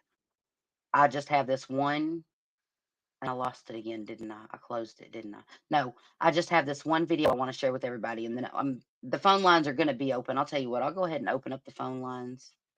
Well, no, because I can't share them both at the same time. I'll open up the phone lines as soon as we get done with this video right here, because it's about the jury. They've already requested something. It's played. I think it needs to be, they need to be brought into the courtroom, and it Yes. needs to be played in here.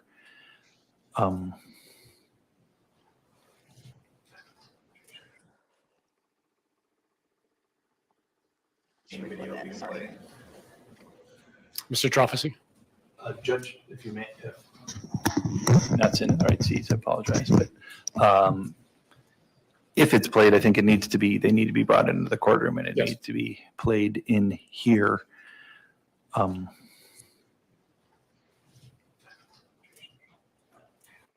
That My judgment, the jury is entitled to see the evidence, and this has been a multi-day trial. There's lots of things to consider. There are lots of nuances in the jury instructions. So I think it's reasonable for the jury to re-examine exhibits. They can't have the video in the deliberation room, so they'll have to come out into the courtroom to see it. If the jury thinks that watching both videos will be helpful to their deliberations, they're entitled to see both videos. So we'll have them brought back in, and we will play them both.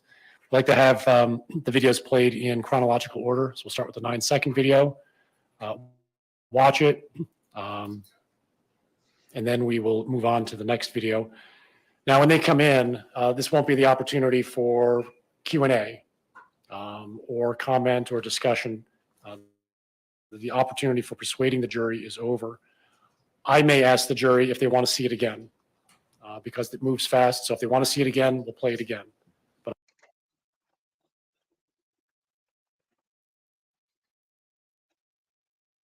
grown man trying to have sex with little girls. What the hell?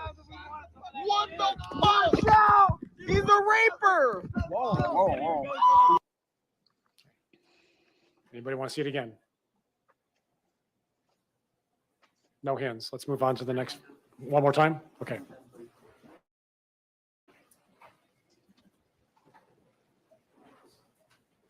Grown man trying to have sex with little girls. What the hell? What the fuck? Out! He's a raper. Whoa, whoa, whoa. Anybody else? Okay. Let's move on to the next video then. You can keep it on.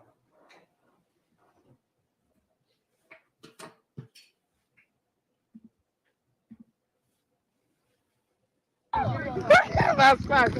What is he on? Whoa! Whoa! Whoa! Whoa! Whoa! Get away! Whoa! Oh God! We up! We up! Homie. What are you talking about? What the hell are you talking about? What? Get away from us! Whoa! Get away! Whoa! Oh God! We up! Whoa! Get away! Dang it. Oh God!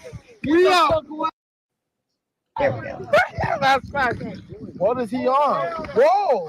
Whoa! Whoa! Whoa! Get away! Whoa! Oh God! We up! We up! Homie. What are you talking about? What the hell are you talking about? What? Get away from us! What? What's going on with y'all, homie? He's on camera, tripping. He's on 4K. Yo, them new iPhones got that good quality. What did he say?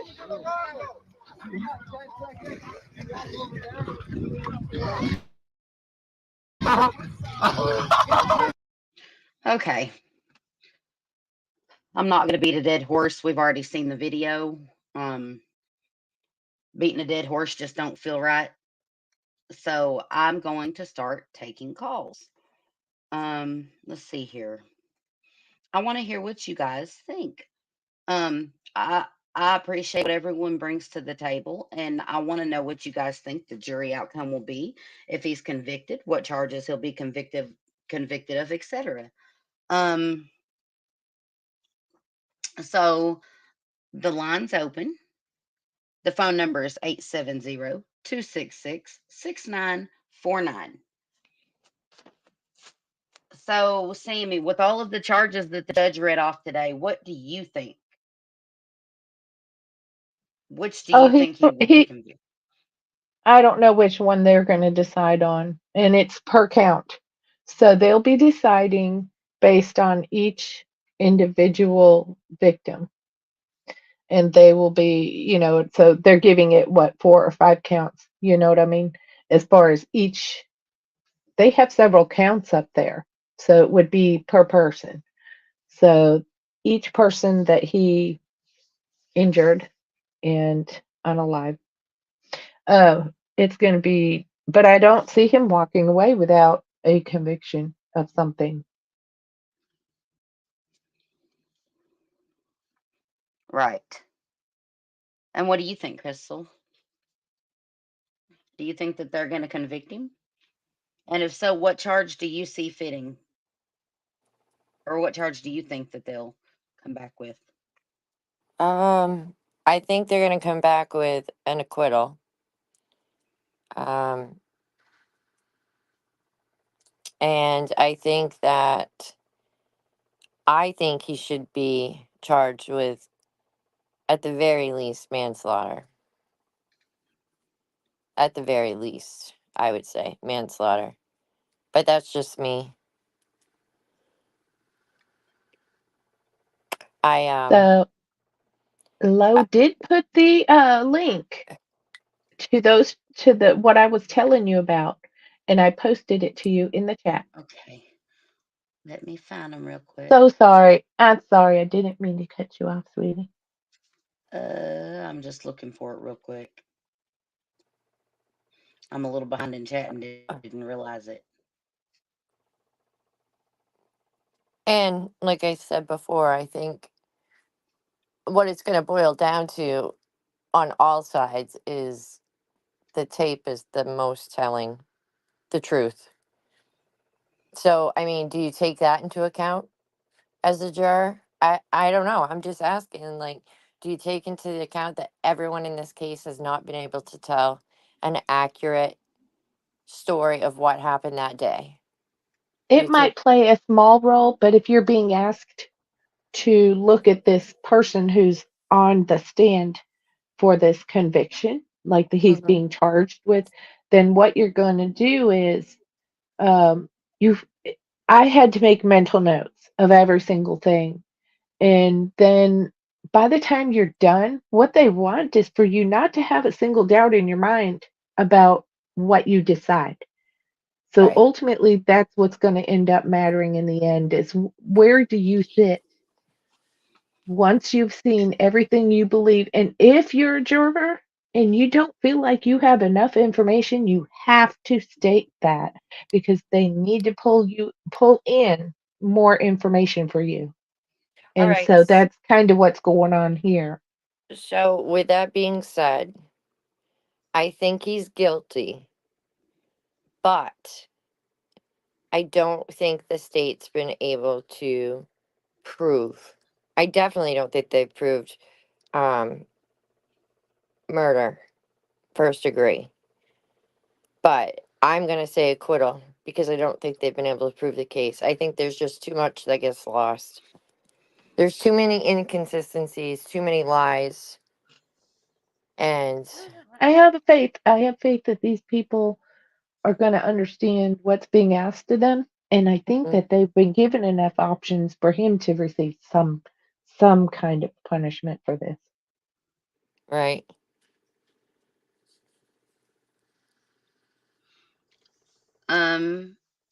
The journey to justice, I thought that they already brought the jury in and watched the videos.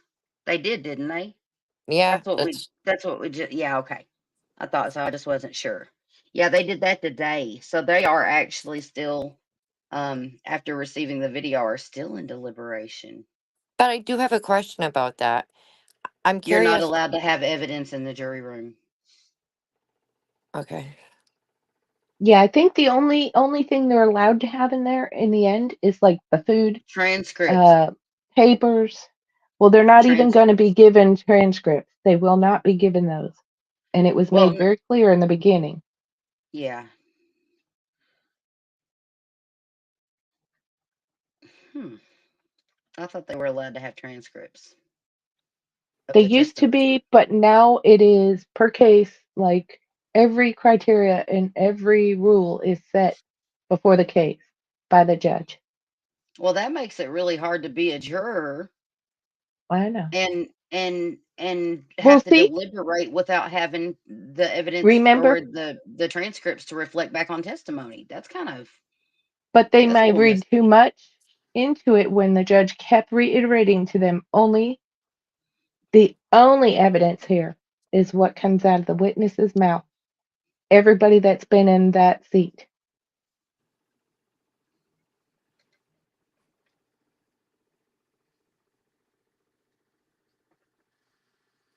Well,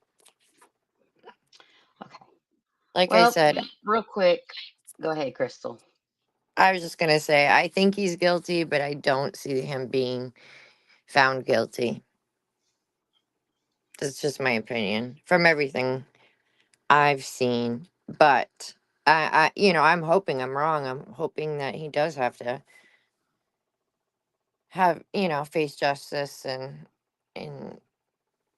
do his time that they see fitting.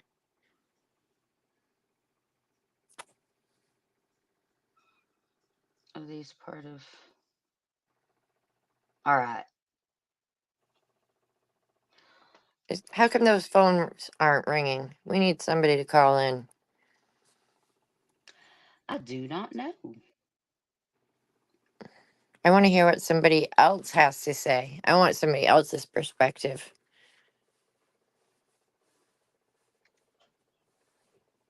Not that I don't value yours or Sammy's, because I do. But But yeah, I'm with you. I want to Well, hear other now, people's perspectives too. Stacy Fan is asking, did anyone else hear the jury ages range from like 50 to 77? Was curious if it's accurate.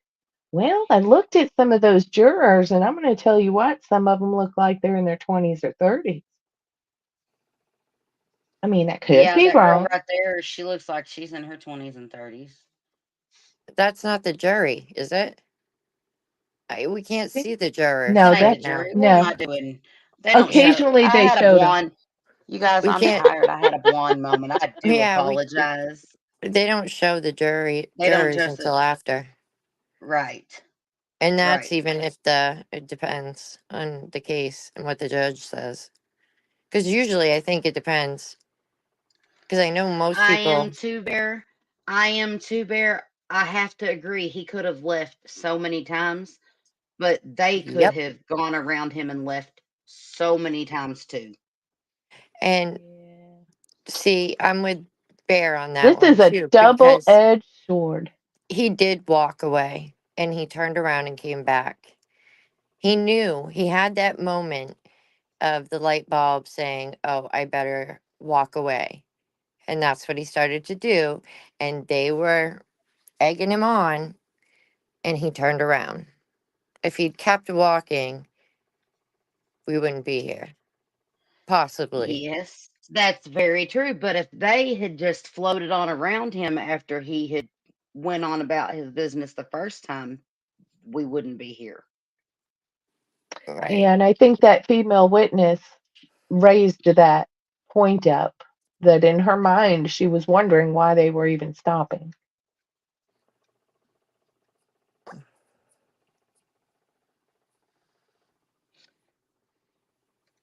I don't I don't think he's going to be charged with assaults for all of them. I think one of them is clearly self-defense. Two of them are possibly clearly self-defense. All right, I'll go with this then. He gets off on the four others that he stabbed. He won't face any time. But he will be found guilty of like the least amount of charge. But I don't think that the state proved it, in my opinion, though. So you think he'll be charged with uh the least under the penal code for homicide, which would be Right. like manslaughter or something Right. like that, or Yeah. reckless endangerment or something like that, right? Right.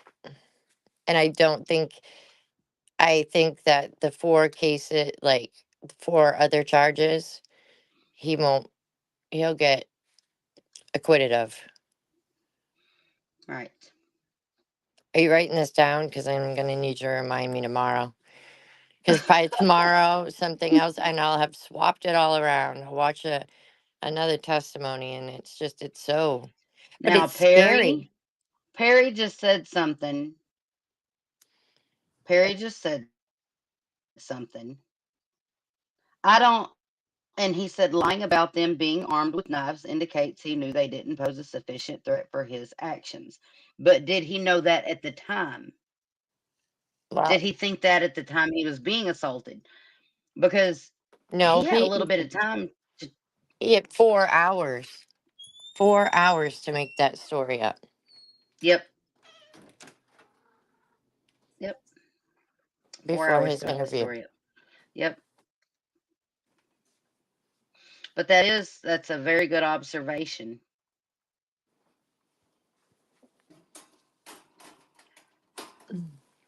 I think he's going to be found guilty, but I don't think it's going to be for the highest charges. I could be wrong, but I'm with you, Crystal. I don't think that the state proved murder in the first degree, even though they have been given other instructions. I don't know. I know. Look, I agree he's going to be found guilty of something, but in my humble opinion, everyone should have been charged that was involved in that fight, because every single one of their actions and behavior is what led up to someone losing their life that day. Mm-hmm. And if I'm wrong for thinking that, I'm wrong for thinking that. And if people want to say, oh, you're victim shaming, then call me a victim shamer, but I'm not. I'm not whatsoever. But I think that everyone, all of us, should be held accountable for our actions. And I don't think that if we aren't, I don't think if let me say it like this. If we are not held accountable for our own actions, what gives us the right to try to hold someone else accountable for theirs? Right. Well, and that's what scares me about this case. There's no ownership with anyone. Not one of those witnesses took ownership for their own actions. Again, for the Not state or the anyone. defense. And so that for me is the biggest problem Well, because not no only one, that, but they some of them actually lied about hitting him, pushing him, or anything. Why? Why would you lie about hitting or push someone if that stabbed another person or stabbed you if you didn't think?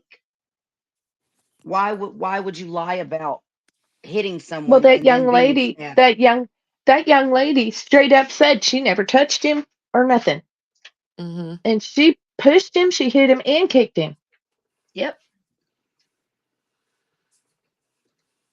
But that's okay, I guess. They only care about he said a lie. Maybe No, maybe I think they all lied. Like all of them did. Every one of them did. And I've never Yeah. heard the words "I don't remember" in so many witnesses' minds or you testimony in one trial. caught that too, did you?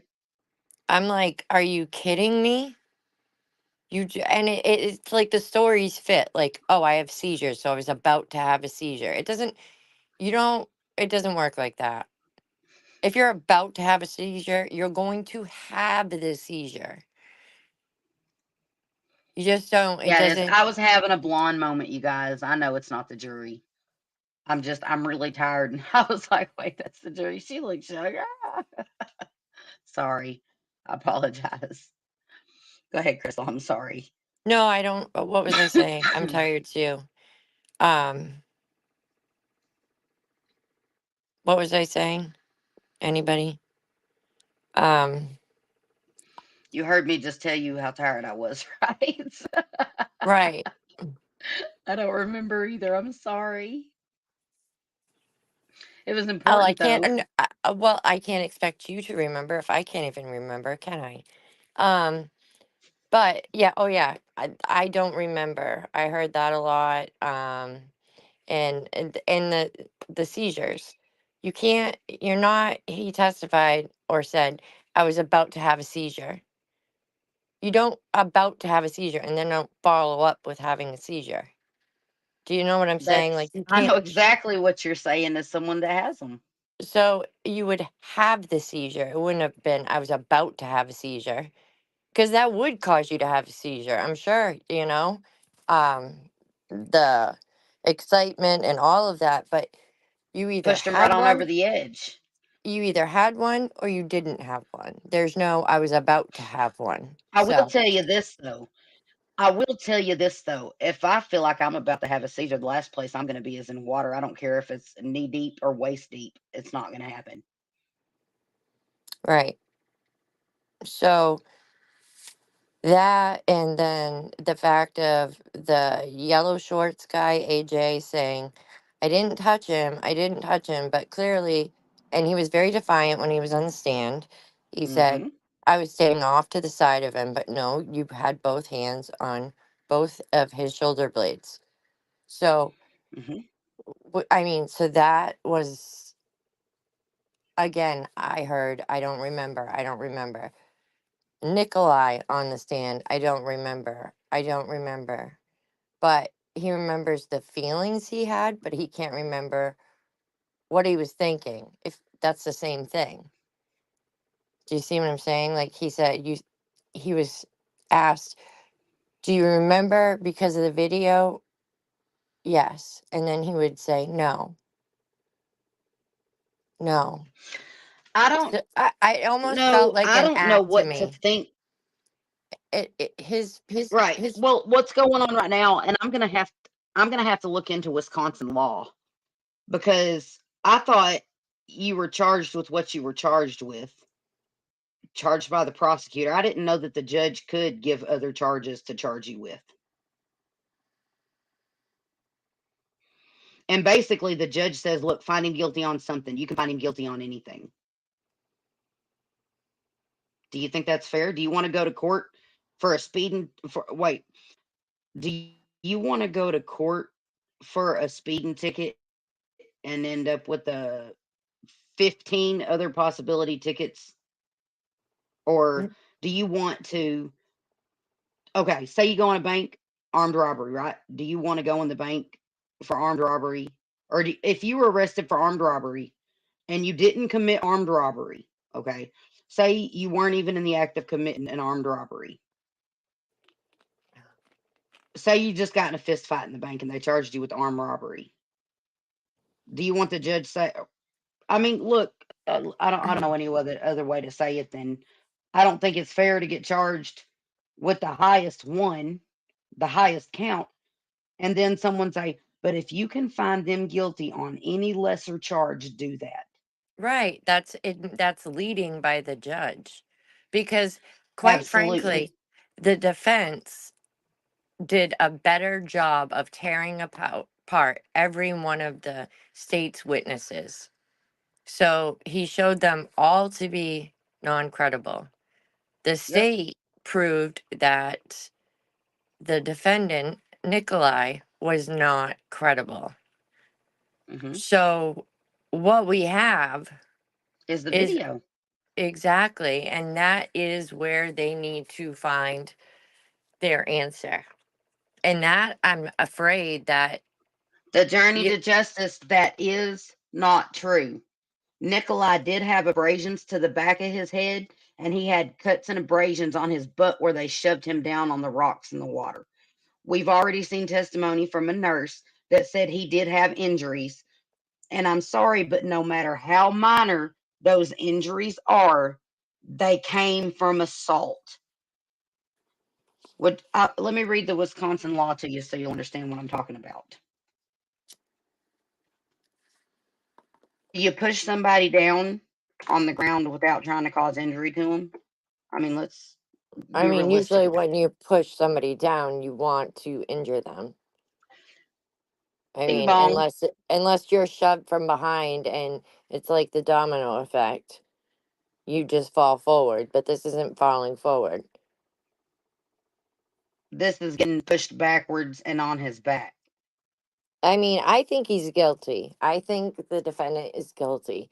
I don't think that the state proved it. I think the defense has a better lawyer.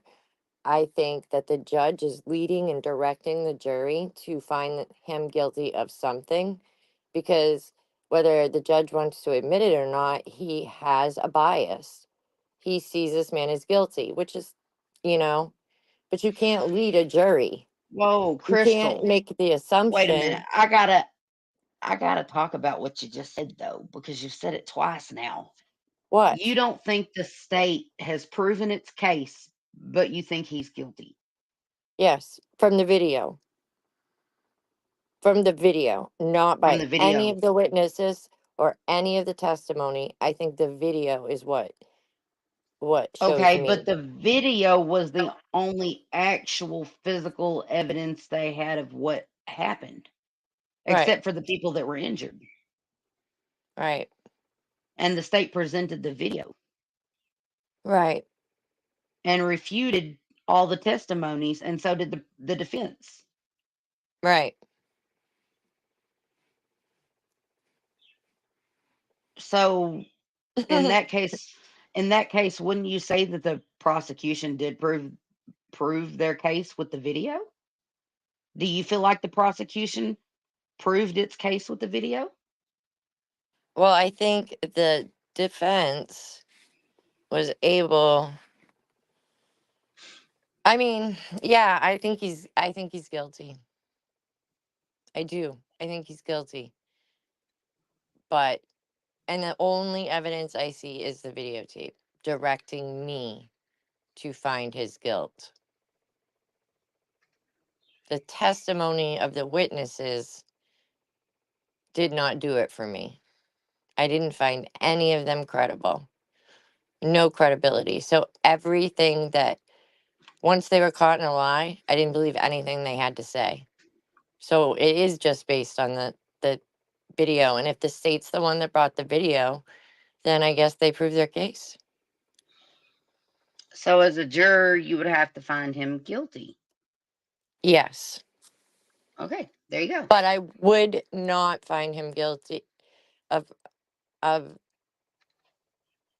that's the thing.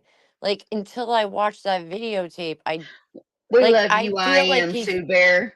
We love you, and we appreciate you guys that do bring different opinions and stuff to the table because I think it's good to have a healthy discussion on all of these things. And like I said, I think he is guilty of something. But again, Crystal, I agree with you. I think that the judge is leading with opening up the floor to every single charge. But then again, I don't think that's something that the judge should be doing because at the same time, Nicolae should be able to plead down if that's the case. And he's been offered no plea. It's like the judge is offering the jury a plea deal for him because I don't think that the judge can himself um, agree to first degree murder, but knows he needs to be punished for something, right? right, but I still feel intent when I watch the the upward motion and the wounds. Now, do y'all That's remember that boy? Do y'all remember that boy when the street riots were happening that had a no. gun? What was his name? Caleb or something like that? What was his name? Y'all Who? know who I'm talking about? No. Kyle? Was it Kyle Whitehouse? Ritterhouse? Isn't he the one oh yeah, that he shot the Mm-hmm. people, the three Mm-hmm. people, right? Mm-hmm. Do you remember hmm what happened? There Yeah, were he got people acquitted. mobbing. Yes, he did. Why did he get acquitted? Because he was I don't remember exactly. I'm just Self-defense. okay. It was proven that he was being assaulted whenever he shot people. But didn't he run down the road after someone? No, after? he got chased down the road by people. Okay. And then he I did didn't. run. Yeah. No, you're right. He did chase someone down Because he had an afterwards. AK-47, right? Or an assault Uh-huh. rifle. Uh-huh. But why did he have the assault rifle? Do y'all remember? His mom gave it to him, right? Or bought it for him because he was doing the riot control or something. Well, he was protecting his property in his neighborhood. Oh, okay. From From riots, the Yep, riots. from Okay. riots. People that were going through, burning cars, trashing the city, breaking into the stores. Like he was trying to defend his home and the people that lived around him Now, from the what mob, state was that himself in? from the mob. Oh, I can't remember. Let me look. I didn't watch the case. I just got bits and pieces of it when it happened. So, Kyle Rittenhouse was his name.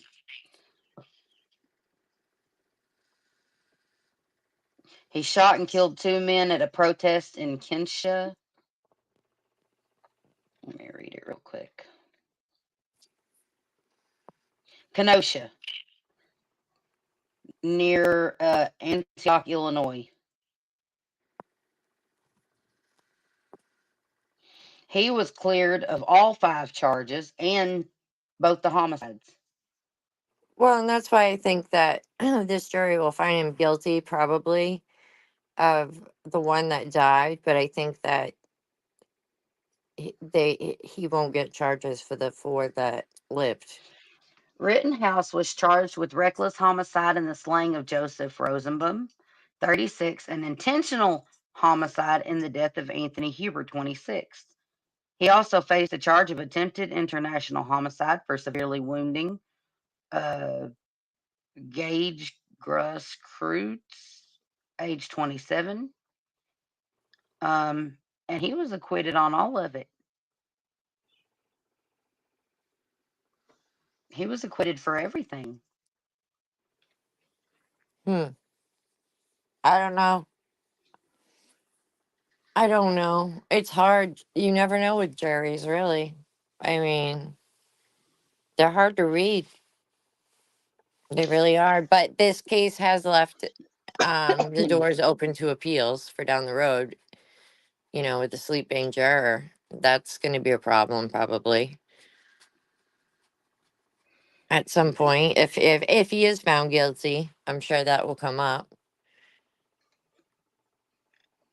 Absolutely, it will. It'll be grounds for appeal because Sure. the fact that the judge did not swap the jury member out with a reserved juror, that doesn't look good for the judge either. Right. Well, and I don't know if you saw at one point in this trial, actually several times, he raises his voice Mm-hmm. and he gets very excited behind the bench. And most Mm-hmm. judges I see don't really, they kind of play, Yeah, he seemed aggravated, huh? yeah, yeah. Yeah. Mm-hmm. Absolutely. Absolutely. All right, you guys. Well, we're not getting any calls, and we've been beating this horse for 4 hours, almost, 20 minutes, and yeah. 32 seconds. So, and not only that, but everybody else is starting to get tired of it too. I can see that because our numbers are dropping. So, Well, good night, everyone. Remember, share a smile, save a life. Thank you for all being here. we will Thank you, be on. Regina. Thank you. And it's so good to be able to have these discussions with you guys. And I'm so glad that everyone brings different angles and perspectives to the table. I think that there's a lot to discuss in these cases. There's a lot to discuss in these cases, especially whenever it's someone has lost a life and another person's life. Both are in the balance. You know what I mean? Absolutely. It's the And scales. I can't help myself with the legal aspect of it. And I nitpick, and that's Batootie. No, I um, appreciate it. I mean, it's a good conversation, and I appreciate Sammy too. yes. I mean, Yes. because if we agreed all the Well, thank you. time, it What it would we talk just about? right. And I mean, um, it's just a complicated case. It really is, and it's Very. I'll be curious to see what the results are from the jury. Lowe's right. He had a chance to walk away and he didn't. That is a factor in being innocent. And I completely agree with that, Lowe's. 12 it is. But I also have, like, personally, y'all know what I think should have happened. I think that they should have rounded every single one of them up and charged them with assault and battery to start with. Every single one of them that involved putting their hands on one another. Absolutely. And I don't know if, like, they, kind of like it's almost like saying, well, because they were the ones that got stabbed, even though he, they hit him or whatever, they're the ones that got stabbed. Like, I just don't agree with that mentality. I don't. Because I think that if you assault another person, you cannot expect that person to not retaliate. Exactly. If you feel like you are privileged enough to lay your hands on another person, you cannot expect the outcome of your actions to be rainbows and cupcakes. And you don't get to be the one to choose. You don't get to be the one to choose their reaction to your bad behavior. And that's exactly how I feel about it. And that's why I think every one of them are culpable. Because every single person involved in it were all bad actors. They all contributed to what happened. Every single last one of them, in my opinion. Do I feel like he's going to be charged with a crime? Absolutely. Do I think it's fair that he gets charged with a crime and nobody else involved in this case does? Absolutely not. Absolutely not. I think every individual that laid their hands on another person that day should be charged with assault and battery, bare minimum. And do we know if they even were? Just out of curiosity, I'm just curious. Do we know if they faced any charges for what happened? There have been no other files, no other charges filed except for against Nicolae, from what I understand. Hmm.